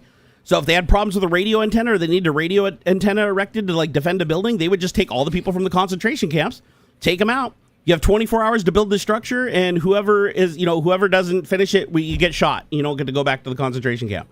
And so they work their asses off through the night, minimum water, minimum food, and then they build the thing. And if they build the thing, they get home. If they don't, then a bunch of them get shot and killed, and then the rest get taken back. So this is something that they did. They used it as labor, like just like how slavery built America, right? It's like a lot of Germany, what was built during World War II in Germany was by the Jews, the very people that were persecuted, the very people that were being hunted. It went from just trying to get them out of the country to actually utilizing them as slave labor. And it's fucking horrible. So yeah, I am intrigued. You're right. I do have something to worry about. I really do. But I'll tell you what, every one of you megas have something to worry about too, because just like Hitler, everybody that was a Nazi thought, oh man, we love Hitler, so when he's in power, we're going to be winning and everybody else is going to be losing. Until they change their mind on something and now you're the target. And that will happen. And it does happen all the time. Look how many people have lost their jobs. Look how many Trump supporters that voted for him lost his jobs because of his legislation he promised he wasn't going to do. Right? Now they're mad at him. They're like, I voted for you because you said you were going to make my life better, and now you cost me my job, my career, and now my family, we have to sell everything because of you, dickhead. You know, that's what happens, though, is you think that he's always going to be in alignment with you, but he changes his mind on everything every 2 seconds depending on who gives him the most money. I guarantee you're not the person giving him the most money unless you're Elon Musk. And even Elon Musk is at war with him right now. It won't matter. It won't matter. You're all in danger. The words don't matter until it personally affects them. And that's always been the case. Go back and research how many Nazis died in internment camps. You think just Jews died in internment camps? No, any Nazi that stepped out of line or questioned Hitler or refused an order, they got to go get the same treatment. They got the same treatment. It wasn't just Jews. They threw fucking Nazis in there that were disobedient. They threw women in there and their children if they didn't agree to be in a relationship with one of the higher SS guys. Be like, oh, I want to have sex with you. No, I don't. No, you killed my husband. Fuck up. Well, nope. You and your kid go to the internment camp. Bye. Just because they could. And they didn't see them as humans. They desensitized. That's the other thing, too, is cults have to desensitize the outsiders, right? They have to dehumanize them. And that's why Trump doesn't refer to liberals as humans. There always has to be an other. Yeah. We're not humans. He refers to us as like liberal scum. You know, it's like as far as he's concerned, we're not humans. It's like, look how many times he called for Clinton to be like hung or whatever for treason. When Marjorie Taylor Greene said she should be hung for treason, he retweeted it. Like, dude, this is Hitler shit. So honestly, the reason I talk about this so much is because every day that I do this show, if I even reach one person that didn't know about some of the shit that I'm talking about, and they're like, oh, fuck, that can't be true, and they go out and research it and they find out it is, then they're going to go talk to people. And then those people might go talk to people. And it creates these little webs and everything. And thankfully, I still get back at least a couple of emails and a couple of DMs every week from people that were hardcore Trump supporters that were like, holy shit, I couldn't believe I didn't know about that. Thank you for telling me about that. I had no idea. I had no idea when I voted for him. No, I just went by his policies. I didn't really know about his past. You know, you can put a seed. You can plant a seed and get somebody to try to prove you wrong. And they can go out on a journey and change everything. Because there are people, there's people that you can't change. There's people that the reason they're MAGA is because they're just as hateful as Trump. They want a world where they can rape women and control women and do whatever the fuck they want and just live in large, right? They want to be corrupt assholes. Those people you're never going to change because that's what they want. Like what he's doing in his past, that's what they like about him. It's not what he's saying. It's what he did that they like. And they know he's going to be corrupt and they want to be corrupt too. You know? So it's a scary situation. But then you have a lot of people that are in the middle that they're just conservatives. They're just conservatives that have conservative values and they just voted with the guy who had the conservative label next to his name. A lot of people just vote party lines. It turns out like the vast majority of people vote party lines. That's why they didn't put MAGA on the ballot and they kept it GOP. And so that's a big deal, right? Is people just vote along party lines. So there's a lot of people out there that voted for Trump because they're just like, well, he was the conservative guy, so obviously he's going to hold more conservative values. Therefore, he's the one we voted for. And then they get completely fucked over by him, and that's what triggers them to do research. My goal is to try to get people to know as much information as possible and spread that information so that hopefully we can get him out before he gets to the Night of Long Knives. Hopefully we can get him out before he completely takes over all the state governments. Hopefully we can get him out before he starts World War III just because he can. You know, he isn't going to jail. He already said his biggest mistake, he said this very publicly on camera, he said his biggest mistake was leaving the White House in 2020. He said, I won the election in 2020, and if I had to just refused to leave the White House, they couldn't have done nothing about it. And he said, my biggest mistake was walking out of that place. And basically saying that this time around, he's not walking out. He's gonna rig an election to win his third term that he's not supposed to have because of the Constitution. And nobody's going to be able to stop him. Just like Putin. Putin did the same thing. Why do you think Putin's still president? There's limits on their on the Constitution also. He just ignored them. He just arbitrarily extends them. And you know why everybody agrees with him and votes along his lines 100% on both sides? Because if they don't, they get replaced. And they fall out of a window. A lot of people falling out of windows because of Putin. So, scary. It's a scary time right now. You know, it really is. Mason said, you should be careful. Oh, I am. He said some MAGA members would seriously act against you for some of the stuff you say. Honest advice. Oh, no. I'm well aware. I'm well aware. It's the reason why I'm armed. It's the reason why I have so many cameras. It's the reason why I go talk to my police department, 1 block away from me. No, I make sure that I protect myself as much as I possibly can. Because it is a dangerous world. And there are fanatical people. Luckily, I live in Washington State. Like, we do have fanatics. Everybody does. But our fanaticism is, like, fairly limited where I live right here. Somebody would have to drive a great distance. But, no, I do get regular death threats. I mean, if you guys are curious, yeah, no, I get regular death threats. I get people talking, creating these AI-generated stories. You can always tell when it has, like, the double dashes in it. Nobody uses that when they type. But, send me AI-generated stories talking about, like, how in detail how they're going to murder my family and stuff in front of me and then, like, hang me in my front yard so my neighbors can see me. And it's like, I used to get this shit just being a YouTuber before I ever talked about politics, dude. So it's like, it's normal. Is it scary the first time it happens? Hell yeah, it was. But it was scary 12 years ago. Now I just report it to the police. I have a really good relationship with my local police department. They all know who I am. I have a detective that's dedicated to my case. Anytime I have information, I just put it in an email, send it to him, and he adds it to the case number. And that way, if anything happens or anything comes up, they can go back and look through that and see who the culprits are and who the people that should be questioned first are. But yeah, honestly, anytime you do live streaming, anytime you make content, you're always at risk. People get death threats that are like the most wholesome YouTubers you've ever seen in your entire life. And they even get death threats. I was like shocked. It was like, I was a tech YouTuber. Like I remember in the beginning, I did mostly tech. I made videos about 3D printers and I was funny and goofy. And I played video games on 3 screens. I still got people sending me death threats. Like anytime you have any amount of fame, you get death threats. That's just part of the game.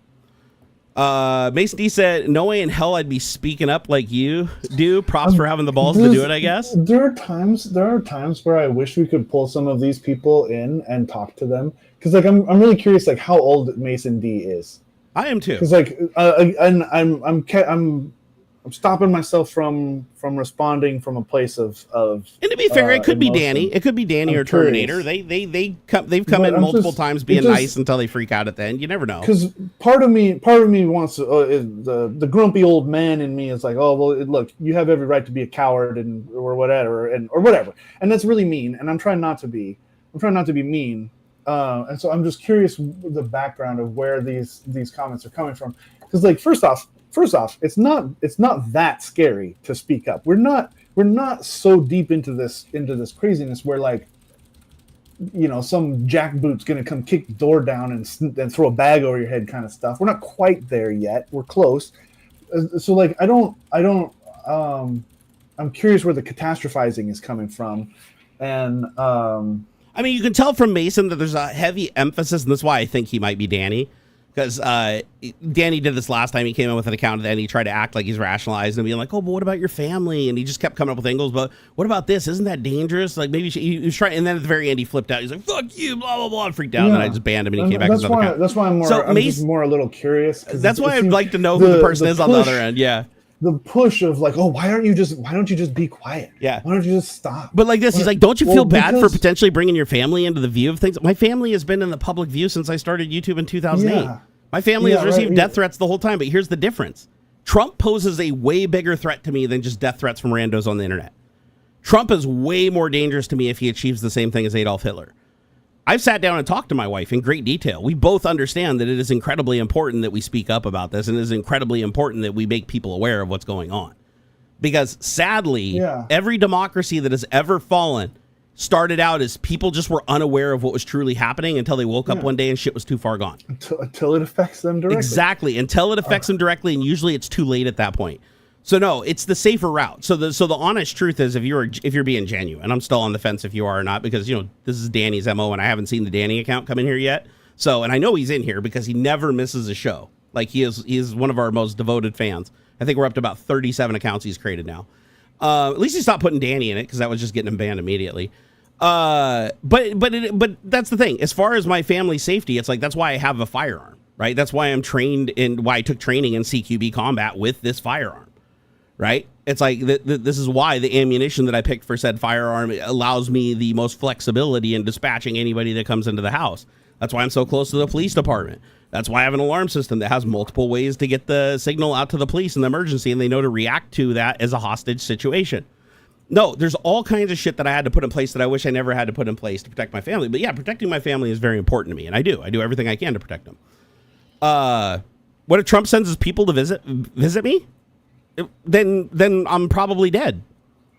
And I hope that because I'm in Washington, the local police are able to catch up to those guys, and that could serve to be another thing against him that could help us take him down. Would you regret it all then? No, I'm pretty sure this guy's Danny. I'm almost 100% sure. I nailed him last week. What's the point of even asking? It's Danny. It's Danny because notice he says he's curious. I give him an answer, but then he just keeps twisting it, saying the same thing over and over again. Yeah, aren't you worried about your family? Like, wouldn't you feel bad if they got murdered? You're moving the goalposts. Can I tell you? But here's the thing. Even though he's moving the goalposts, I can still answer his questions. Like, if Trump visits me and can just kill me, that means my democracy has failed. That means that everybody's already failed. We're all in danger at that point. No, I wouldn't regret it. Not a bit. Not if some jackboot comes and takes me away. No, I won't regret having done what I could to stand up to. Actually, the only thing I would regret is probably not doing more. I see these videos of these guys snatching people up, and I wonder to myself, why isn't somebody like getting in the way, like physically fighting these people back? And it's like, I understand they got guns and stuff, but like at some point it's gonna happen. Either one of these ICE folks blast somebody they're not supposed to, or one of these people are gonna blast them. And I keep thinking it's gonna all hell's gonna break loose, but the country's way too big, really, for there to be like a massive uprising. I called it. Look, I nailed it. Mason D. He said, "I'm impressed, Jerry, but you won't stop the regime." It was Danny. It was Danny. Hey, Danny, that was one of your better ones, man. And the thing is, 1933. I don't think that's true either. So honestly, that was actually Danny. That's the longest he's gone without just like absolutely flipping out. But he did tip his hand there. It's just goofy. But here's the thing. Frankly, that's death threats and illegal as shit. Yeah, they are. They're felonies. Here's the thing though. Yeah. So Danny is probably one of my biggest fans. Genuinely he is, because Danny never misses a show. Even if he has to cancel whatever he's doing to be here, he makes sure he's here, and he has to go create a new account at least 3 to 5 times, as high as 20. We've had one with 20, but 3 to 5 times he has to create a new account, come in here and pretend to be a different person to keep participating in chat. So my guess is Danny, he's probably somewhere between the age of 11 and 14 is where I'm probably going to put him. He probably doesn't have a job, living with his parents at home, probably on summer break. That's why he, is always available at exactly this time and not going to school.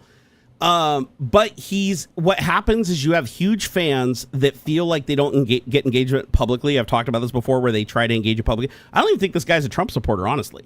We've seen the things that he said and how he drifts off under his other accounts, and I've kind of been like looking at the conversations, and I've noticed that he just wants attention. That's why you notice this time he asked like legitimate questions that we wanted to answer, like up until a point, and then he couldn't help himself. He did the same thing 2 weeks ago, where he like kind of kept it together, but then he just kept saying like the same thing over and over and over again. It became obvious that he wasn't genuine.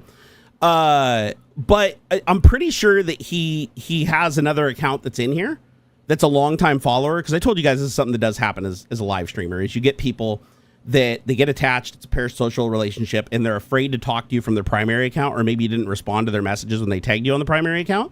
So then they try to create an alt account where they can basically force you to interact with them so that they can say they interacted with you. They feel like they interacted with you, and it satiates them, right? It's like, to them, the person's a celebrity, and that would explain why he keeps coming back. Because it's one thing to like, you troll a channel, right? I'm a small channel. There's no real, I'm not big enough to really justify that kind of level of trolling. That's definitely a very intimate thing where it's like he feels a connection and he needs to come back and connect with me. And a lot of the questions he asked up at the top when he started wasn't even about Trump. It's like he was just trying to get interaction, trying to get attention.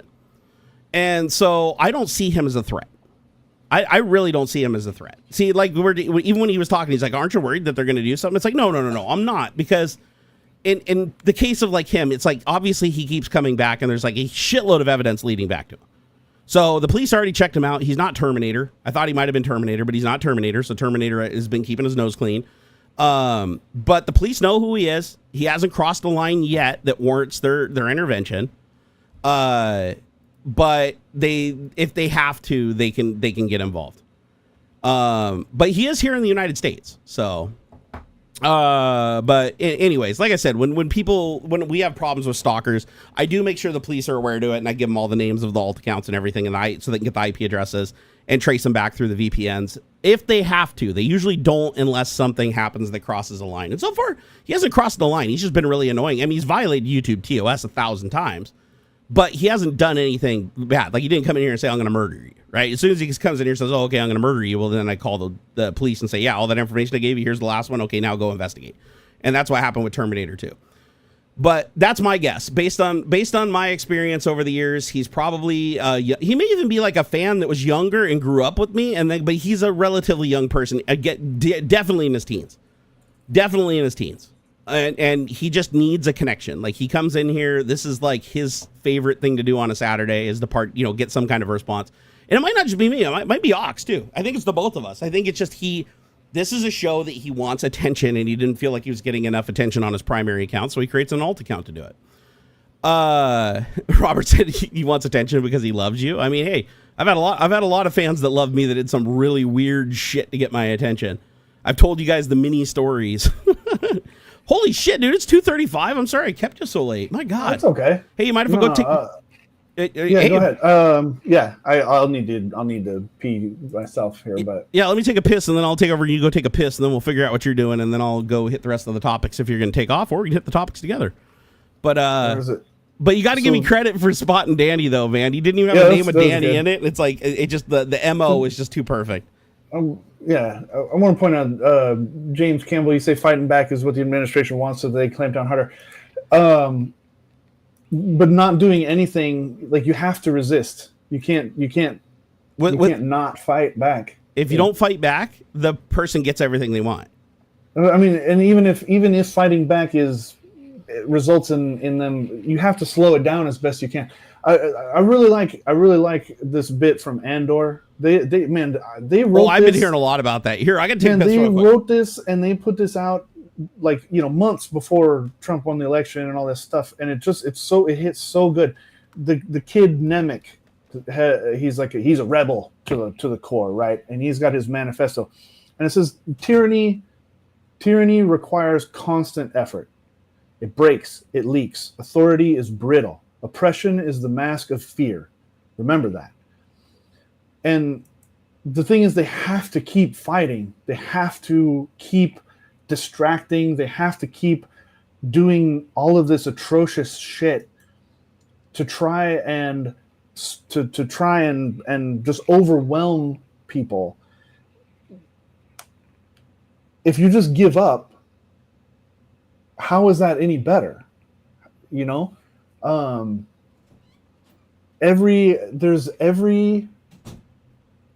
Every tweet that you share in resistance, every South Park episode that makes fun of, and this is not just against Trump, this applies to any despot or authoritarian regime or whatever.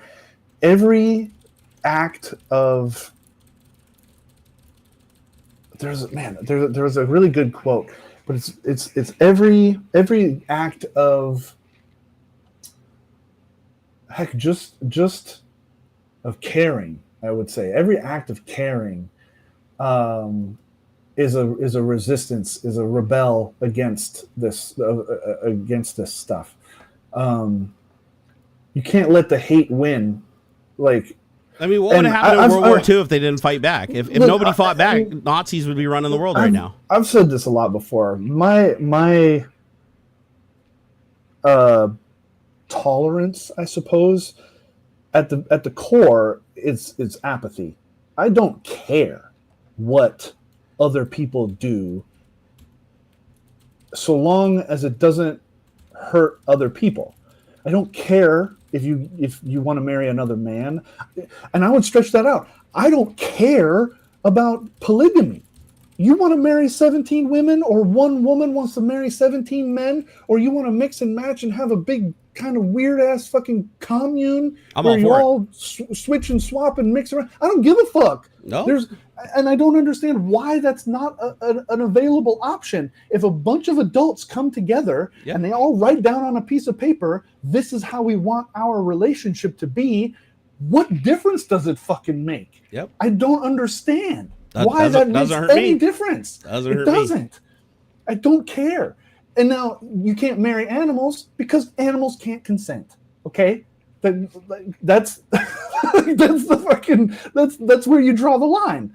The animal is not sentient enough to consent.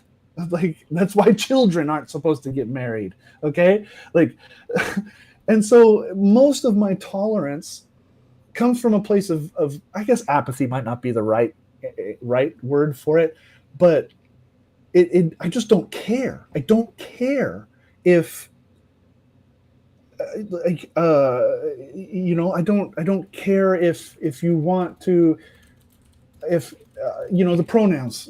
I got friends who are worried about using the wrong pronoun and like they're gonna get murdered or jumped or something for calling somebody. Like, dude, it's no different than, oh, hey, what's up, Matthew? Oh no, I like Matt, or call me Mike. My name's Michael, but call me Mike. Okay. Yeah, I've always wondered what people like to be called. Do you want to be called John or Jonathan? Preference. Okay, man. Yeah. Okay. Okay.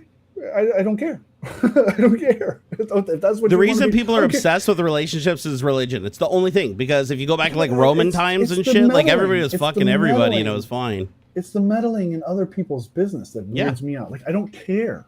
It doesn't affect me. But then it does. Well, it's like homosexuality's been around forever, right? At one point, the only reason that it got taken away was because they needed to grow their army faster and they needed people to be making babies, and there was no birth control back then. So it's like you can only have sex with women because that pretty much guarantees a birth. Like at some point, you're going to slip up. There's some evidence to say that homosexual relationships were actually encouraged in some ancient armies because they felt that the loyalty that was built around those sorts of relationships would actually make you a better fighter. They actually had rules. Did you know that? If you genuinely loved the guy standing next to you, you would fight. You would fight better. Did you know the Romans had a rule?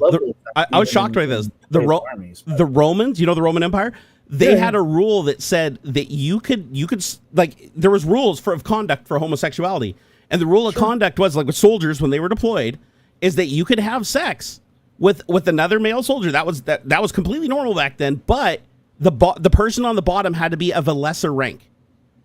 The only time that you could take both positions. I've heard of some of that. They had very specific rules. Sense too, not just military, but that was like a it was like a social standing sort of thing. You had to be on top because you were of a higher standing. And because of your higher standing in society and rank, you had to sleep with somebody who was of a lesser standing and be on the top. Yeah. And that was a punishable offense. So they didn't care that two dudes were bumping uglies. They only cared if they rolled over the other way. Then it's no, we're not having that. That's where it comes from, I suppose. And like the other side of that too is like, well, then why, if you don't care what other people do, then why do you care that, you know, why do you care that, you know, these rights are being taken away or anything? It would be the obvious like opposite argument to make.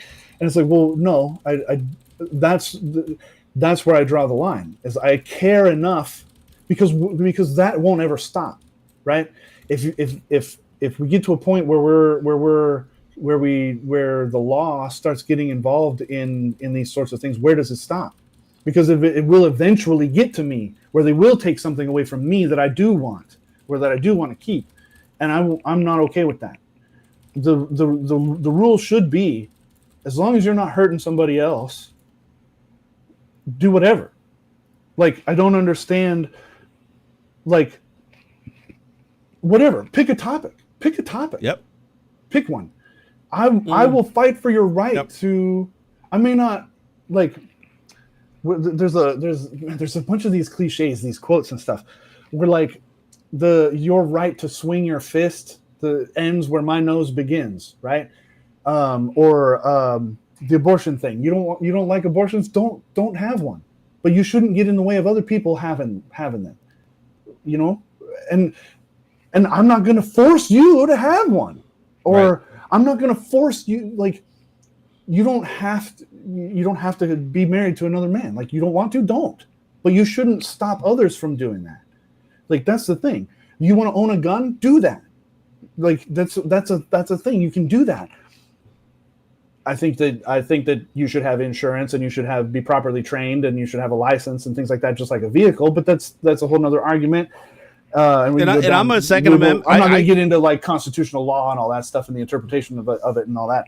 But I support everything you just said, and I'm a gun owner and a Second Amendment supporter, and honestly, I agree with all of it. I do think most gun owners would agree. Honestly, there's just the really hardcore like the government. Like, bruh, you're not fighting against a Predator drone or an M1 Abrams tank. Your bullshit militia isn't going to do shit. But whatever. You want to hear something fun?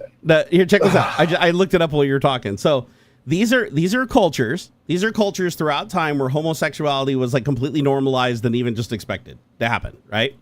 Okay. Ancient Greece, 800 to 146 BCE, said homosexuality was widely normalized, particularly what does it say? Have a word for it. It wasn't anything weird. It just was a thing. Like, yeah, but it takes it one step further too. Relationships with adult men and adolescent boys. Yeah. As part of education and mentorship, it was expected. Heroes like Achilles and Patroclus, I don't even know who that is, were depicted. Patroclus, his good friend Patroclus. Yep, they were depicted in homosexual terms. And city-state like Thebes had elite military units. They were called the Sacred Band, composed of male lovers for enhanced loyalty. So they literally deployed troops that were in love with each other so that they'd fight for each other harder. Female same-sex relationships were also noted, especially on the island of Lesbos with poet Sappho. Ancient Rome. Sappho. Sorry, I can't pronounce these things. Okay, so ancient Rome. So this is where we get the word lesbian and sapphic. I figured that's where that came from. Yep. Yeah. Lesbians are from Lesbos. Yeah. So 753 BC to 476 CE for ancient Rome. So that was Greece. Now this is Rome. Male homosexuality was common among the elites, with emperors like Nero and Hadrian openly having male lovers. It was socially acceptable as long as the Roman citizen maintained a dominant role. Passive roles were stigmatized for free men, but okay with slaves and foreigners. Ancient Egypt, 3100 to 30 BC. Keep in mind, this is all before Christ. This is like oil. This is like before you get the fucking Bible, right? Yeah. Same-sex relationships appear in ancient Egypt, in myths, Horus and Seth, and tomb art, with fluid gender identities recognized with no evidence of condemnation anywhere. Cross-dressing and transgender-like figures were a part of the religious practices. And then you got the Mesopotamia, 3500 to 500 BCE. At Assyrian and Sumerian text reference same-sex acts in religious contexts, like gala priests who engaged in homosexuality as a part of rituals without apparent taboo. Ancient China, from 2000 BCE to 1912, homosexuality was documented in literature and in court life, with terms like the passion of the cut sleeve from Emperor Ai's story. It was tolerated among elites until Western influence in the 20th century. So it was literally Western influence that killed homosexuality in China. Before that, it was perfectly fine. And then you got now we go up to the medieval times, right? So 793 to 1066 CE. And this is for the Vikings, the Norse Vikings. Homoerotic desires were expressed openly, especially between men and slaves or in poetry. Secular laws didn't prohibit it. Stigma only arose with the Christianization that came later. Japan, 1185 to 1868 CE. So Shudo was idealized as a bond of loyalty, similar to Greek models.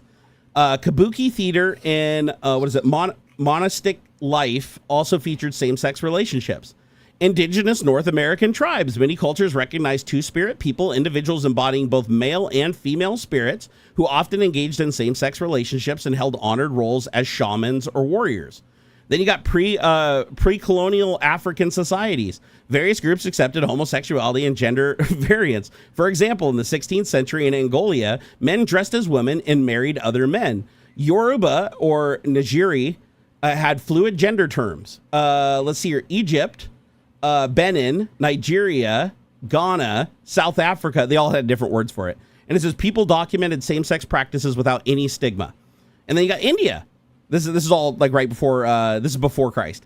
So Hindu texts like the Karma Sutra describe same-sex acts casually, and transgender roles were integrated into society with religious roles. Buddhism and Hinduism generally tolerated it. And it just goes on, dude. The list goes on for on and on and on. It just keeps on through the Ottoman Empire. But the funny thing is, it only stops when Westernization and Christianity comes into the picture. A single religion Out of all the hundreds of religions that were back there, the single religion that became dominant was the one that banned homosexuality. But if you go back and look, it was like homosexuality, like from the beginning of man existed.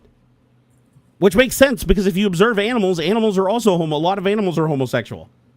A lot of male dogs will hump on each other. I'm sure you've probably seen it within your lifetime about a dozen fucking times at a dog park.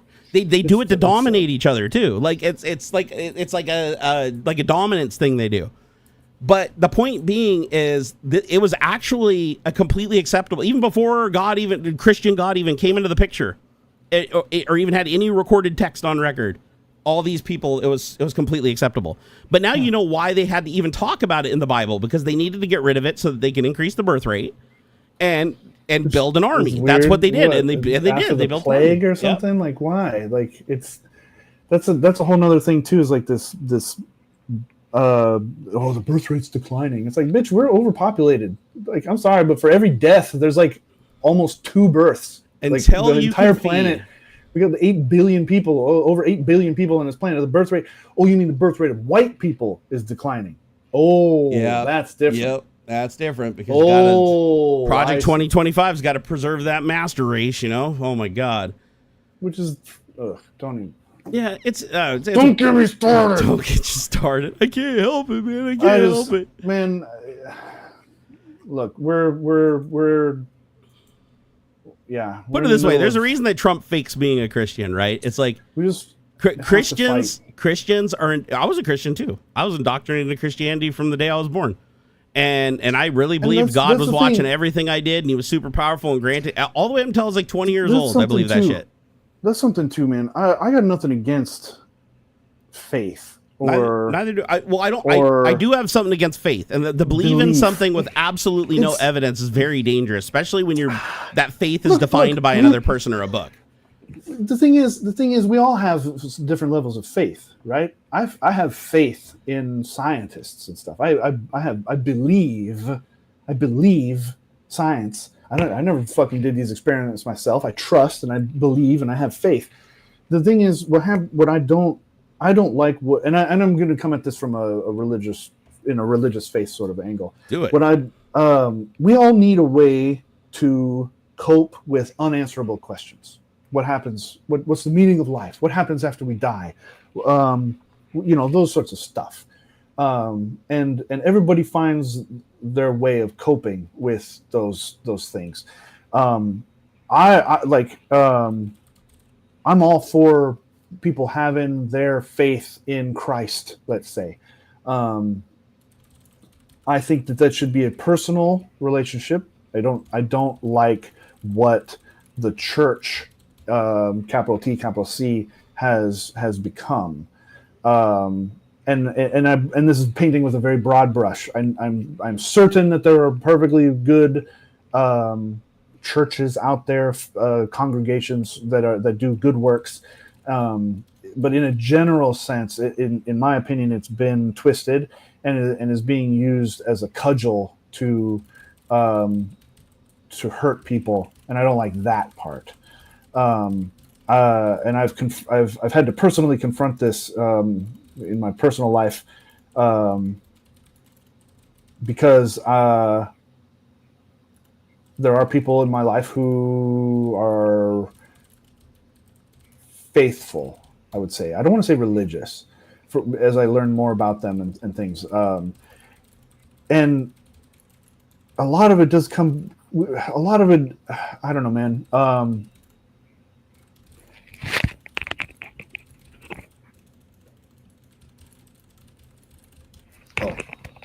Sorry about that. My phone, I think, has been playing an audiobook for a while.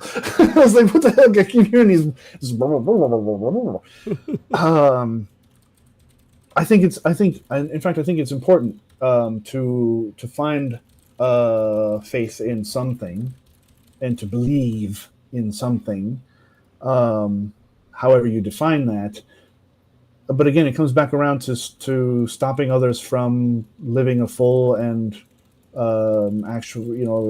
fully realized and life and stuff. You shouldn't get in the way of other people from doing what they do. I Like just if I just don't think you know? you shouldn't control other people when what they're doing doesn't affect you. And I'm not talking about affects you from your indoctrination, right? If you're butthurt about it, just don't look at it. Like everything in our society, if you disagreed with and everybody had to change, they would take that away from you too. You know, that's the thing you have to worry. That's the thing you have to worry about. When you take shit away from people, they'll take shit away from you. That's how it works. It's a two-way street. It just keeps going downhill, downhill, downhill, downhill, until eventually some non-Christian dude comes in and pretends to be a Christian to get you all to support him, thinking that he's gonna like raise your flag and get rid of all the weird people, and then he ends up fucking targeting you guys, and you guys end up being his slaves. We get killed or deported, and then you become his slaves. Yeah. So it's just, you know, I just wish more people would study history. It's all there. Like you said, the repeating cycle on the 80 or 100 year cycle, right? It's like you go back and look and it's like it's dead. It's like dead nuts on. Like what's happening right now is exactly what was happening in Germany in 1930.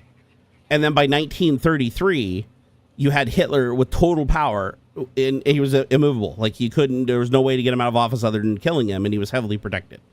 And so once that happened, what does he start doing? Once he knew he couldn't be removed and all the resources were gone because he put all the money that they had into the military and nothing else, which is another thing Trump's trying to do.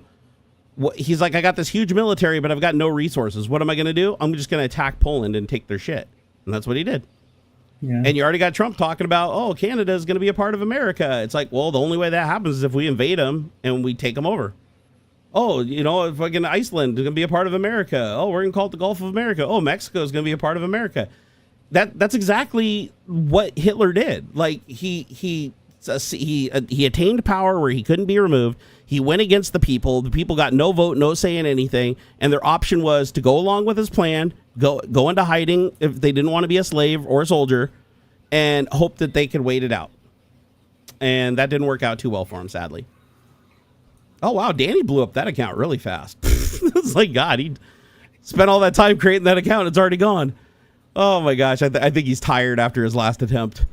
I just want to say that I talk about this stuff because there's some people that will listen, and those people that will listen hopefully will be inspired to go do some research on their own. Because by the way, that's what happened to me. I got inspired because I started watching some other people when Trump was running an election the second time. I had some big concerns. You guys know, a lot of shit I predicted absolutely came true, which is like even the shit that was like a long shot came true. And I was like, but the people that called it, like the people that called it all, like way better than I ever could. I was like, I started listening to some of the shit they said, and they're like, go back and study your history. They gave me some pointers. I went back and looked. I started studying history. I started breaking out on my own and trying to verify the data and try to get more clear data on what happened back then, and then compared it to Project 2025. I guarantee you that I've read more of Project 2025, more of our Constitution, and more on actual German history circa 1925 to 1942. I know more about those topics than any person that voted for Trump. Unless they're the person that was the actual Nazi. Excluding the actual Nazis that voted for Trump specifically because they did study those things and they wanted the Nazis back in power. Yeah. Because fascism is the goal. Like, that absolutely is the goal. It's clear as day. So I'm going to get going here in a second. I just want to say, I just want to read this out. This is from Andor. This is the bits and pieces of Nemec's manifesto, and it hits because I don't know, it just hits really strong. It says, there will be times when the struggle seems impossible. I know this already. Alone, unsure, dwarfed by the scale of the enemy. Remember this: freedom is a pure idea. It occurs spontaneously and without instruction. Random acts of insurrection are occurring constantly throughout the galaxy. There are whole armies, battalions that have no idea that they've already enlisted in the cause. Remember that the frontier of the rebellion is everywhere, and even the smallest act of insurrection pushes our lines forward. And remember this: the imperial need for control is so desperate because it is so unnatural. Tyranny requires constant effort. It breaks. It leaks. Authority is brittle. Oppression is the mask of fear. Remember that. And know this: the day will come when all these skirmishes and battles, these moments of defiance, will have flooded the banks of the Empire's authority, and then there will be one too many. One single thing will break the siege. Remember this: try. That's why I won't stop talking about this. It's why we all, in whatever way we possibly can, keep pushing against this. You don't have to punch the ICE guy in the face. You can record. You don't have to record. You don't have to leave your house. You can amplify the people who are doing the things that are pushing back. Like it says, every random acts, right? Even the smallest act of insurrection pushes our lines forward. Everything. Yep. Anything you can possibly do. I understand you might be afraid of losing your job for speaking out personally, but share somebody's tweet or Instagram story, or send a message, send them a DM, a private message saying, hey, I really appreciate what you're doing with this.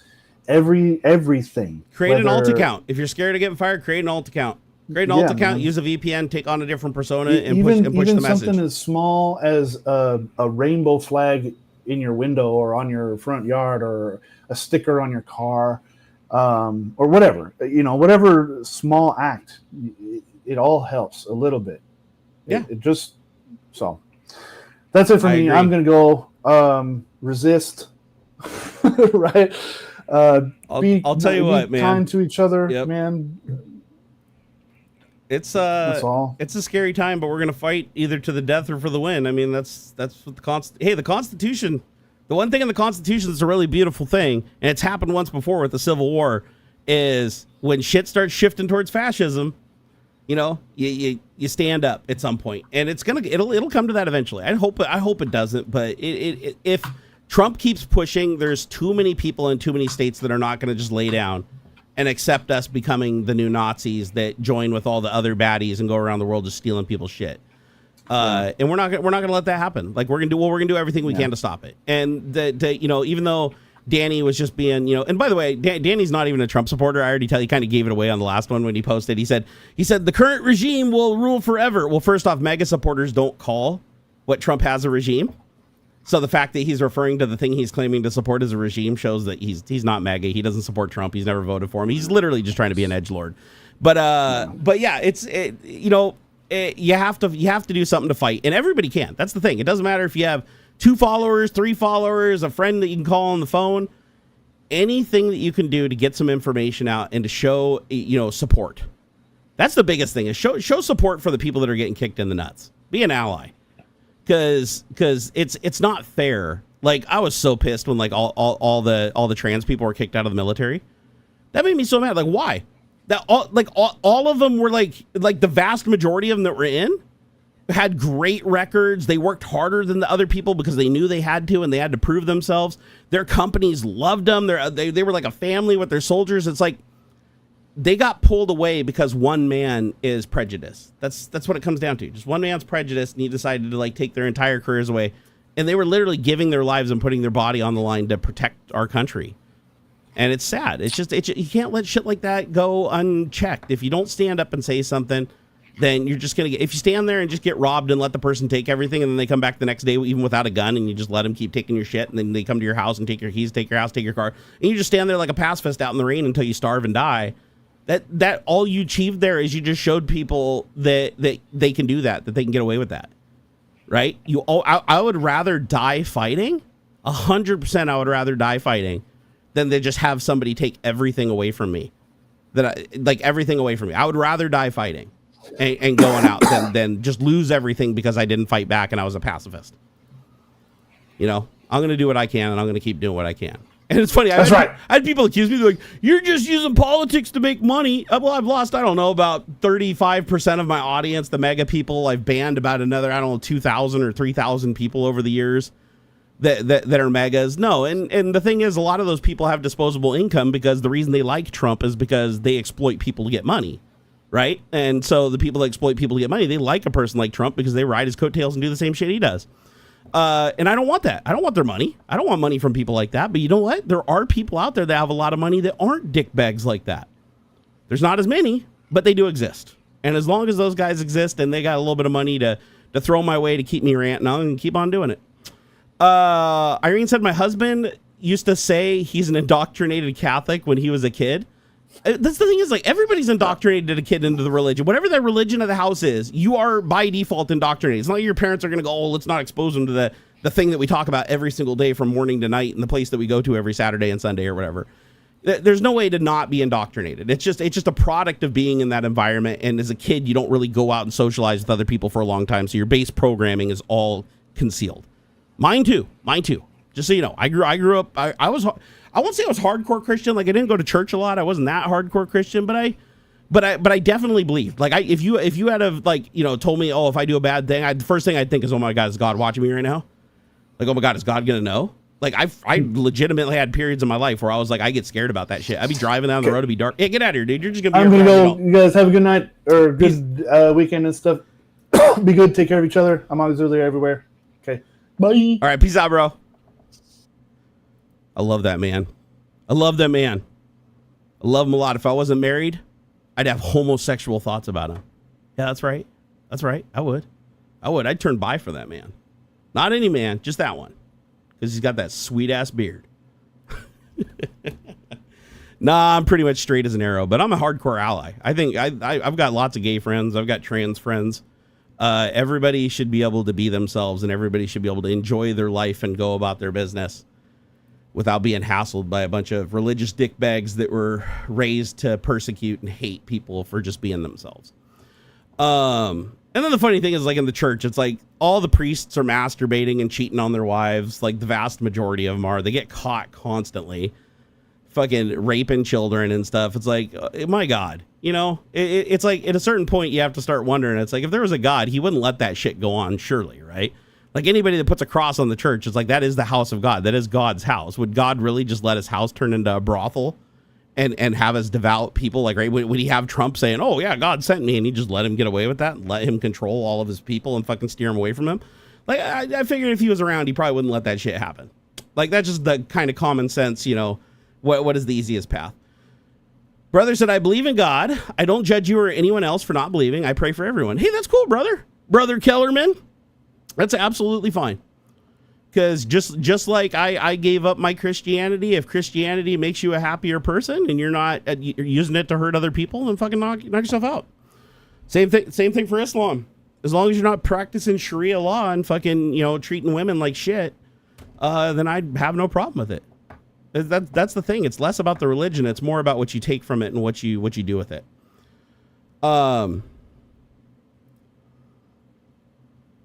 Irene, let's see. I agree with you 100%. Jerry, how does who you want to have sex with affect me? I mean, unless I hold you hostage and tape you to a chair and force you to watch the act, I don't see how it could possibly affect you. Like, I don't know. Let me ask you a question. Can you guys tell the last time I had sex just by looking at me? Like, I mean, seriously, if me having sex or not even sex, like masturbation, I don't know, slapping my dick on the desk or something, like what? Like, when was the last time I did something sexual? Like, can you tell? Like, I didn't force you to watch, did I? I didn't drag you in here and make you watch. So what would the difference between me smacking the desk and, like, having another consensual man or having, like, a massive, huge orgy? I mean, not my thing, but I'm just saying if I did, and it's in the privacy of my own home or whatever, why the fuck should that be, like, frowned upon and illegal? And if it was bad, why does God keep just letting it happen? So, it's funny. Like, God seems to give cancer to, like, perfectly innocent little children and let them die because we can't understand his plan. But he's, like, perfectly okay with everybody just doing everything that they want. And the only time anybody gets punished by God is when somebody punishes them and claims it's from God. That's not God. Like, I could say that too. I could run out and say, okay, I'm going to punch you in the face because God told me to. And somebody says, no, that's not true. God wouldn't tell you to do that. It's like, have you ever read the Bible, dude? Have you ever seen Cain and Abel? Like, what the fuck are you talking about? I could have done far worse. I should have, like, stabbed you and set you on fire. So, oh, Norman's like, maybe if you're more relaxed after sex, then maybe you could tell. That's funny, dude. Oh, Danny's back again, and he actually made his icon Hitler. Oh, that's funny. No, like I told you earlier, it's like he's definitely not a Trump supporter. He's a fan. He has another account in here. And he's just shy and he doesn't know how to talk to me, right? He doesn't know how to talk to me and he's in too deep. So he just has to keep creating new accounts and coming in here. The reason I know is because if he was a Trump supporter, he wouldn't call the regime. Two, he wouldn't focus so much on the Hitler stuff. What he's doing basically is creating a persona that echoes back like what I'm saying. And so he's not defending the position of him being MAGA. He's just being wildly obnoxious. That's why I said I know he's young. I know he's definitely in his teens. I wouldn't be surprised if he was a little younger, like maybe like 10, but he's definitely somewhere in his teens. Probably would be where I'm guessing. MacBerg said wanking right now. Nope, I got both hands up here. We're good. Let's see here. By the way, Jerry, do you recommend the i9 14900K for a 4090? Oh yeah, that's totally fine. No, 14900K is a killer processor. It's basically a 13900K with just less efficiency cores.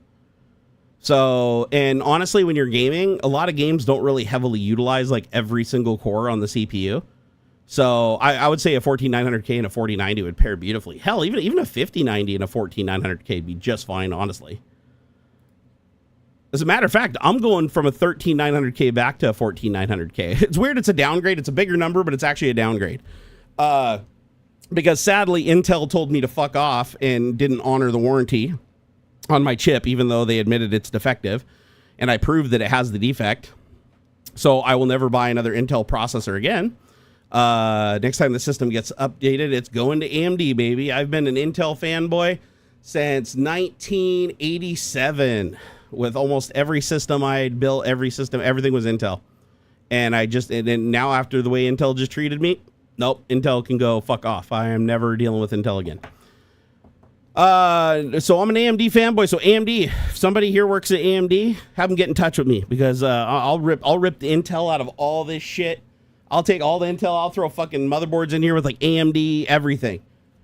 Fuck, you might even pull me away from Nvidia. I might even start throwing some fucking AMD Radeon cards in here because you guys got those 24 gig cards that are like way cheaper than like a 4090 or 5090. And you got the Rock M or whatever AI shit that rivals CUDA now that everybody's implementing. So yeah, I'm for it. Don't Dox Me said, what did Intel do? They led me on for, first of all, I contacted them on tech support. I showed them that I had a CPU that was still in warranty. I went to their website. It said it still had warranty through December 5th. That because they extended the warranty on the 13900K and the 14900K, basically the 13 and 14 gen processors, because they had a defect that caused the BIOS to overvolt the shit out of them, burn them up, and make them slowly degrade and die.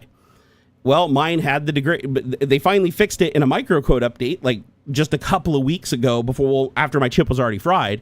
So it works fine. Like I'm using it right now, but the second I go into a benchmark and I push it to 100%, it only makes about 4 or 5 minutes. Then a core falls over and there's a cascade failure that just accumulates thousands and thousands till you kill that core completely. And so I showed it to them. They admitted, they're like, yep, that is actually a defective processor. Yep, we got to get that replaced. And I gave them all the information. This is back and forth over like 10 days in a service ticket. And then at the very end, I'm like, okay, here's the chip. I got all the numbers. I took all the pictures. I sent you all the dump logs. I did everything.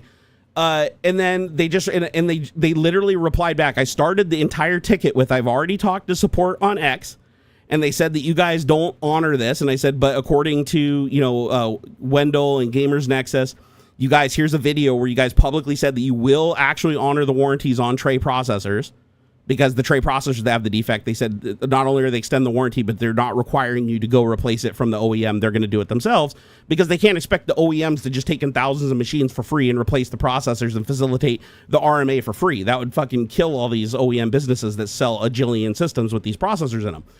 So they're like, we'll take care of it. So a lot of people got their chips replaced. Well, I came in after they replaced their CEO, and apparently the CEO changed everything overnight. So I created a ticket. They acted like they were going to replace. At first, they said they wouldn't replace it. They're like, you have to go to your OEM. I explained to them I can't reach the OEM. The OEM is unreachable right now. So I need the chip warranted by you guys. It's a defective. You extend the warranty. You said you were going to honor it for cherry processors. And you have. I even gave them examples. At the very end of the ticket, after 10 days going back and forth and thinking, oh, they're going to finally replace it, they literally posted the same cut and paste message that they gave me on X and support that said, we're sorry, but Intel does not warranty tray processors. You have to go to the OEMs to get that done, blah, blah, blah, blah. Even though I have 5 or 6 messages in the ticket where I explain over and over again, this is a tray processor. They did say that it's not replaced, but here's the stuff that said that you guys will replace it. Here's the warranty. Here's why I can't contact the OEM. I gave them everything in the ticket over 10 days, and it was the same person interacting with the ticket. And at the very end, they dumped that, and then I replied back, and I said, you just gave me the canned response, even though I already explained the canned response when I first opened the ticket. So either you didn't read the ticket at all and you're just pushing buttons. And then I replied back to the ticket one more time and I said, would you please have a human reply to this? This is obviously a cut and paste. It matches letter for letter for the thing on X that got dumped on me when I asked on X and DM. I said, can a human please respond? I need to speak to a manager or something like that. and they just closed the ticket. They didn't even respond after that. As soon as I did that, like an hour or two later, the ticket just got closed. And then the worst part about it is I went on the website where it gave me my warranty information, and it said that it was under warranty. It said that it still had warranty through December. Then I go back to it after my ticket's closed, and I put in the information, and warranty is just blank now. Now it just says the CPU, it finds it under warranty. It doesn't say it's expired, doesn't say it exists, just nothing. It's just blank, and it says contact your OEM. So what they did is I opened a ticket to get a processor replaced because they were replacing them, and they went and altered it. So now future people that look up their CPU, it won't show them if they have warranty or not, so that they won't open a ticket like I did. Isn't that fucked up? So Intel's fucked. Like they are absolutely fucked. And don't worry, I already talked to the right people that are far bigger than me, far bigger than me, with a hell of a lot more reach than myself that are going to make some noise about this. So we'll be seeing that here in the next couple of days. No, Intel needs to fucking wake up call, because this is bullshit. This is absolutely bullshit. Especially when you consider that, you know, every system I've owned since 1987 has an Intel processor in it. All the way through every generation. Starting all the way from 286 to 386 to 486 to Pentium, went to Pentium 2, went to Celeron, all the way up the stack, all the way to where I am today, Intel and everything. And yeah, I will be making a video, brother. I'm going to wait for the other ones to make a video first, though, and then I'll make a video so that I can basically link off of it, and some of the people that can watch that can come over and watch my video. But I want to watch their videos first. But yeah, it's ass. It's absolutely ass. As a matter of fact, I think I still need to go and update what the final thing that happened over on Level 1 Text Forum.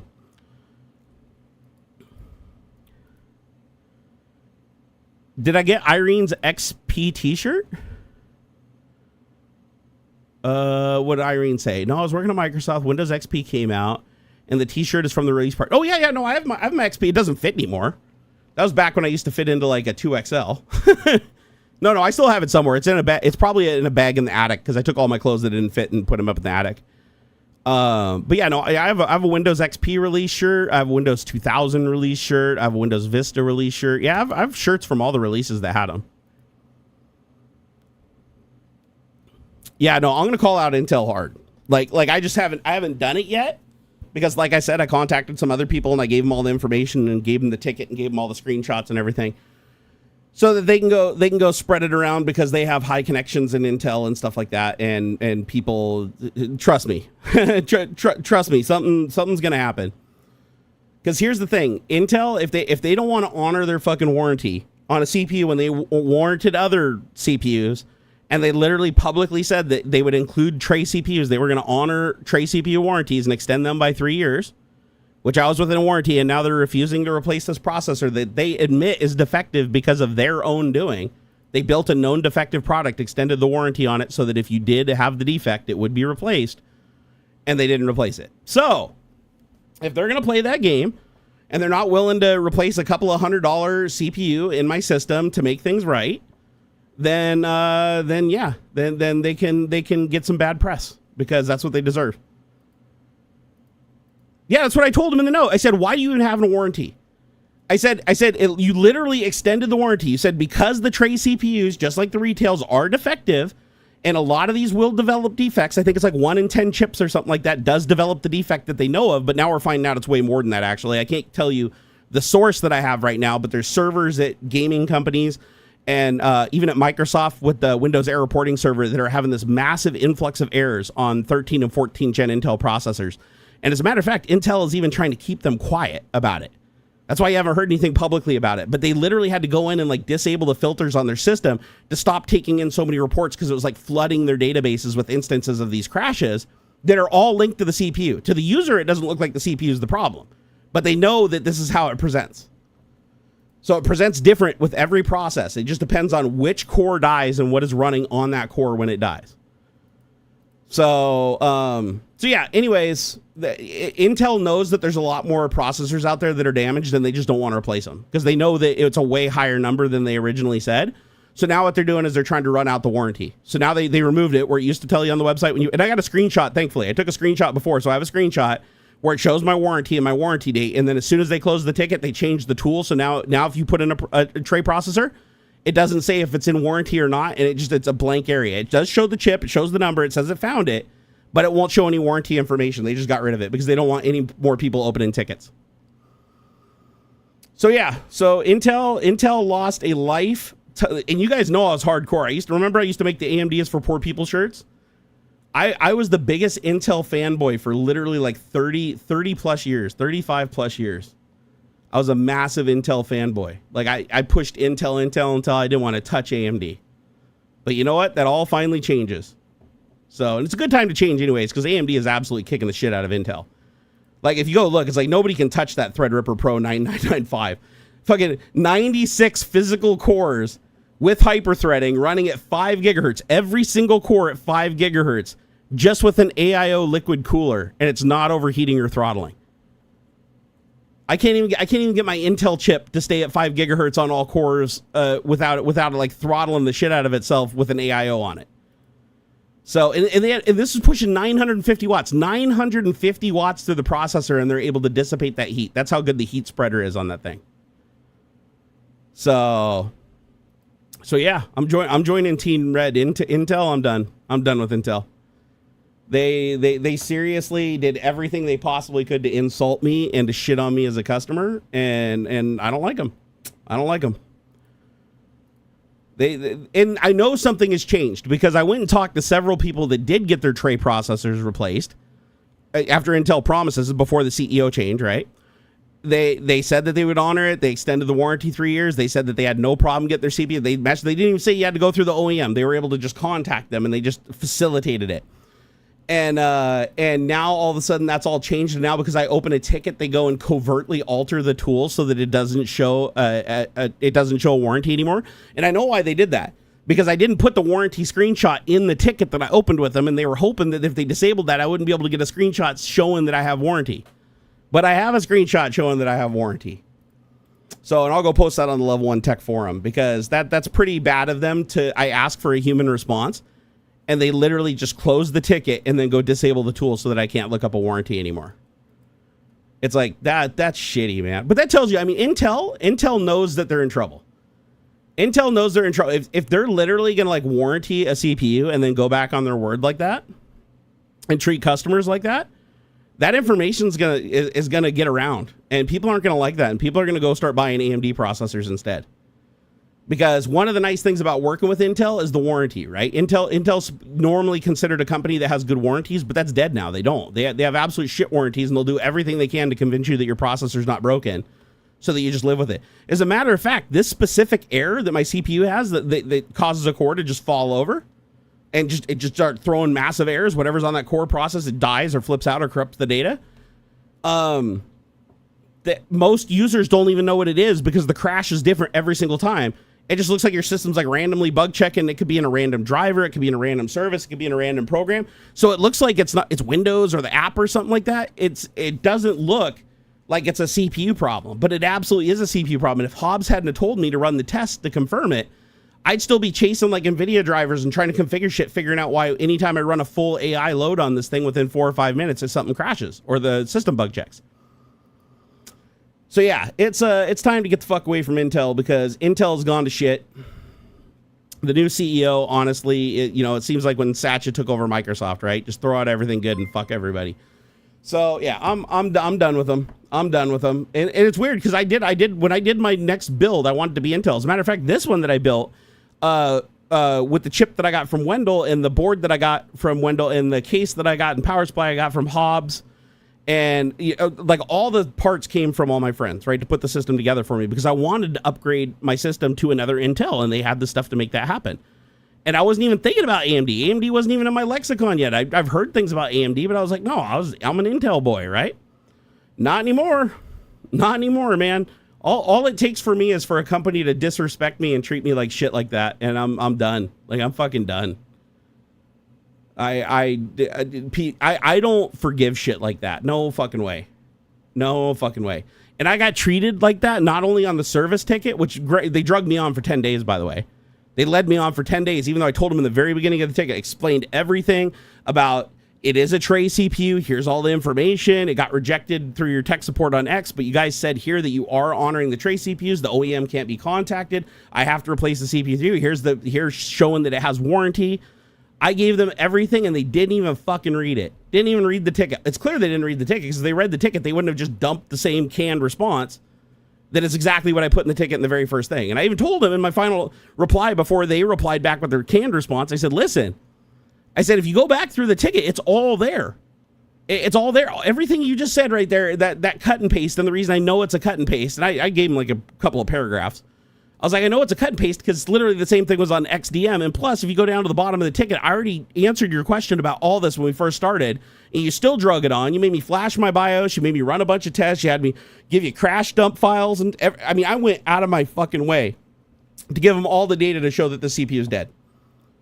Or dying, I should say, dying. And they're like, and they even acknowledged it. After all that work, they're like, okay, yeah, no, you know your shit. Like, you obviously know your shit. Because I even told them I worked at Microsoft as a software developer. I even used the kernel debugger to pull way more information than just a bug check code. I went in, did an analyze V, fixed the symbols, pulled everything, got the stacks.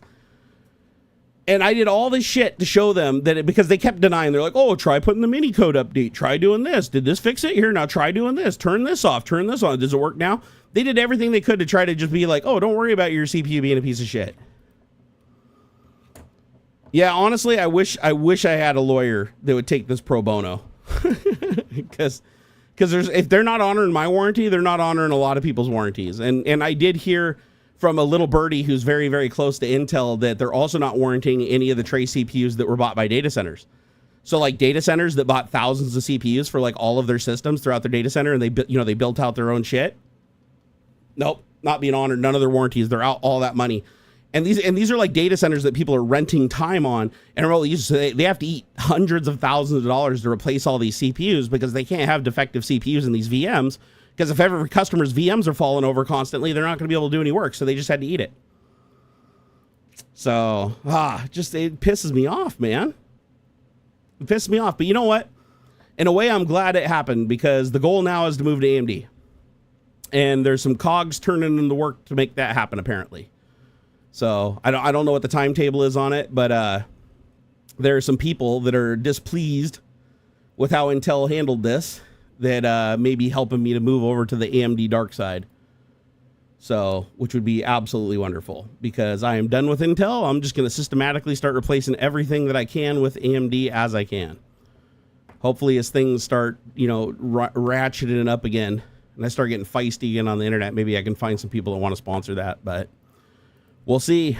We'll see. I do want to thank everybody that's been supportive this stream. I'm sorry that I haven't been reading stuff as much as I have in the past. I also forgot to send out the stream to any social networks. Tons of people came in here and were like, I didn't know you were streaming, because usually I go post it on Discord and everything. I didn't post it anywhere. I totally fucking forgot. And I'm so sorry about that. So I want to go through and read all these super chats. Joe Taji, thank you for the $5. He said, when you guys were talking about Mecha Hitler, it sounded like South Park's Mecha Streisand. 100%. 100%. I wouldn't be surprised if Grok got it from that, like the combination of that. He said, lol, also, have you tried Google's Notebook LM? It's really cool. I did the demo, the Notebook LM thing. I know a lot of people that use it too, by the way. I just found out about it a couple of days ago on a thread on Level 1 Tech's forum. By the way, I'm over there. You guys should join it. If you're just a nerd and you're into computer shit, honestly, this is the greatest forum ever. Here, let me give you a link if you guys don't got it. Let's see, pulled up. Stand by. Where is it? There we go. I found it. I got to get the link here.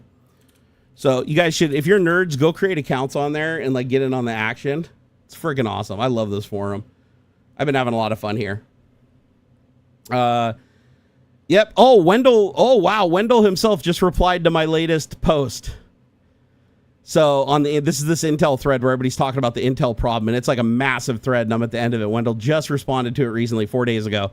He said, Intel wouldn't honor OEM warranties and replace chips. How do you think I got lots of my data in the first place? He said, disgruntled business partner. Sad to see Intel renege on their promise to replace OEM CPUs. That gets a like. That gets a flag. I'm even going to reply to that. Honestly, the amount of money they are going to lose from horrible press from people that won't want to use hardware from a company that doesn't keep their promises when they make a huge mistake and release defective crap to the public that causes so much pain in the first place and then they don't even make right on replacing it. Let's see on here. Honestly, the amount of money they're going to lose from horrible press from people like us that won't want to use hardware from a company that doesn't keep their promises. When it comes to fixing their own mistakes that they created that ultimately made us have to chase our tails and lose hours of productivity trying to figure out what the hell was going on. And I'm going to say, I can tell you right now that I have zero desire to ever buy another Intel product in my life. And AMD just picked up a new fanboy after being an Intel fanboy since 1987 until about 2 weeks ago.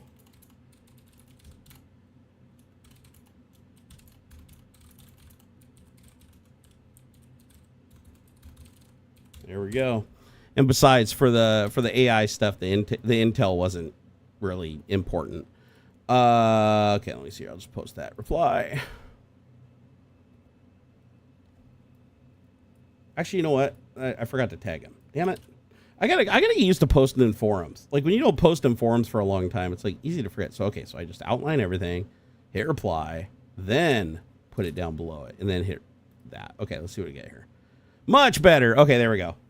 Now you can see it. Let's see. Oh, actually, did I give you guys? I gave you guys a link to the site, not to the thread. Here, let me give you a link to the actual thread so you guys can see the. It's a long thread. Just go to like the very, very last page. So let's see here. 4,900K. There you go, right there. There's the link. You know, honestly, I am thinking about going AMD GPU too. Don't get me wrong, I like my 4090. My 4090 has been an absolute like rock solid unit, and CUDA is fantastic. You know, it's the most heavily thing used in AI. But now AMD has Rock M, which is their version of CUDA that's based on OpenCL, and their cards are a lot cheaper. Their cards have a lot more memory for the price. They can do pooling. The consumer cards can do memory pooling, which is hilarious because Nvidia disabled that feature for the consumer cards to force you to buy their more expensive professional cards, even though they supported NVLink and had NVLink bridges. They just disabled it. So you can't do memory pooling, but on AMD you can. That means that if you have, you know, 2 AMD GPUs, you can pool the memory together. Like if you have two 24 gig GPUs, you can load a 48 gig model between them, and they'll actually share the memory pool between them. And you will take a speed hit through the bus because it has to like communicate through the bus, but with PCIe 5 or whatever, it's pretty fast. And so because it can do memory pooling, you can load bigger models. With Nvidia, you can't do that. If you put in 4 Nvidia cards, even if you have a older version that has the NVLink bridge, and you put the bridge on it, or you do NVLink like through the PCI Express, all it'll do is memory mirroring. It will not do pooling. And if you can't do pooling, that means it doesn't matter how many cards you have. You can only use the memory of one card, and then it mirrors the memory to the other cards. And I think that's like stupid because that's a feature that should exist that was disabled by Nvidia just to force you to buy their more expensive cards. It's like there's no reason it can't do it. A matter of fact, at one point it did do it. It was disabled in like drivers and firmware like a while ago. Let's see here. Hey, what's up, K9? How's it going, brother? It's good to see you. Oh man, boy, am I tired. I did not sleep last night. I slept an hour. Went to bed at I think it was 5:30, and then I had a really, really bad nightmare that shook me up really bad, and then I woke up and I took an Ambien and it really fucked me up. Then I woke up an hour later. I had a cramp on my leg. I rubbed the cramp out, and then I couldn't get back to sleep. So I just took my Adderall, took all my medicine, then I really couldn't get back to sleep, and then for an hour, I sat there and watched YouTube videos and like stretched out my leg, and then my wife woke up and made me some breakfast and got me a coffee, and then I moseyed on up here to get Tech Talk going, but then I started talking to AuxxZillary for a long time. That's why we're always late. If you wonder why we're always late, it's not like we run and get up on the computer and hit go. It's like we're usually here setting up for like a half an hour shooting the shit because I just missed the guy I want to talk to, have a private conversation with him, and then we end up starting the stream. How'd that coffee date go? Sadly, it got canceled, Kyle. For some reason, everybody's doing road work right now, like everywhere around here. My wife tried to get home from a trip last night, and it was like 405 was shut down. Like half the lanes on 405 were shut down. Half the lanes on Highway 18 were shut down. I-90 is shut down through like Friday. I think it opened back up today, but I know it was like Thursday and Friday it was shut down. So when I was supposed to go meet my friend for coffee, he was supposed to drive down I-90, which is normally like a 35-40 minute drive to get to my place. And he's coming down I-90 and like the highway's like closed and backed up for like 10 miles. So he's like, oh, he messaged me and he said, hey, I'm really sorry I'm canceling so late. But he's like, I'll be sitting in traffic for hours to get down there, and then it'll be hours for me to get back. So I was like, yeah, no, don't worry about it. So we're going to try to meet up next week instead. You rubbed it out? Yeah, you know me, K9. At least twice a week, man. Got to keep the pipes cleaned. John has said, I think somebody came out with a hacked kernel module for Linux that allows memory pooling on Nvidia. Ooh, I'll have to look into that. The funny thing is you can do slow memory pooling using like EXO. There's this thing called EXO. It's an open source project on GitHub. I haven't used it yet. That's why I got Linux machines spun up. It only works on Linux, doesn't work on Windows. Might be able to get it to run under Docker though. I didn't even think about that. I could probably do a Docker instance. But what it does is it pools the memory of all the GPUs and all your systems that you attach to the cluster through the network. And then you can load, and they can all be different sizes, different CPUs, different architectures. It doesn't matter. And it allows you to pool all that memory and all that GPU resources together so that you can load one giant model, like one giant LLM. And I wanted to try it to see how slow it would be. Because like I have 10 gig network up here in the room. So I have two computers on 10 gig. I have this computer on 10 gig. But then I run out of ports. So what I'm hoping, actually I can get one of those 10 gig ports back. I just realized I could do that if I use another switch. Because I can go from the wall into the switch. No, because it's not 10 gig. Shit, how would I do that? Oh, I'll have to rethink my network architecture. But the goal is to get 3 machines up here in my office on 10 gig. Try EXO, see how slow it is. If it's actually pretty usable and like fairly sprightly, like with a 50 or 60 gig model, then I'll add the 8 GPU mining server down in the garage. That one isn't 10 gig. That's only going to be a 1 gig. And then if that still works and that speeds it up a little bit more and lets me load a bigger model, then I might even start adding on shit like my framework laptop and my HTPC in the bedroom and just join like every computer in the house to the EXO cluster so that whenever I need to have like a very large local LLM loaded, like Wendell's 1Q, which model was it? I forgot. Llama. I think it's like a 1Q quantized Llama, like the big model that's normally like 300 and some gigs. He got it down to where it'll load in like 100 gigs or 120 gigs. So if I can get 120 gigs of VRAM between every system in my house, I might be able to load that model, which would be pretty cool. It's going to be slow as shit though. Irene said, I spend most of my time these days. My husband's son stays up all night, so when I get up in the morning, they go to bed.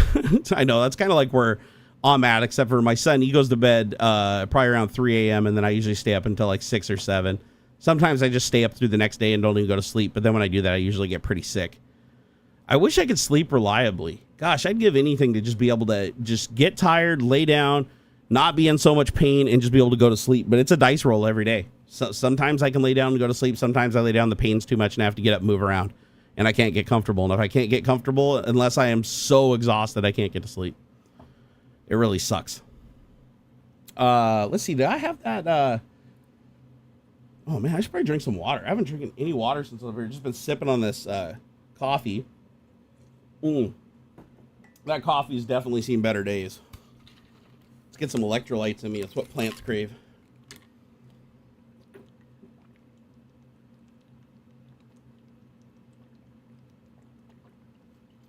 Oh, my God, that's good.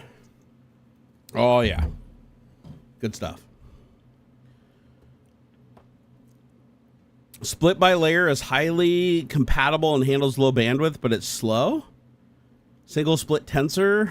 The problem is the bandwidth. If you split the layer, you only have to transfer the data that goes between where the layer split is. If you split by the tensor, you have to copy half the data for every single split tensor. I don't expect it to be fast. And especially with the GPUs, like a lot of these systems don't have high-powered GPUs. So the only high-powered GPUs I have in the house, and I mean high-powered I use lightly, is I have a 4090. That's my most powerful GPU I have. That's in my main system. Then I have My second most powerful GPU is in the bedroom HTPC, which is a 3080, an RTX 3080. And then my next most powerful GPU is probably Titan XP with the little p that I have in one of the Linux boxes behind me. And then I have a set of dual Titan XPs, big P. Like was it Pascal, but the one before Pascal, based on the 9 series cards. I have 2 of those in one of the Linux boxes that are SLI'd. And then the living room PC has a 10 series. Oh no, I have a 9 series. I think it has a 9 series card in it. And it just, everything keeps going down from there. And then I have the 8 1060s. I have the 8 1060s, but again, without memory pooling, unless I can get it to work in Linux and get EXO to like use it, I'm only going to get the 6 gigs, even though I have 8 cards.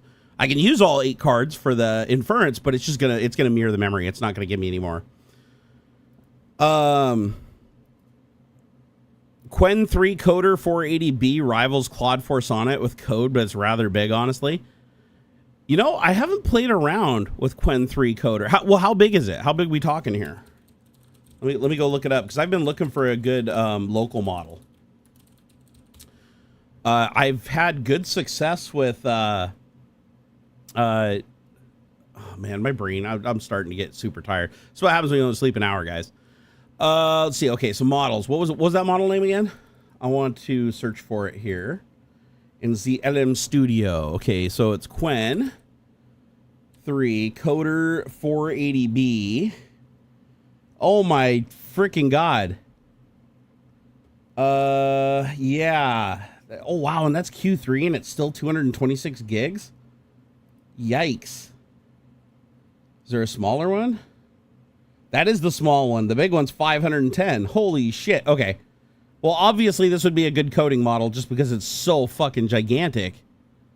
I mean, I use a Qwen coding model, but I never saw this one before. This one's nuts. It says it was just uploaded 4 days ago. Let's see. So 480 billion parameters. Man, that's huge. Well, you know what? I have an idea. So let me copy this. I'm gonna copy this link. I'm gonna go and open up a little program called Signal. It's really good for getting things you want. And then what I'm gonna do is I'm gonna go down and find a little guy called Wendell. And I can say, hey, Wendell, I'm live streaming right now, and someone suggested this this model for coding, saying it was better than Claude. Well, it's 226.72 gigabytes in size for the smallest 3Q model. 3Q model. Any chance your method for getting down to a 1Q model on your other project would also work for shrinking this model?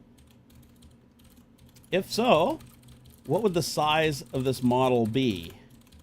I'm just trying to figure out a way to get it small enough to load it when I get EXO up and running to combine my system VRAM resources. All right, let's see what he says. Nailed. We'll see if he responds back. No, because I would absolutely love to have a local coding model. Because all the coding models that I use right now, for the most part, and unless I'm coding a project that needs to code as a part of the project, and I do that, like create agents. Unless I'm doing that, then I'll use like a local model that's just as good as I can load onto like a 4090 within like 20 gigs of VRAM. But if I'm trying to do like the actual base coding, like the code that encompasses the program, I usually use something like, if it's something that the other AIs won't create because they think it's malicious in some way, then I have Grok create it and then I carry it over to Claude. But Claude 3.7 Sonnet is, I think 4.0 just came out. I haven't even used 4.0 yet, but Claude just kills it. Claude absolutely kills it for coding. So if Qwen 3 Coder is better than Claude 4, I mean, that would be huge to be able to have a local model loaded that could pull that off. But man, if I could get that load with EXO across, because I have, let's see, what have I got? So I got 64 gigs of DDR4, 128 gigs of DDR4, and 96 gigs of DDR5 in this system. So if we add all that up, let's do, I mean, it's plus the operating system overhead, but let's do 64 gigs plus 120 gigs plus 96 gigs. That gives me 280 gigs, which means that, it would take all the resources from all three systems. But let's see, how big's the model again? It's 226 gigabytes. That is doable. That is doable. As long as I run lean, mean Linux operating systems on those computers, and I dedicate all the VRAM on this computer, I could load it into CPU with EXO and do CPU inference. It'd be slow. It'd be really slow, though. If I did GPU inference, I couldn't do it, because with GPU inference, I have 24 gig plus, those are 12, 24, so plus 24, and then I've got one GPU in there that has, I think, 12. So that would give me 60 gigabytes. And then if I could get memory pooling to work in Linux with the 1060s, they each have 6 gigs of RAM, so that'd be 6, 12, 18, 24, 48. So I could add another 48 to that. They give me to 108. And then if I added my laptop, that'd be another, I believe, 8. And then the system in the room, that would be another 12. They give me 128 gigs if I did EXO on my HTPC in the bedroom, my laptop, my 2 Linux boxes, my big iron server, and the garage, and all the memory on my main system, all just to load one model. And it's the 3Q model.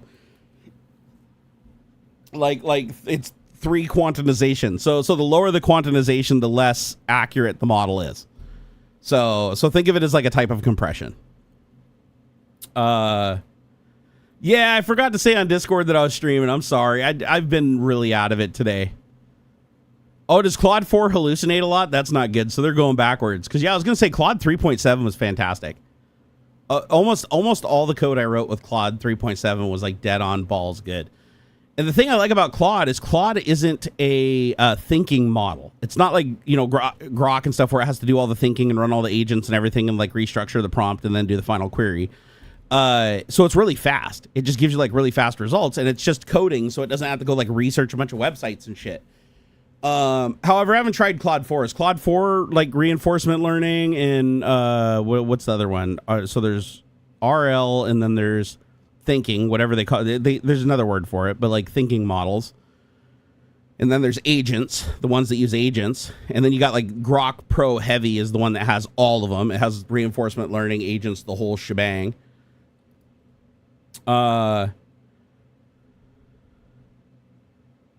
Linux can't use stream elements? Why not? Because stream elements are just website inserts to OBS. So as long as you can use OBS, you can totally use stream elements in Linux. I mean, I haven't tried it myself. I mean, if you're talking about ground control, I don't know if ground control has a Linux client. But if you just want to like, because everything I do with stream elements for the most part, other than ground control, which most of the time I don't even start, is I just put the web pages in as scenes. As scenes. Ugh. Man, my brain is like running in circles trying to figure out what the fuck to do. Let's see here. Hey, Joe Taji, thank you for the 27-month sub to the channel. Joshua Martinez, thank you for $5. He said it sucks. In the back of my mind, I keep saying you're crazy. That can't happen here. So why is it so hard to convince even myself it's happening? Oh yeah, we were talking earlier about America going to shit and trying to take the rest of the world with it. It's fucking terrible, man. Hey, it's why I speak out. It's why I talk. Fucking, I'm glad other people are too. Because even people on the other side of the spectrum, like Casey Putch, I don't know if you know who he is. If you look him up on YouTube, he was a big Trump supporter. He voted for Trump. And the last like 3 or 4 videos he's made, he's completely chewed him out, attacked Jim Jordan. He's fucking done with all of them. And he gives a really articulate response as to why he feels like he was completely lied to and all the change that he expected from that they promised and upsetting the apple cart and changing the status quo. None of it's happening. And they're the most corrupt fucking organization that's been installed yet. He pretty much lets everybody have it too. So if you're a person that just wants to hear the whole government and everybody, it's just a pile of shit. I mean, he definitely lets everybody have it. But, that just goes to show that even somebody who really believed in Trump and really bought into his bullshit hard and, thought he was going to make good on his promises, he's fucking pissed, and he thinks the world is due for a reset. He's a little darker on the subject than I am, though. Let's hear. Martin said, oh, Martin, my God. Martin, are you still in here? I can't believe I missed this. Martin, thank you for the $67.15. Biggest super chat of the day. You absolute fucking legend. Martin, I love you. Martin, you better still be in here. Martin, are you still in here? It took so long. Okay, I'm going to spam this because this took way too long for me to acknowledge this. Oh, my God. Martin said, I hope you're feeling better. What do you think about UK's new law forcing age checks for online sites? Best show online. Stay safe. Oh, thank you, man. Wait, so the UK is forcing a law for what's an age check entail? Like, is this you have to push a button to signify you're over 18, or do you have to like have a card or something, or put in your personal information? Because I don't think anybody should have to put in personal information to go to a website. Especially considering the internet, it's like they can just get a proxy server and go anywhere and get anything. It's like, yeah, you might get like the mainstream porn sites to participate, but you're not going to get any of the forums to participate or any of the pop-up sites or any of the other shit you find on Google or Bing. Adult materials everywhere. It's better just to like, explain to your kids like how fucking nature works and not try to hide them from their biological functions and shame them and shit for years like, a lot of the religious bullshit does. But yeah, as far as like law forcing age checks on online sites, I don't see that like being successful. I really don't. I don't think that's going to stop shit, honestly. It's like when I was a kid, me and my friends used to like sneak into our dad's porn collection and shit and like go sell magazines to each other and VHS tapes to each other. It's just the internet's just the next evolution of that. It's like, yeah, you might not be able to go into a store and buy it because you have to present ID to buy it. Okay, that's fine, but you can still get somebody else to buy it for you. You can still use somebody else's ID. Well, where there's a will, there's a way. Like you're gonna get it. They're not gonna be able to put that same check on Usenet. People are just gonna use Torrent and Usenet to download porn. Like all it's gonna do is just like shift where the porn is downloaded from. You can use a FreeSox proxy to get around it. Oh, I built a proxy checker the other day. The other day for a project that I was working on to get around a site's download requirements. I vibe coded a cool downloader that, which site was it? It was one of those storage sites, like Mega, but I can't remember the name of it. There was a huge program on there that I wanted. It was like 56 zip files.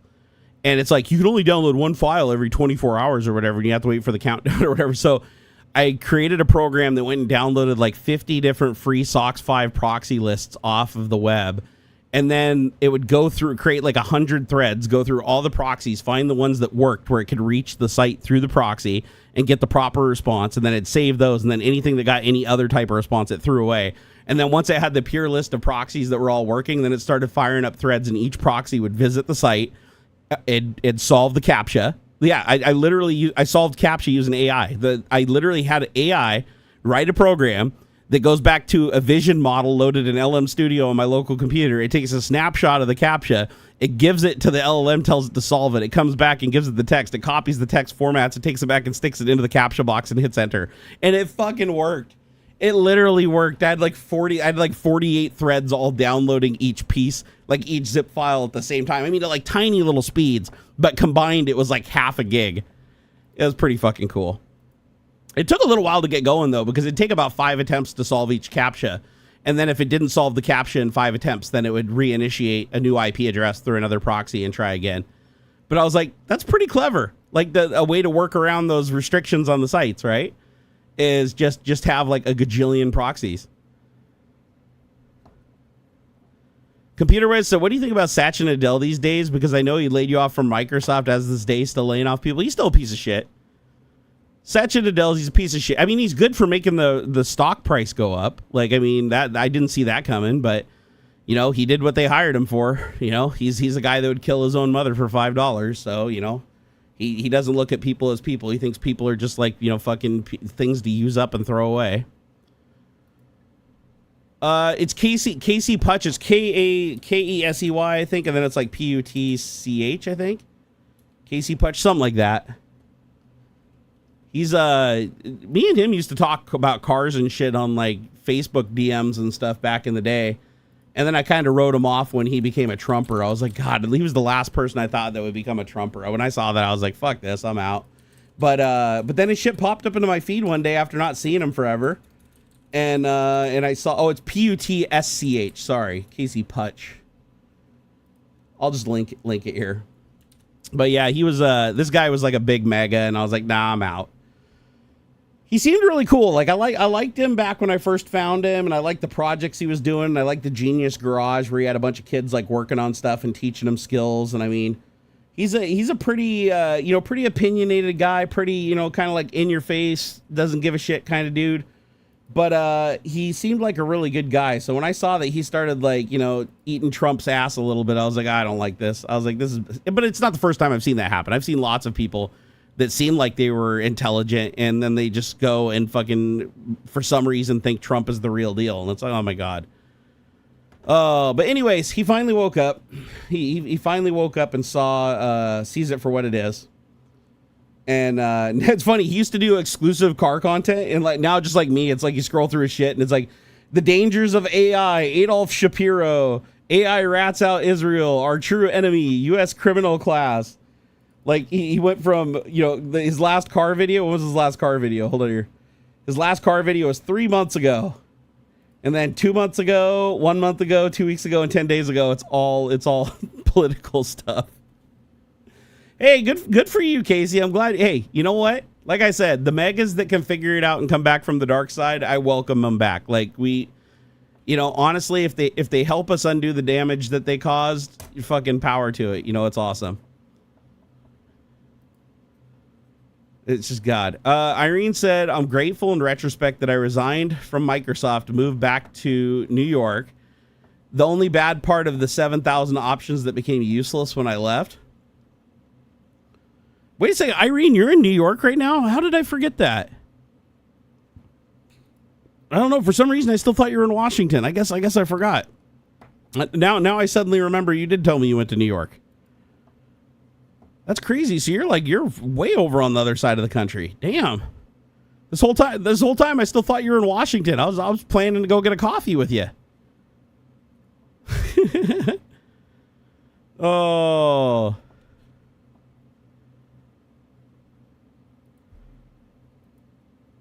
Wait, you've been there since 2003? This whole time I thought you were here. Oh, that's so funny. Oh, Danny, bro. It's taking him so much longer to create accounts now. I wonder if Google's like slowing him down because he's created like 50 accounts and they're starting to get suspicious.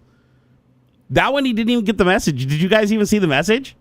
It said AutoMod deleted his message, and then I just banned him. So yeah, I don't think anybody in here even saw his message. That's awesome. That's awesome. He has to spend like 20 minutes to like go create an account and everything back in here, and then go through the timeout so that he can talk. And then he says one thing and it literally gets censored, and then he gets banned. Nobody even saw it.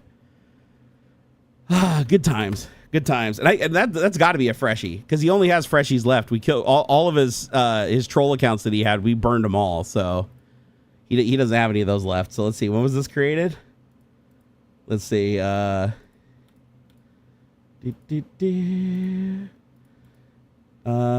March 25th. Oh, he created this account yesterday, so he's been storing accounts.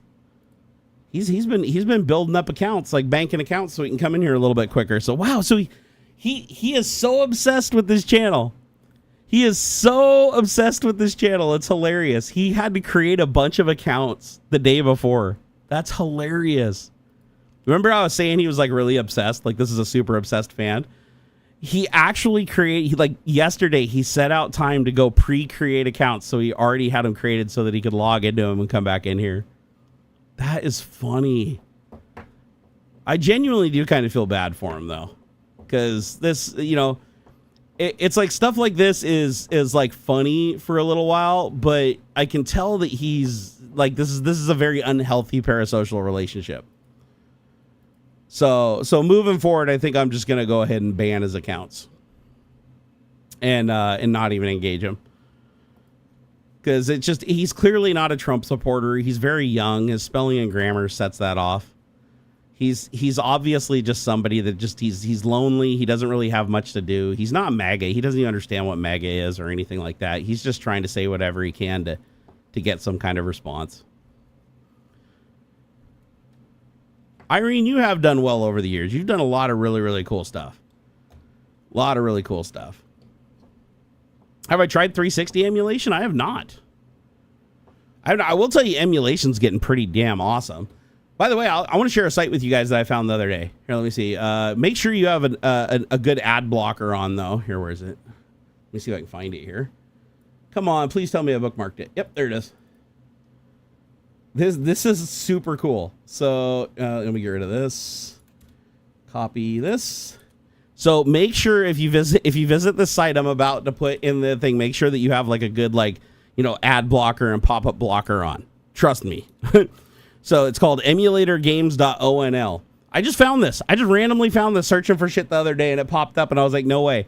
This is a fully browser-based emulator for Atari 2600, Jaguar, Lynx, Game Boy, Game Boy Advance, Game Boy Color, MSX, Neo Geo Pocket, Nintendo, Nintendo 64, Nintendo DS, PlayStation 1, Sega Game Gear, Sega Master System, Super Nintendo, TurboGrafx 16, PC Engine, Virtual Boy, and the WonderSwan Color, whatever the fuck that is. And they have a huge library of games for all these emulators, and they all run inside the browser. You can just fire it up in the browser, full screen it, and it's got a million features, just like standalone emulators, where you can go in and enable shaders and all kinds of stuff, like smooth out the graphics, increase the frame rate. It's pretty badass. It's actually pretty badass.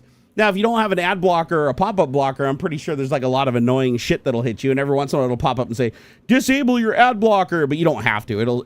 Everything still works, even if it says disable your ad blocker. But it's like cool. There's like so many games in here. Like I clicked Nintendo 64. And if you click like, oh, I want to do, let's see, fighting games, Nintendo 64 fighting games. What do we got? There's probably, 50 or 100 games in here. So let's see, is there anything I recognize? Pokemon Stadium, Rampage 2, Beast Wars. I remember Beast Wars. WWF Attitude, WCW Nitro, Ready to Rumble Boxing.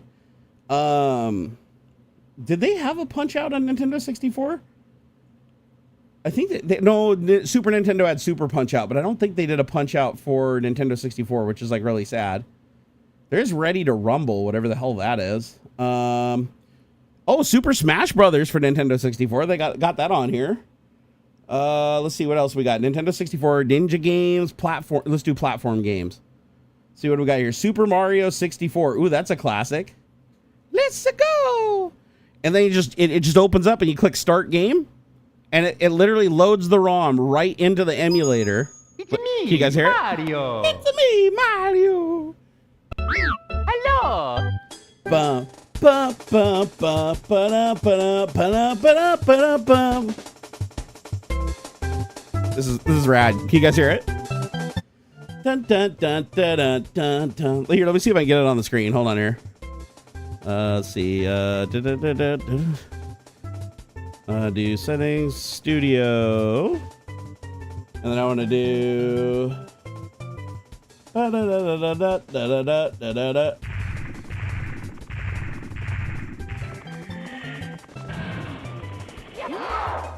Hold on. Trying to find the source. Where the hell is it?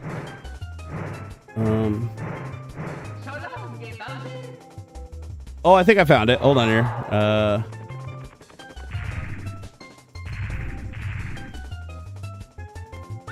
Press start to play. Okay, I'm confused. Why is this URL? Oh, hold on. I know what I'm doing wrong. Hold on. Let me get rid of this. Add source video capture. Nope, that's not gonna work. Sorry guys, my brain is like fucking mud. Video. No, I don't. Yes, I want to delete that. I want to add. I just realized, am I gonna get DMCA'd by fucking Nintendo for this music? Probably. Probably. Fucking Nintendo, man. James James said, did you hear the news update on Ozzy's death? He did not die from Parkinson's. Apparently his body was found in the street and he was shot in the dark by some guy named Mr. Crowley. You're terrible. You're fucking terrible, dude. Although I'll tell you what, man, Ozzy Osbourne is teaching Mr. Crowley some good lessons right now. I'll tell you what, boy, he rode up on his white horse, jumped in that fucker's head. I'll tell you that. Yeah, I need window capture, right? Is that what I need? Window capture? Is that the good shit? All right, I'm trying to get rid of these little browser window things that I put in here. Do I want to? Yes, I would like to remove that. Yes, and I would like to add a window capture. Window capture. There we go. There we go. And then I would like to get this one. Do I want to capture audio? I think it'll automatically do it. And then click OK. And then I want to tell it to transform.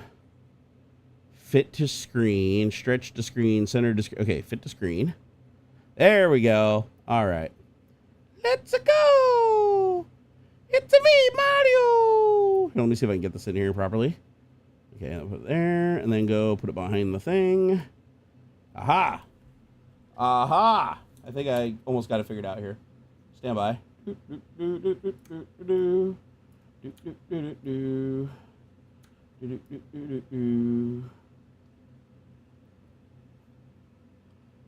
All right, does that work? Here, let me. What happens if I full screen it? Hold on here.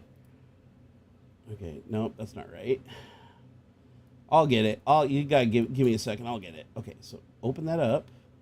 Want that on the edge. I'm trying to get it in AuxXillary's box. Trying to stick it in AuxXillary's box, if you know what I'm saying. All right, let me try putting it like that big. There we go. And then I'll scoot it over. It's not quite the right aspect ratio, but I think it'll work. Let's see. I mean, shit. It's good enough. It's good enough for government work. Let's see. Let's see if this. Okay, so what? Play. All right, let's do a transition. Do it. Can you guys see it? So AuxXzillary is now Super Mario playing on a website. Let's go. Let's go. What are the controls? Press start to play. Okay, why are the controls not working here? Hold on. So enter is start. Oh, okay. Hold on here. There we go. There we go. Okie dokie. You guys remember this from back in the day? Mario, please come to the castle. I have baked a cake for you. Oh, I just realized I fucked up my camera. There we go. There we go. Princess Peach.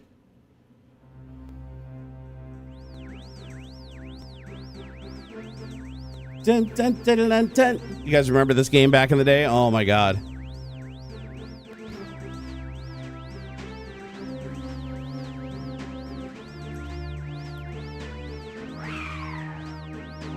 Oh, and the best part is you can actually save your state.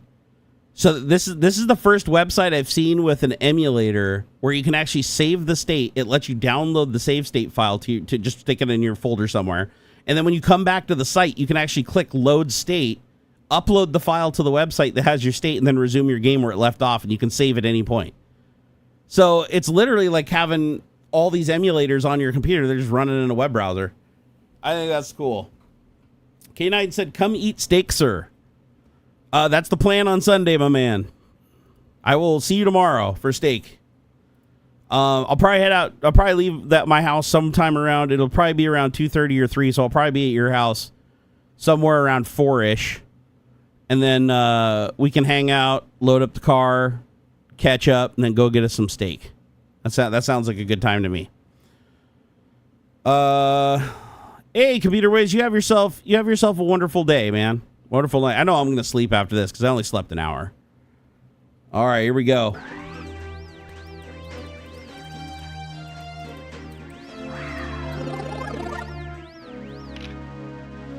All right, what are my controls? Okay, so TGC, left stick, up, down, left, right. Look, left stick is HFG. What? HFG. Oh, that's going to suck. This is why you want a controller. Okay. Let's see if I can figure this out. Okay, here we go. Let's see. Can I run around? Nope. Oh, there we go. Okay, so it's like HF. So that way. Oh, this sucks. With a split keyboard, this is impossible to play. Let's go! It's a Mario! Look at him go! Can I jump? Yeah. Trying to figure out what buttons do what here. Oh shit. I bonked him.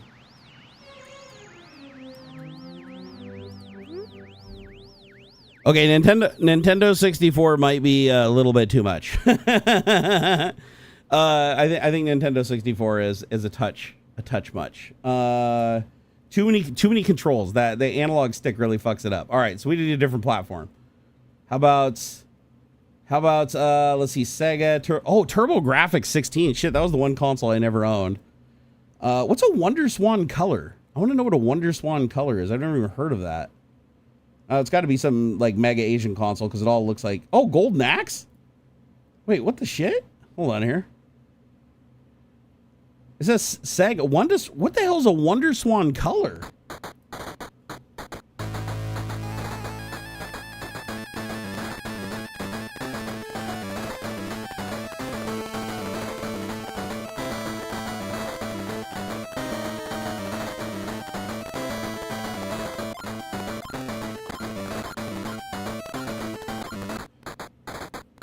Oh man, this bangs.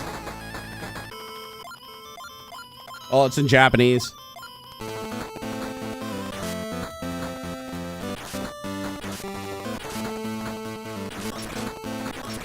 Get him! Get him! Get him! Get him! Get him! Kick his ass, Seabass!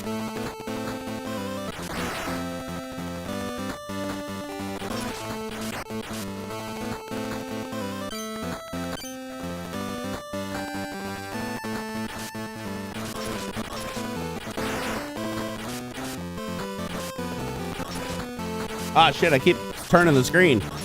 Get him, get him, get him, get him, get him, get him, get him, get him. Come on, kill him, kill him. Kill him, kill him, kill him. Yeah. Suck it.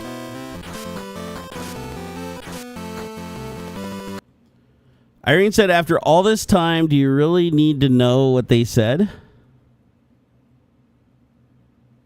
Let's see here. After all this time, do you really need to know what they said? Who said? Oh, did I miss something? Hold on here. I usually prefer a keyboard if I'm playing on PC, but I can't do the Lego game without the controller. Yeah, well, anything that has like an analog stick for me is really, really hard to play with a keyboard. So, Level 1 Tech said, when we doing the 512 gigabyte RAM AI server fundraiser? What's up, Wendell? How's it going, brother? Oh my God, Level 1 Tech's in the house. Holy shit. Holy shit. I love that guy. Him's a good guy. Everybody should have a friend like him. Everybody should have a friend like... How do I make you... I want to make you a mod. Here, you get to be a moderator. All right, you get to be a moderator. There you go. Level 1 Text is now a standard moderator on your channel, so feel free to kick anybody that pisses you off. You're officially the man, sir. You are officially the man. It's weird. I need to fix my camera angle. You notice I was like, why did my camera change? I just realized it's like different between the two angles, so I'm gonna fix that. Well, maybe. Here, how do I fix that? Here, grab that. Here, is that it? Nope. That's shit. Now I'm fucking up everything I'm not supposed to be doing. Okay, where's my camera? Local camera. There we go. Then move that over, and then pull on that dingbat. There we go. Get me centered up, and I'm almost there. Almost there. Almost there. And there we go. All right, now it'll look a little bit better when I do the transition.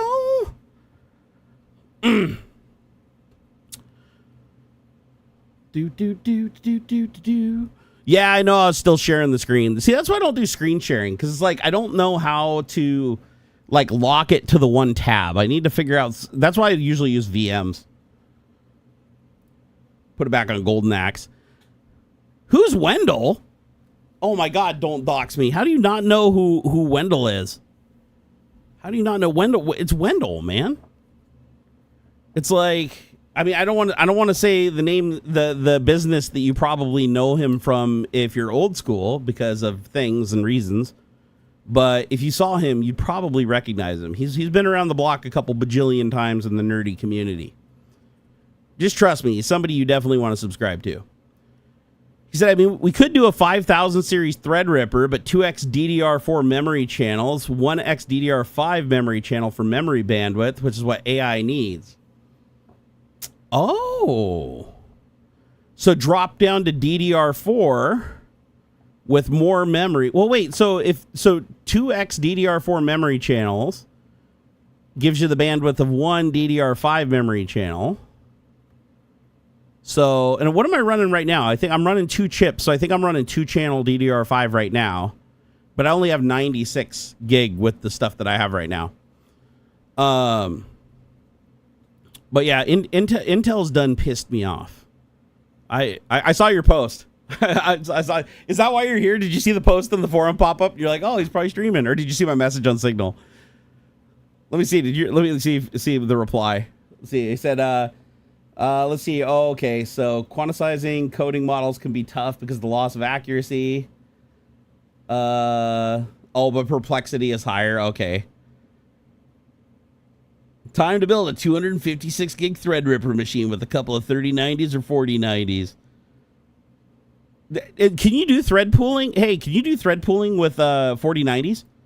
Because I already have one 4090. If I stuck another 4090 in there, I mean, I don't have another 4090, but let's assume that I do at some point. Is there a way to pool the memory? Because I know, didn't Nvidia like disable all that shit to force people to buy their more expensive cards?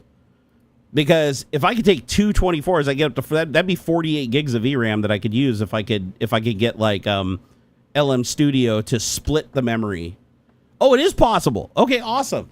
Because I thought they disabled that shit. I remember when I was messing with the AI stuff a couple of months ago, I was trying to get the memory to pool on and it wouldn't do it. It was like nope. Even though I had an NVLink bridge and everything with an older computer with an older architecture, it was 210 series Titan-X little P's, the Pascals, and it wouldn't do it. But for MOE AI, you can run different layers on different GPUs. Oh, that makes sense. Yeah. No. If you're loading like 2 small models, I know you can pick which card it goes on. I did see that in LM Studio. So do you prefer LM Studio or do you use Llama? Because it seems like everywhere I look, even like the coding plugins for Visual Studio Code, like Llama's everywhere. Or Ollama, I mean. Sorry, Ollama. There you go. See, Histario knows Wendell.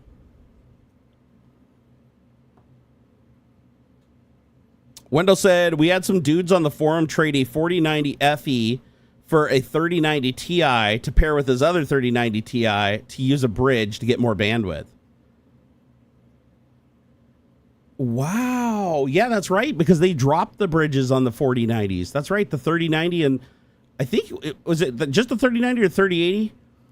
I know the 20 series cards because at one point I did have 2 2080s and I did have the bridge between them. And I know the bandwidth between the bridge is like way faster than going through the bus, especially back then. I think that was like what, PCI 4, PCI 3 or something.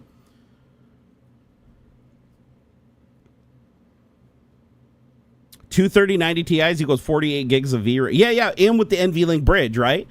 Because two 4090s would also give you 48 gigs of VRAM, but without that bridge, you'd have to go through the bus, and that's going to be significantly slower, right? You lose that high-speed memory bandwidth that really makes things awesome. You'd be able to load the model if you could pool the memory on the 40s, but you're going to lose the performance through the PCI bus, aren't you? Because they don't technically, even though PCI 5 is a thing right now, I don't think the 4090 would support it for NVLink through the bus, correct? Like, it's still technically a PCI 4 card. I know very little about hardware these days. I'm so far out of the hardware business. But I definitely know, like, memory is the game when it comes to AI models. Let me see here. Let me disable this studio mode here. There we go. It was confusing me. There's this whole thing in China. They can upgrade your 24 gig 4090 to 48 gig. Oh, I saw that. Because I was wondering, a weird story. I was wondering why eBay had all these 4090 boards. Like 4090 PCBs are like littered all over eBay for like 40 or 50 bucks. And I was like, where the hell are these coming from? Are these like misfects or rejects from the factory? And no, apparently those are, when they upgrade the memory, they like put a different board or a different PCB in there or whatever, and they sell them on eBay. The old ones. That's just crazy to think that they can do shit like that. Like, does that even require a firmware change, or does Nvidia's firmware just automatically just search for however much RAM's there and accept it? Because what I'd be worried about is Nvidia releasing a firmware at some point that gets installed on the card when you have, like, when you're updating the driver or whatever, it decides, oh, new firmware update, it updates the firmware on your card, and then it prevents you from being able to access that memory. Because I can imagine that Nvidia probably doesn't bless this process. Because if they wanted a 48 gig 4080 or 4090 out there, they probably would be selling it themselves. Oh, so you do have to flash the firmware. Okay, so you have to flash a firmware. I just hope Nvidia doesn't do anything to like break the driver for it, since you need a different firmware. Nvidia's weird about firmware these days because of that. I'd love to see how they're hacking these firmwares, because I'd imagine that Nvidia is going through some steps to try to encrypt that shit, or try to make it not so easily recoverable, because if you have access to the firmware of the card, you can do a lot of shit to it. I have heard about people flashing firmwares on cards for overclocks and stuff like that, and I'd imagine those are modded firms also.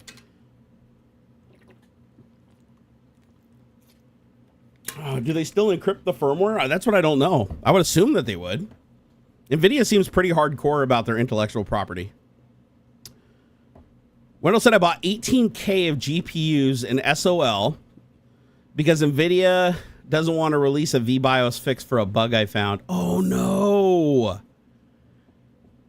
So Nvidia and Intel are both just being total dicks about warranty. God damn, man. Oh, that sucks. Wendell's like the king of finding hardware that immediately goes out, isn't honored by warranty, and can't get replaced. It seems like a good deal at the time, though. I'm sure you're like, wow, man, I got 40K of GPUs for 18K, man. That was a great deal. And then you go back and find out it's got like a bug that you really need fixed that Nvidia's not going to fix for you. But you know what? Maybe, just maybe, somebody will figure out how to fix the bug on their own, and then you can flash the firmware with that. Although I'd imagine that firmware hacking is they probably make it as hard as humanly possible. So I'm curious, like, here, let me check, like, what firmwares are out there here? What third-party Nvidia 40 series firmwares exist? Let's see what we got. I'm asking like the dumbest AI in the world here. We'll see what we get. All right, so BIOS modding and cross flashing. So let's see. You need tools like OMG vFlash and NV Flash K. They allow users to flash factory overclocked firmwares onto budget models. Oh, okay, so they're not modding the firmware. They're just stealing a firmware from one thing and putting it on the other. Bypass sub-vendor ID checks. Why would you have to do that? And then tweak power limits, voltage, fan curves, and boost clocks. This is especially popular with the Ada Lovelace architecture, which runs cooler and is more mod-friendly. Modding your GPU firmware voids the warranty. Stability is definitely not guaranteed, and always back up your original BIOS. If you brick the firmware, can you overwrite it again? Like does it have a recovery mode like modern BIOSes, where if you like completely hork it up, you can still throw another firmware on there? If you fuck up a firmware flash, is the card basically bricked and garbage? 2 Blackwell Pro GPUs, 96 gig of VRAM from factory. I'll probably have to mail them in for a VBIOS update. Aw, well, at least as long as you can get a VBIOS update. I mean, it'd be worth it for that kind of RAM. Shit. So wait. So when you say 96 gigabytes of VRAM from the factory, are you saying those two cards, like all the GPUs combined, or per GPU? Because I thought the biggest RAM, I thought the biggest thing they had, Nvidia had, was like 80 gig or something like that, like 80 gig of VRAM. I don't recall seeing one that was like up in the 90s. That's crazy. Oh, some AIB cards have dual BIOS, but FE cards do not. Oh shit! So when you're flashing FE cards, you're taking a pretty big risk. Shit, per GPU, how many did you get? Oh, it says 2. You said literally just 2 Blackwell Pro GPUs.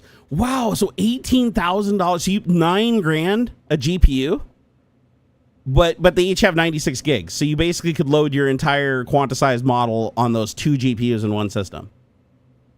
That's crazy.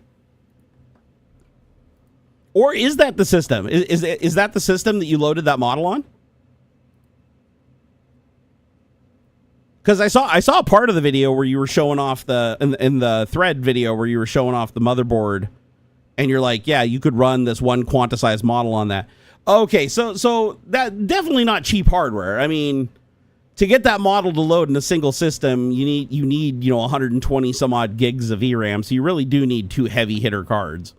You might be able to get away with it with 2 48 giggers though, if you modified 2 cards for $1,500 each, would be what, 3,000 over the cost of the cards themselves. So yeah, you're still not going to load a model like that for anything under probably what, $8,000, $8,000 or $9,000.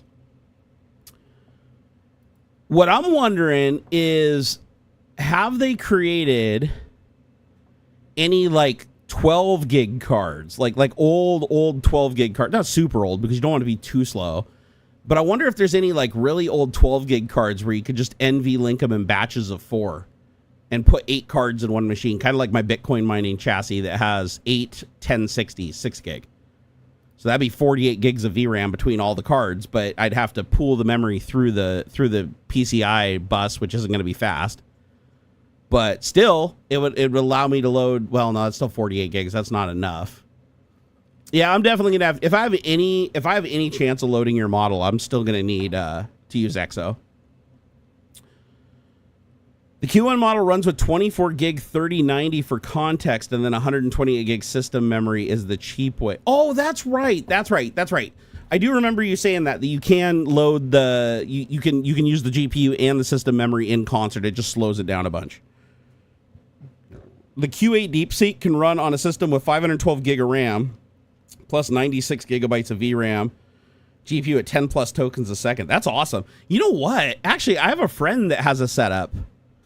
I don't think he has 96 gigs in that system, but he could add some GPUs. But he has a system with 512 gig of RAM. So his like main workstation has 512 gig of RAM, and I think he has like 2 4090s in it or something. And I wonder if he added, let's see, so that'd be 24, 48. So he'd basically need 4 4090s in that system with the 512. And I think he has them. He has other systems that have 4090s in them. I think he bought like 4 or 5 of them. So I should hit him up and ask him if we can pull all those out and shove them in his main system and see if we can't get Q8 to load on it. Although the sad thing is he probably wouldn't go for it because he doesn't like AI. He's not an AI guy. But he has the hardware to do it for sure. Oh, speak of the fucking devil. Here he is right here. Old Kevlar condom. Hey, Adam, you've met Wendell, haven't you, in real life? I'm sure you have at a LAN or something. You must have somewhere. There's no way you guys haven't crossed paths. Said, remember when I was young and stupid and spent $28,000 on GPUs? Still love the Quad RTX Titans. How much memory are on the Titans? The Titans were 12. Were they 12 gig or 16 gig? I can't remember. So that would still give you, even those old GPUs would still give you a pretty chunk of VRAM. Wendell said, I'm still the young and stupid phase.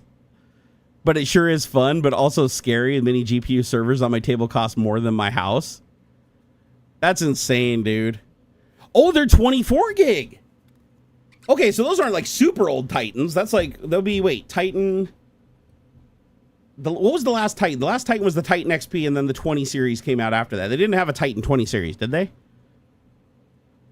So 24 is 24, 40. Dude, wait a second. So you have 96 gig of VRAM in that system. Is that the system you also have 512 gig of RAM in? Because you could actually load Wendell's model. Like, Wendell has a 1Q quantized model that can fit on a system with a... It needs, what, the full model. The full model, the DeepSeek Q8 can run with 512 gigs of RAM and 96 gigabytes of VRAM. Oh, the RTX Titan. I totally forgot about that one. Oh, dude. Dude, you should load that model just to see if you can. I think that would be just cool to run, because that's like a cloud model. Like that's Q8 DeepSeek. That's like a model that would be running in the cloud, and you could have that literally loaded and running on a single computer in your house. And that's a pretty powerful model too. I would love to see that. And then open up a hole in the firewall and give me the IP address because I want to fuck with it. Oh my God, dude. I knew you had a system. I knew you had a system with a 0.5 terabyte of RAM. But I knew you had a system that had 4 GPUs in it, but I didn't know if it was the same system, and I didn't know if they were 24 gig each. Dude, weren't those Titans?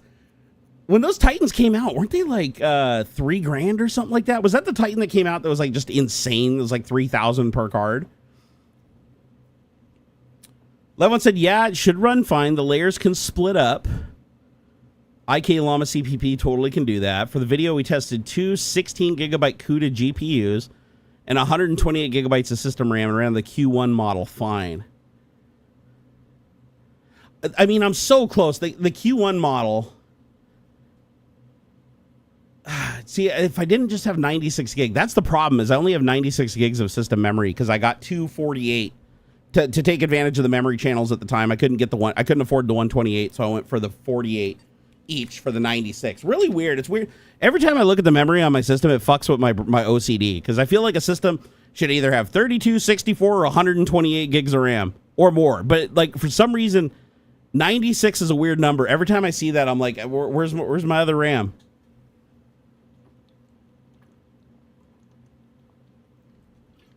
Oh my God. Yeah, Adam's got a lot of compute at his house for sure. I know, K9. Robert's like, everybody's showing up today. No, I know. This is awesome, man. I got Wendell. I got Adam in here. Got you, Robert, in here. It's like I got all my real life buds in here. This is awesome. Fire up the workstations mainly for IMAX mastering. Oh, yeah. You were telling me about that. That's the system in your studio that you do all like the IMAX like color correction stuff and editing. I'm curious, do you use DaVinci Resolve for doing that? Like for industry work, or is there like special software for industry work? Because I'm trying to figure out like why did you actually need 512 gigs of RAM, or were you just flexing? Because I'm wondering, like, is IMAX footage like that high of resolution and like when it's uncompressed and everything like that, you really need that much memory to like store the video and edit it without it like being an absolute nightmare of scrubbing? 496 gigabyte DIMMs is going to be the $gigabyte sweet spot for 9K TR. Well, I still have, how many slots do I have? I think I have 2 more slots in the system. So if I bought 2 more, well, here, how much is this stuff? Let me go look. I don't know. People buy memory on Amazon. I don't even remember where I bought my memory last time. I'm pretty sure it was Amazon. So here, 96 GB DDR5. I'd probably want to get the exact same ones I had before. Let me see if it tells me which ones I purchased. I want to say the RAM. It was the RAM you recommended. Out of all the selections there were. Let's see, do they still have it? Usually Amazon has a thing that'll pop up and go, oh, you bought this one. Let me look at my recent orders. What the fuck? It says I have to sign it. Why do I have to sign into Amazon? What happened? I need a passkey to log into fucking Amazon? This is new. I'll do it later. For some reason, it's not letting me into my Amazon account. Why? It says I'm logged in. What the fuck's going on? Here, refresh.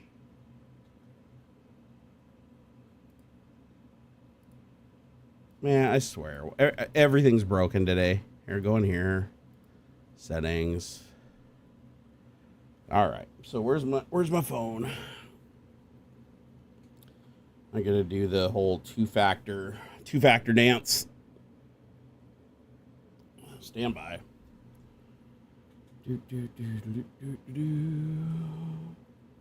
Okay. It's me. Okay, you gonna let me in now? Hey, I'm in. Must have expired after a while. All right, is it gonna let me log in now? Is it gonna let me see my orders? Order history. Let's see, where's my order history? Somewhere around here. Click that. I don't remember. How long was that? That would have been back in 2024, right? Let's see, what do we got here? Memory, no. God, I buy so much stuff from Amazon. Jesus. Okay, nope. That's not it. Go back further. Wait, was it before or after I bought my oh, no, here we go. Okay, I'm definitely in the ballpark because I found the CPU brace that I bought, the little thing that goes around the CPU to hold it. So where is the RAM? It's got to be around here somewhere. Come on. Where is it, RAM? RAM, I bought you. I'm pretty sure I bought you on here. Why am I not? I'm not seeing it. Huh? Maybe I bought it from Newegg. It's possible. Well, shit. I'll have to find it later and see how much it is. Did I swap the 14th gen CPU yet? No, I haven't swapped it yet. I did get it. It just came yesterday. I'm gonna wait until Hobbs comes over to help me swap it out. He's gonna have some thermal paste and stuff so we can get that sucker in there properly. So far the system's behaving as long as I don't put it under a heavy load on all cores. But the second that I load up all cores to 100%, within 4 minutes the system falls on its ass. PF clean from Pixel Farm, like everything uncompressed.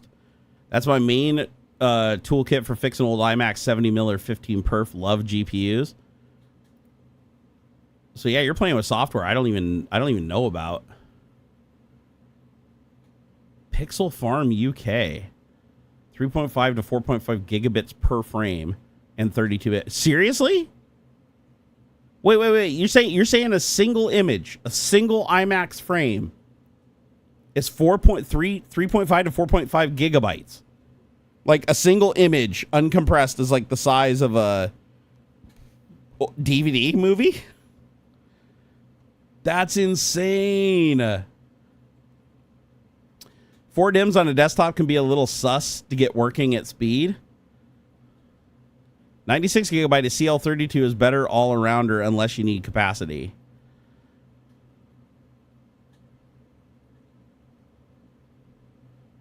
So should I, so Wendell, should I pull the trigger on night? Well, depending on how much it costs. If it's like $200-300 or something, I probably can't do it right now. But, should I get 2 more sticks of DDR5 96 or sorry, 248s to throw in here? That would give me what? That give me 96 nice. So what? 180 something. What am I thinking here? 90, 96, 96. 184. What would they give me? Man, my brain's melted right now. I can't do the maths. It'd be a lot though. It'd be a lot. 96, 96, just subtract 4 from each to be 8, so 192. Is 192, is that right? I think for your AI system, building another system is in order, and you can keep cruising with the 96 gig on your normal desktop.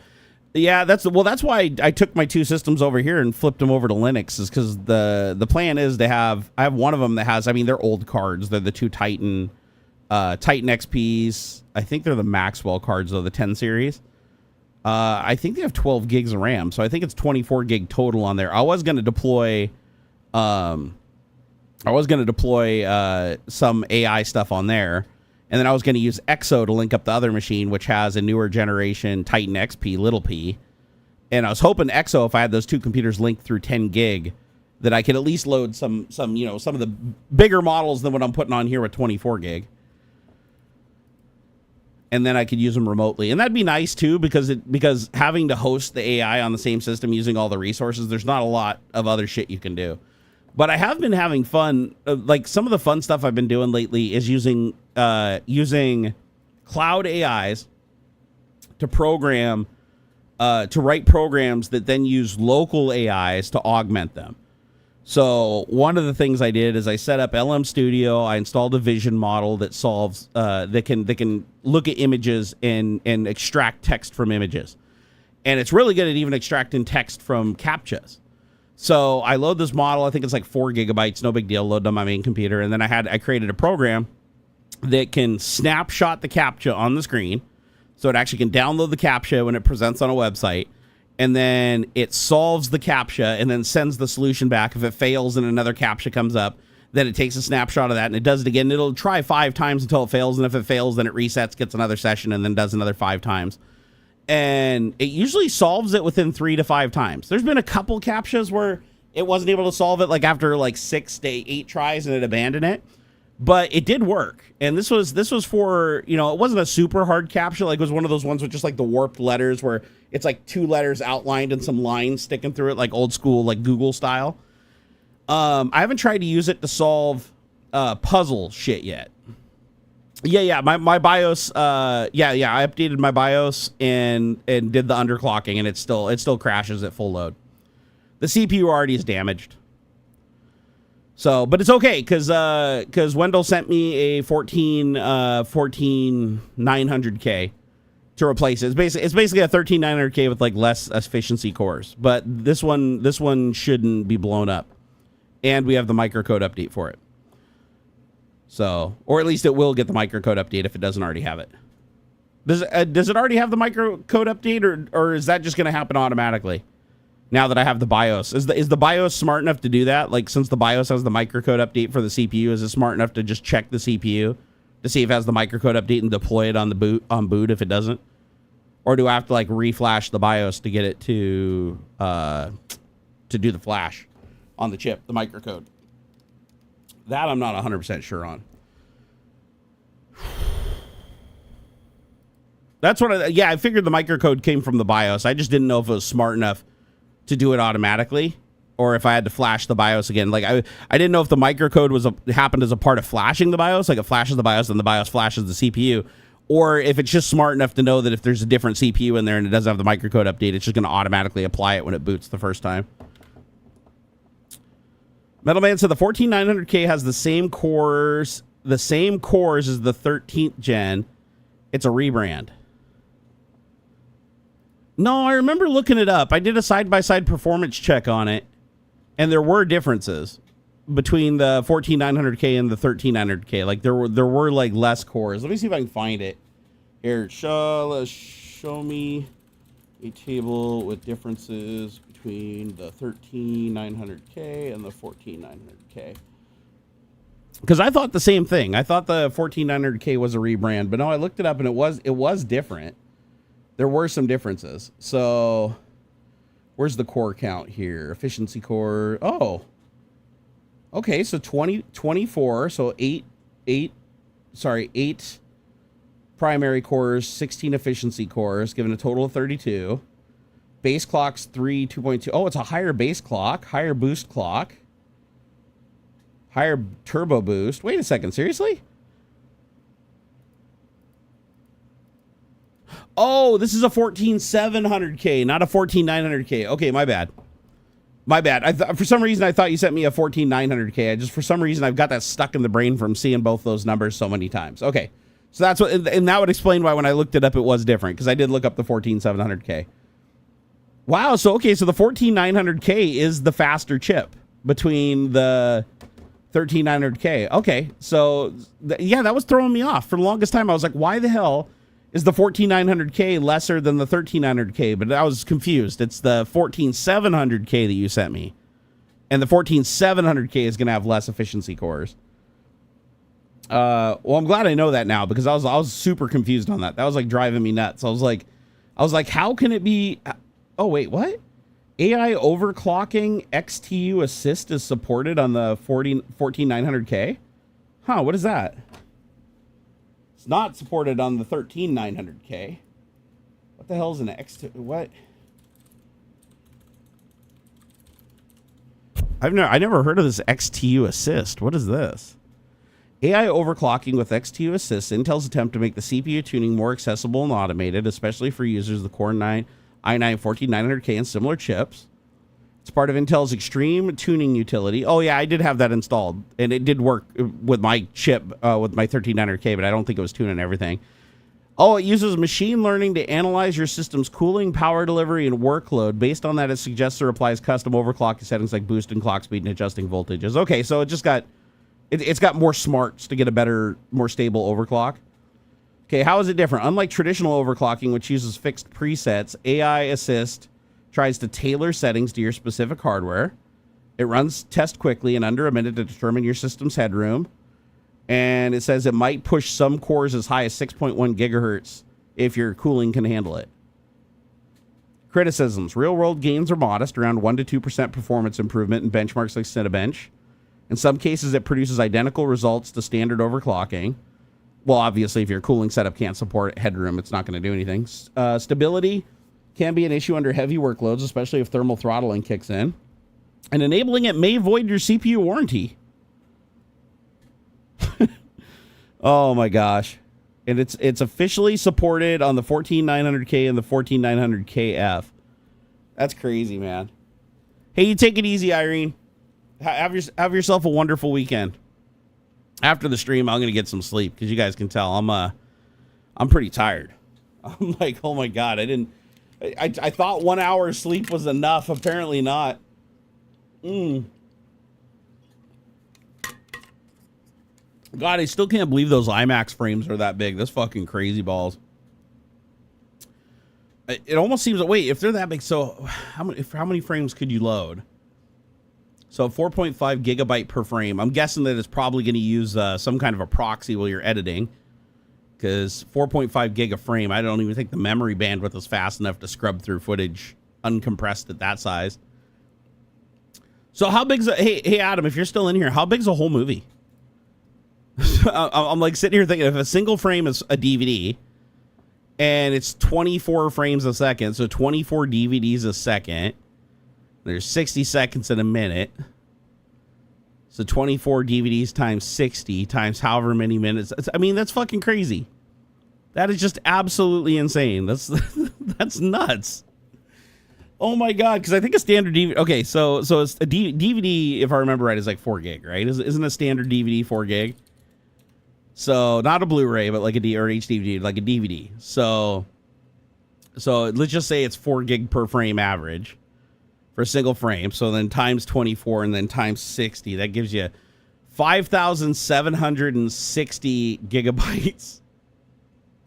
Wait, what? No, that can't be right. That can't be right. Hold on here. I'm fucking something up. Hold on here. So 4 gigabytes per frame, right? Times 24. Yeah, it's 96 gigabytes, right? And then times 60 seconds. Ah, shit. Come on, math man. Nope, that was right. 5,760 gigabytes for a minute. And then times, well, let's say the movie, I think don't you have to like switch those giant reels? Well, this is a digital representation of it, of course. So that'd be what? Let's do 60 minutes, just an hour. So that's 345,600 gig. What? Oh my god. So 60 terabytes once the package decompresses. My god, dude. So are you saying that you have 60 terabytes? Well, you'd have to have more than that for everything, but how much storage does that box have? Because, I mean, you're definitely not working over network with files that big, unless you're using proxies. That's fucking nuts, dude. That's like, that doesn't even make sense. Okay, so it does have compression. Okay, good. I'm looking at that, I'm like, holy shit, dude. Like, the amount of storage you need for, like, one movie is just astronomically insane. So is this like digitally shot IMAX footage, or is this like scanned from IMAX film, like super high resolution scans of IMAX film? You have 1.1 petabyte of storage in one of your computers? Oh my god. Way to make a guy's dick shrivel up. My god. That's insane, dude. That's insane. I think the most storage I have, well, not counting my NAS. I think my NASs have, my biggest NAS before any compression or mirroring or striping or backup recovery, whatever. I want to say my biggest one has 96 gigabytes. And then my other system, no, that can't be right. I think it's 45 gigabytes, and then the other one's 24 gigabytes. Those are my two NASs. That's the most storage. Terabytes. Sorry, terabytes. And then I have... No, that's not right either. Man, my brain is like fucked up. So let's have, 12... No, those are 12 gig. 12, 24, 48. Okay, 96. I have 96 gigabytes in my biggest NAS. And then I have 48 gigabytes on my smaller NAS. And then my computers have... No, I have a terabyte. I have 2 terabytes in there. So why? My brain. This doesn't make sense. I'm way too tired. This is not making any sense because my NASs should have more storage. No, sorry. I know what I'm doing. I'm fucking up. They're terabytes, not. Here. You know what I'm gonna do?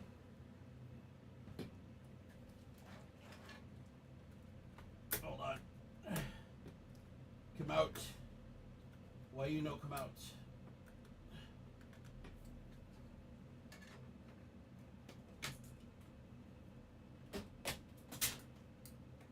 There it goes. Okay, there we go. Okay. Yeah, that's where I was wrong. It's terabytes. I don't know why I kept saying gigabytes, man. I'm like, I got way more gigabytes. Okay, so these are 6 terabyte Iron Wolf drives. And I've got 1, 2, 3, 4. I think it's full. So 6, 12, 18, 24. Okay, that's 48 gigs in my small one.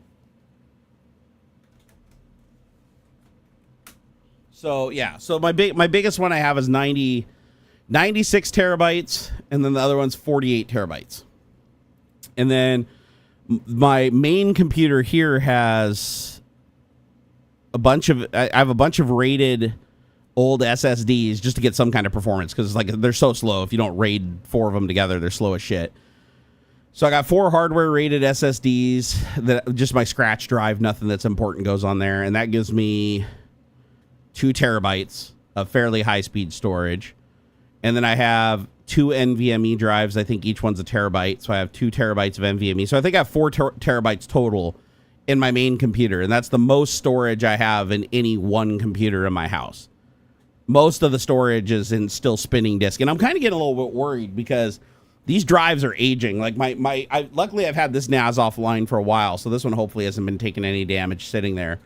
But the Synology has been running pretty much 24/7 for the last 7 or 8 years. It hasn't thrown any errors yet. It hasn't given me any degrade errors yet, but I'm really going to get worried that thing falls over because I can't afford to replace 96 gigs of hard drives.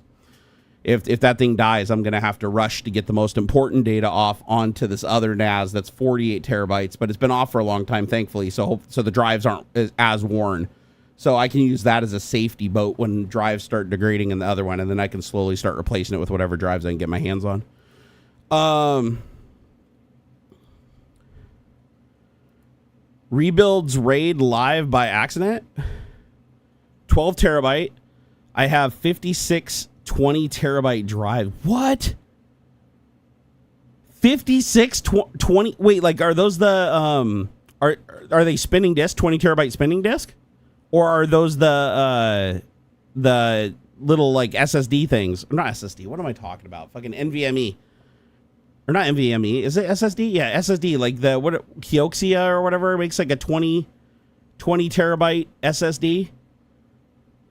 Because I'm like 56. Those aren't 56 full size spinning disks, right? That'd be massive. Rebuilding a RAID would take forever on that. That's got to take like an eon. Exo Rust drives. Let's see here. I want to look that up. Holy shit, they have a 30 terabyte now? Oh my god.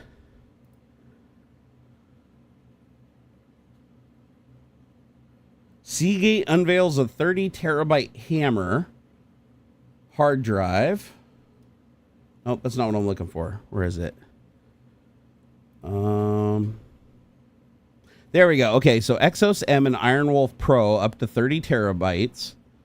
So they have so they are spinning disk, right? So built on Mosaic 3 Plus platform and powered by Hammer technology, these drives are engineered to meet increasing demand. 30 terabyte. How much does it cost per drive for these things? Let me see if I can find any price. Seriously, $600 for a 30 terabyte drive? That's like not bad. Or you can get the Exos M Iron Wolf Pro 28 terabyte for $569 for $50 cheaper. I mean, God, 30 terabytes. So for $1,000, you could get 60 terabytes of storage with just 2 drives. Wow, man. Data, and I want to say that I've seen some SSDs. I mean, they're ridiculously expensive. I think it was Linus that was playing with them. But didn't he have some like 60 terabyte? Like, doesn't Kioxia or something make like it's like a 48 or 60, 64 terabyte or something size, like actual NVMe, like they're the small form drives. They're not like the big ones. Or maybe they're the big form factor, but they're not spinning. 20 terabytes, about 450. I mean, that's not bad. God, because if you think about it, if you could buy 30s, that'd be 30, 60, 120, 240 terabytes. You could get into one of these little 8 bay NASs. And then the Synology that I have downstairs, that's a 12 bay. So 8 go up to 12, add another 120 on that. I mean, you get like 384 terabytes. Or 380? 360 terabytes? Something like that. That's a lot. That's a lot for like a little box that just spins up. I mean, it get expensive though. Like, I mean, 450 or $500 a drive, you'd be dropping, let's see, wait, $4,000 to fill the 8 bay.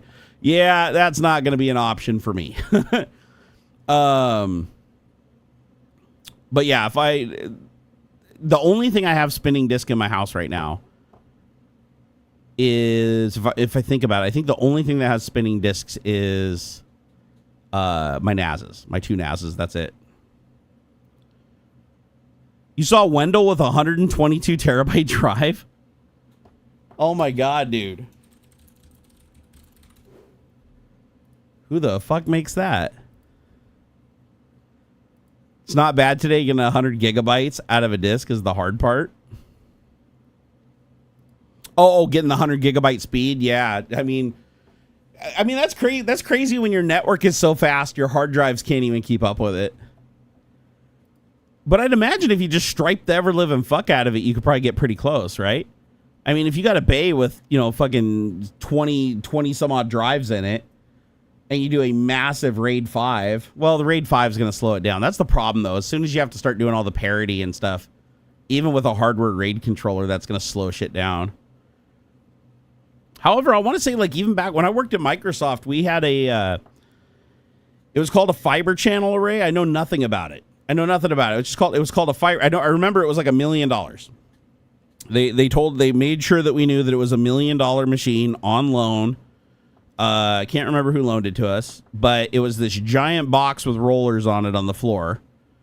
And it had, the whole front of it was just drives. It was just a massive box just full of drives all the way across the top, across each side of these SAS drives. And I remember that it had a fiber optic cable that came out of the back of it. I think it was 2 fiber optic cables, and then those went around and went into the system, the server. So there was like a rack mount server, and then there was the fiber channel array next to it. There was just like a massive giant hard drive. And I remember it was super fast. Like I mean, it was insanely fast. That was the thing, is it had a ton of storage too. Like the storage was amazing, which sucks. We never got to use it to store anything. We just ran storage tests where we basically filled it with garbage, made sure the garbage was valid, dumped the garbage, and then time it, and then run every day. We'd run a build because they were trying to support this fiber channel array, and they were trying to fix a bug in it. So they would try to fix the bug, the performance bug, and then they'd run it through the test and run it through the test. So we never actually used it for anything other than trying to get it to pass a test for a bug. And we probably had it for a good 6 months. And it sat in a room right across the hallway from my office. And I remember it was really loud. It was super duper loud. It was all spinning disk. But it must have had, I mean, if I had to guess, 100 plus disks in it. Like full-size spin disks. I don't remember how big they are. Back then it would have been in the gigabytes, not terabytes. But I do remember it was insanely fast for the time. Like everybody was oogling over how fast this thing was because we didn't have anything else in our entire data center that was faster. It was fucking nuts. Fiber channel back in the day could do 700 megabytes. I know, and that's like nothing now. That's what's funny, is it's like a single fucking NVMe could outrun that thing today. like seriously. And that's wild. Like shit, you can have a network that would outrun that fiber channel. Like fucking 10 gig network would outrun it.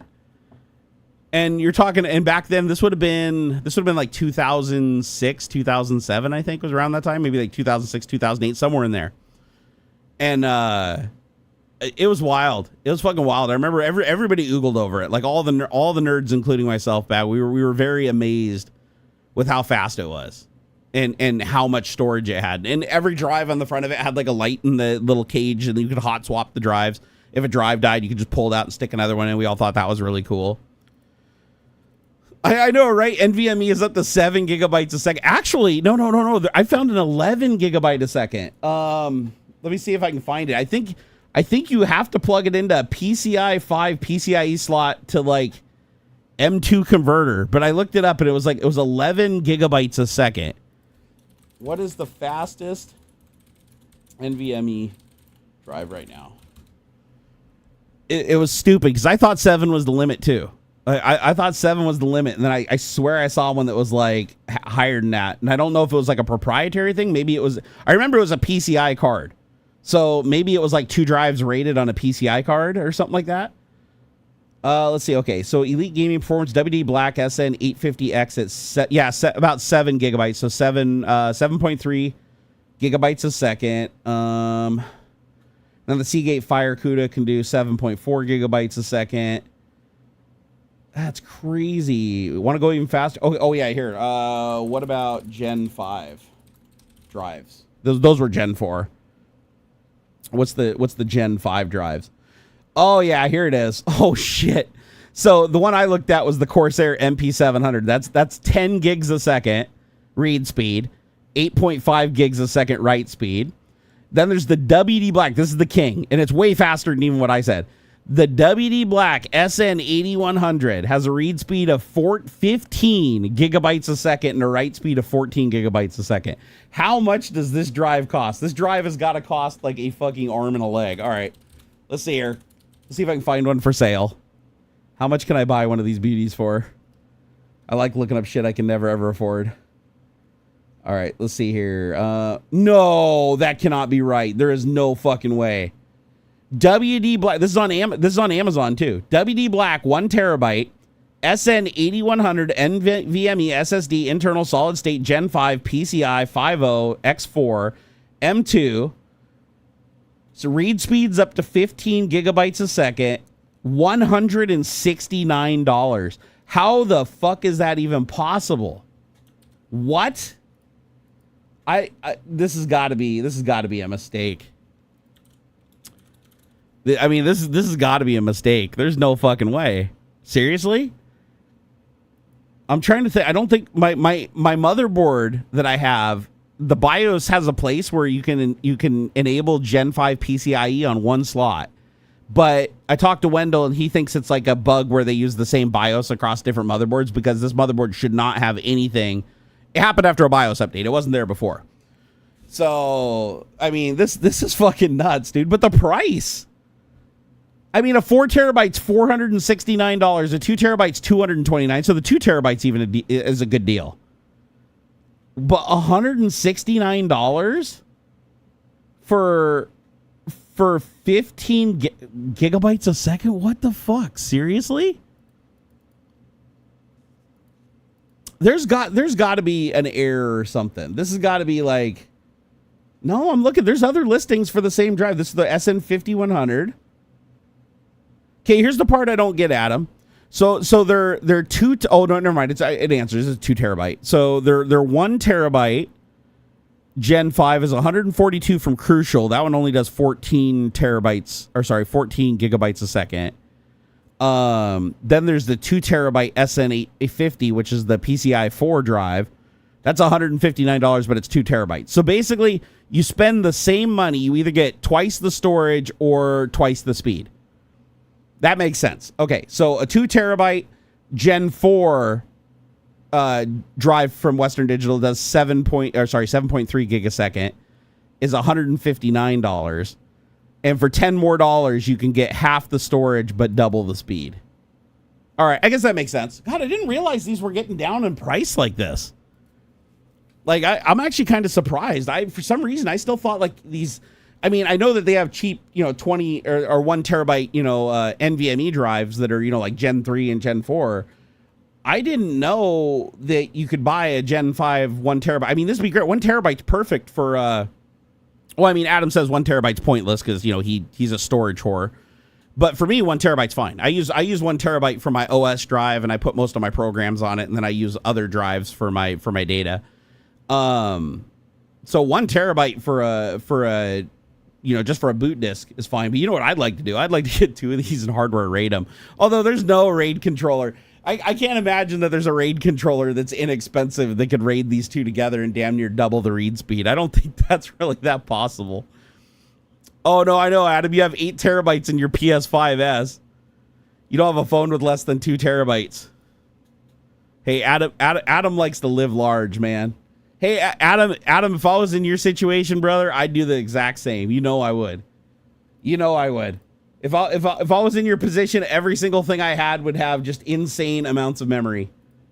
Why not, right? Fuck, you don't live forever. So you got to enjoy it while you got it, right?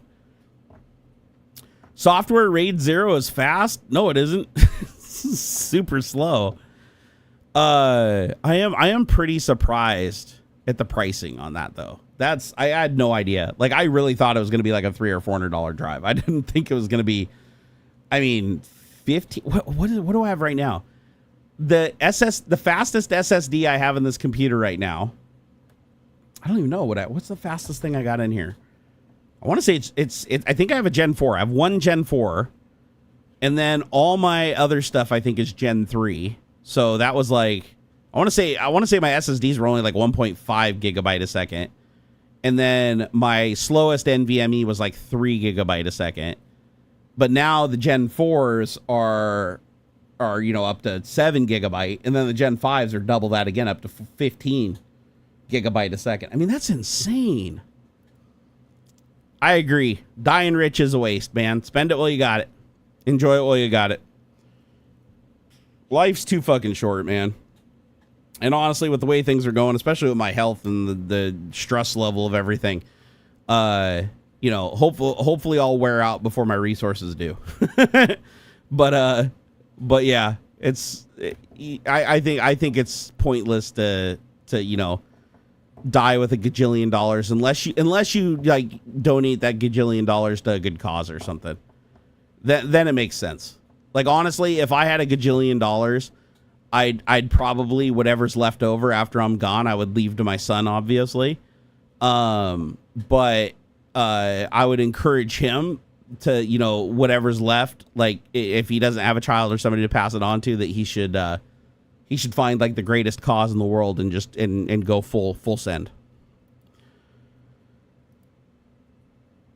PCIe Gen 5 16 is like 64 gigs, rated all. 64 gig a second. Oh my god, dude. Oh my god. That's so wait. So 100 gig. 100 100 gig network. So GB small GB is gigabit, not gigabyte. So there'll be what, 10 gigs a second? 10 gigs a second over 100 gig, right? Am I getting that right? Yeah, so a gig is 100 megabytes a second, roughly. So 10 gig would be a gigabyte.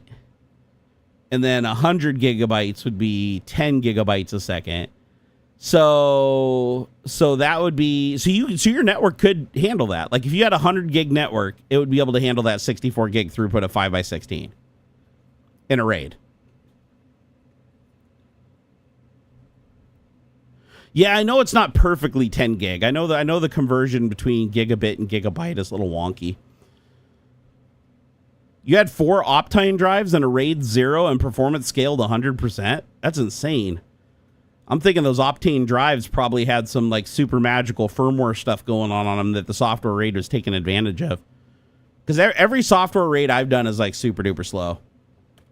I did a software RAID in Windows, and the performance was half of what it was when I did a hardware RAID through the BIOS with my I think at the time I was using 850 EVOs, like those Samsung 850 EVO SSDs. Now they're up to God knows what number, but I have actually, it's funny, those same 4 drives, I just remembered, those are the drives. So those same 4 drives that were in my original build for the Xeon, for the dual Xeon workstation, like the first system that Puget ever built for me, it had 4 of these 850 EVO drives in it that I had raided with redundancy on the first computer, and then I moved them into another computer and I RAID zeroed them, and now I think I get like 3 gigabyte a second or something read, But it's because each one of the drives is only like, I want to say like 1,000 or 1,200 read.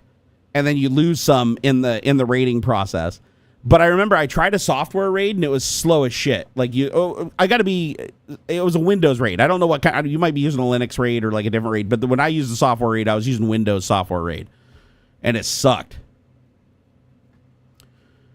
Like going into Windows Disk Manager and building the RAID in there. That was garbage. However, I will admit that was a long time ago. That was like in the PCI 3 days. You know, dual Xeon, old generation. I think the hot card at the time was a 980, like a GTX 980.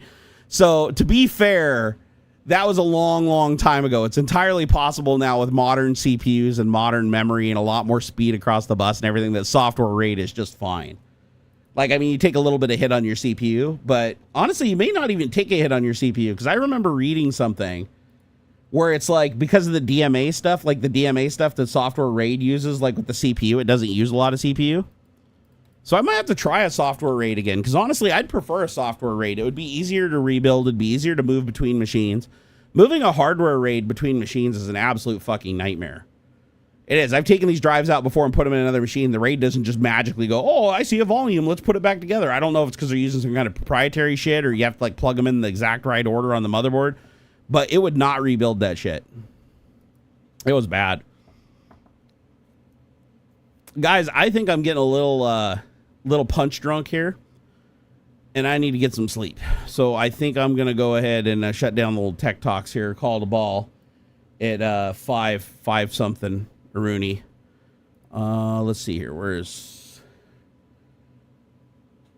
because I'm struggling to concentrate now. But I appreciate the hell out of you guys. You guys made it a really fun show today, and I appreciate it. I've been having a hard time streaming lately because of the pain in my back, and it actually today I'm doing all right. Like my pain level isn't what's taking me out. It's my exhaustion that's taking me out right now. My pain level last night sucked absolute balls, though. I will admit that. And I thought it was really going to cost me the stream today, but I was like, nope, I'm not canceling the second one in a row. Hey, take it easy, Adam. Thank you for stopping by, man. Love you, brother. I'll be in touch soon. I'm actually going to see Robert tomorrow. I'm gonna go up there and get the rest of my merch from the merch minion days, my archive o merch, and then we're gonna go grab some dins. So yeah, you have yourself a wonderful night, dude. I'm gonna go get some sleep so that hopefully I'm not a driving zombie tomorrow, because I really don't want to drive if I'm too exhausted. Oh, thank you, Cryptopsy.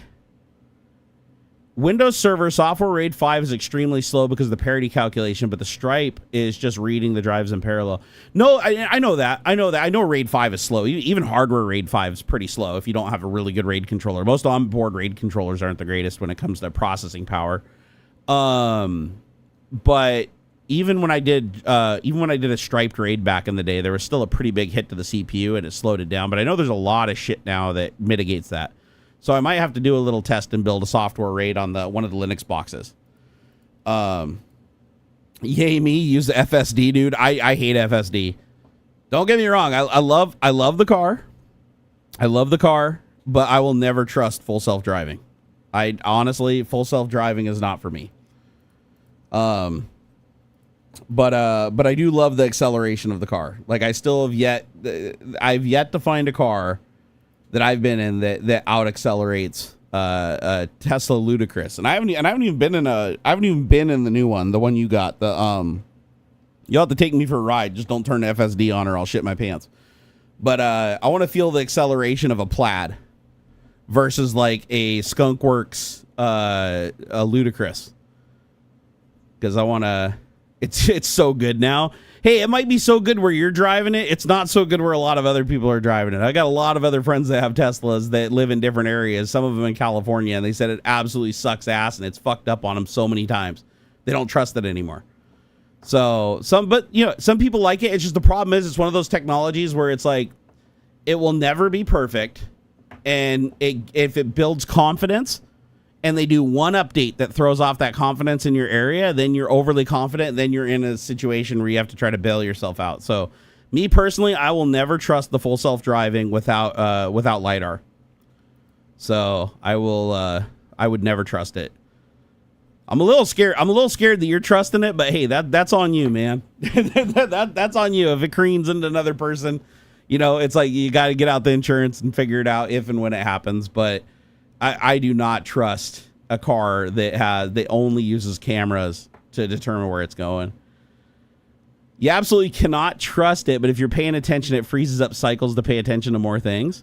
You know what? I never felt that way. Granted, I haven't tried like the latest version of it, but the whole idea of me having to sit there with my hand on the wheel, I felt like I felt more alert, but it almost exhausted me mentally. Because for me, it took actually more mental ability to pay attention to everything and monitor and babysit the FSD than just driving the car myself. But again, that's just me. Absolutely not trusting it without 100% babysitting, but for basic use, it's very good. I'll tell you what, on the highway, it's really good. I will say that on the highway, what do they call them, the autopilot or whatever? On the highway, I will say that shit's good. Like even that shit has been good for years. Like I remember Adam and I drove his car all the way from, I want to say like Renton, like one of the exits in Renton, all the way down to almost Portland. Like we just stopped shy to charge, and it went the whole way. Like no, without touching anything. Like we didn't touch any pedals, nothing. Like we recorded a bunch of it, and never once did he have to take control the whole. And it was like going through traffic and handling everything. I was like, dude, this is badass. But definitely did not trust autopilot like off the freeway, driving back roads and stuff. That was a fucking nightmare. But if you're on the free, like if you're driving on highways and freeways and stuff, yeah, it's a way more trustworthy. So. But I'm one of those people where it's like I understand that they're trying to use cameras, and cameras are massively fallible. The environment constantly changes. The light constantly changes. The weather changes. There's too many things that can blind a camera and fuck up a camera and have it look at something, and there's just too much that can go wrong. And so LiDAR, yeah, I'll trust LiDAR to a certain extent, but still, even with LiDAR, I still don't 100% trust this full self-driving shit. I prefer just driving myself. But you know what? If you got it and you have access to it, fucking use it. But I'm glad you pay attention, dude. I'm really glad you pay attention, because there's a lot of people that don't. Those guys scare the shit out of me. When I'm driving down the road and I see somebody next to me in the car, even with autopilot, and they're just sitting there like playing video games on their phone, not paying attention, I'm like, I try to stay away from them. I'm like, no, I don't want to be the one that your car flips out and rams into or runs off the road. I'll tell you what, when autopilot first came out, and I tested it in Adam's car, I think it was like the very first build of it that came out. I remember it trying to like jet us down driveways at like 60 miles an hour and like locking up the brakes. I was so scared of it. I was soaked with sweat after we shot that video. I was so nervous on the freeway. I was sitting there with my hands like this, like getting ready to grab the wheel and stuff, because I was like, oh, what's it gonna do? What's it gonna do? Because it would just randomly like start following lines and shit. So I'll admit it's gotten miles better than when it first came out, but it's not gonna reach what Elon claims it'll reach. Not a chance. Not without him finally giving up and putting some LiDAR on the sumbitch. Around your area, you average maybe one intervention a month. Well, that's good. Your area has good training. But just remember, all it takes is one weather anomaly. One kid in a place that he's never been before, one thing. So that's why I'm glad you're paying attention, because like all it takes is that one time for it to fuck up, and you'll be fine. You'll be fine. That thing is like the one of the safest cars in the world to get in an accident in. Those things are absolute Sherman tanks. But whoever gets hit by it, not so great for them. All right, guys, I'm gonna get out of here. I need to get some sleep. I'm so exhausted. Robert, I'll hit you up tomorrow when I wake up. I'll let you know how I'm feeling and how things are going. And as long as I'm still moving after sitting up all day in this chair doing the live stream, as long as I'm moving tomorrow, we're on, dude. We're on like Donkey Kong. We'll go jump in the STI. The STI is so gross, dude. When you see how filthy it is, you're gonna be like, oh my god. And this is like after I already tried to wash it once, but my back went out halfway through and I had to give up. So it's like half kind of washed slightly, but it's still really gross. Like you're gonna look at it and be like, oh my god, what has happened to this car? But yeah, I'll bring my slow ass 326 horsepower at the wheel, stage 2 Subaru STI. That yeah, your car will fucking cross 4 intersections before I even let the clutch out. Oh, thank you so much. Sure, right. I appreciate it, man. Stay cool and hydrated. I will, guys. Take it easy and have yourself a wonderful night. And Robert, I'll see you tomorrow, man. I'm looking forward to it. I need to get out of this damn house, man. I've got that, what do they call it? Not Stockholm syndrome, but like, I don't know, where you can't leave the house. I'm starting to become like agoraphobic at this point. It's like, it's actually stressful to leave the house. It's going to be weird. I can't even, I think the last time I went into a restaurant was with Adam. like Adam, we were visiting Graham back in the day. All right. Peace out, guys. Love your faces. Hope to see you soon.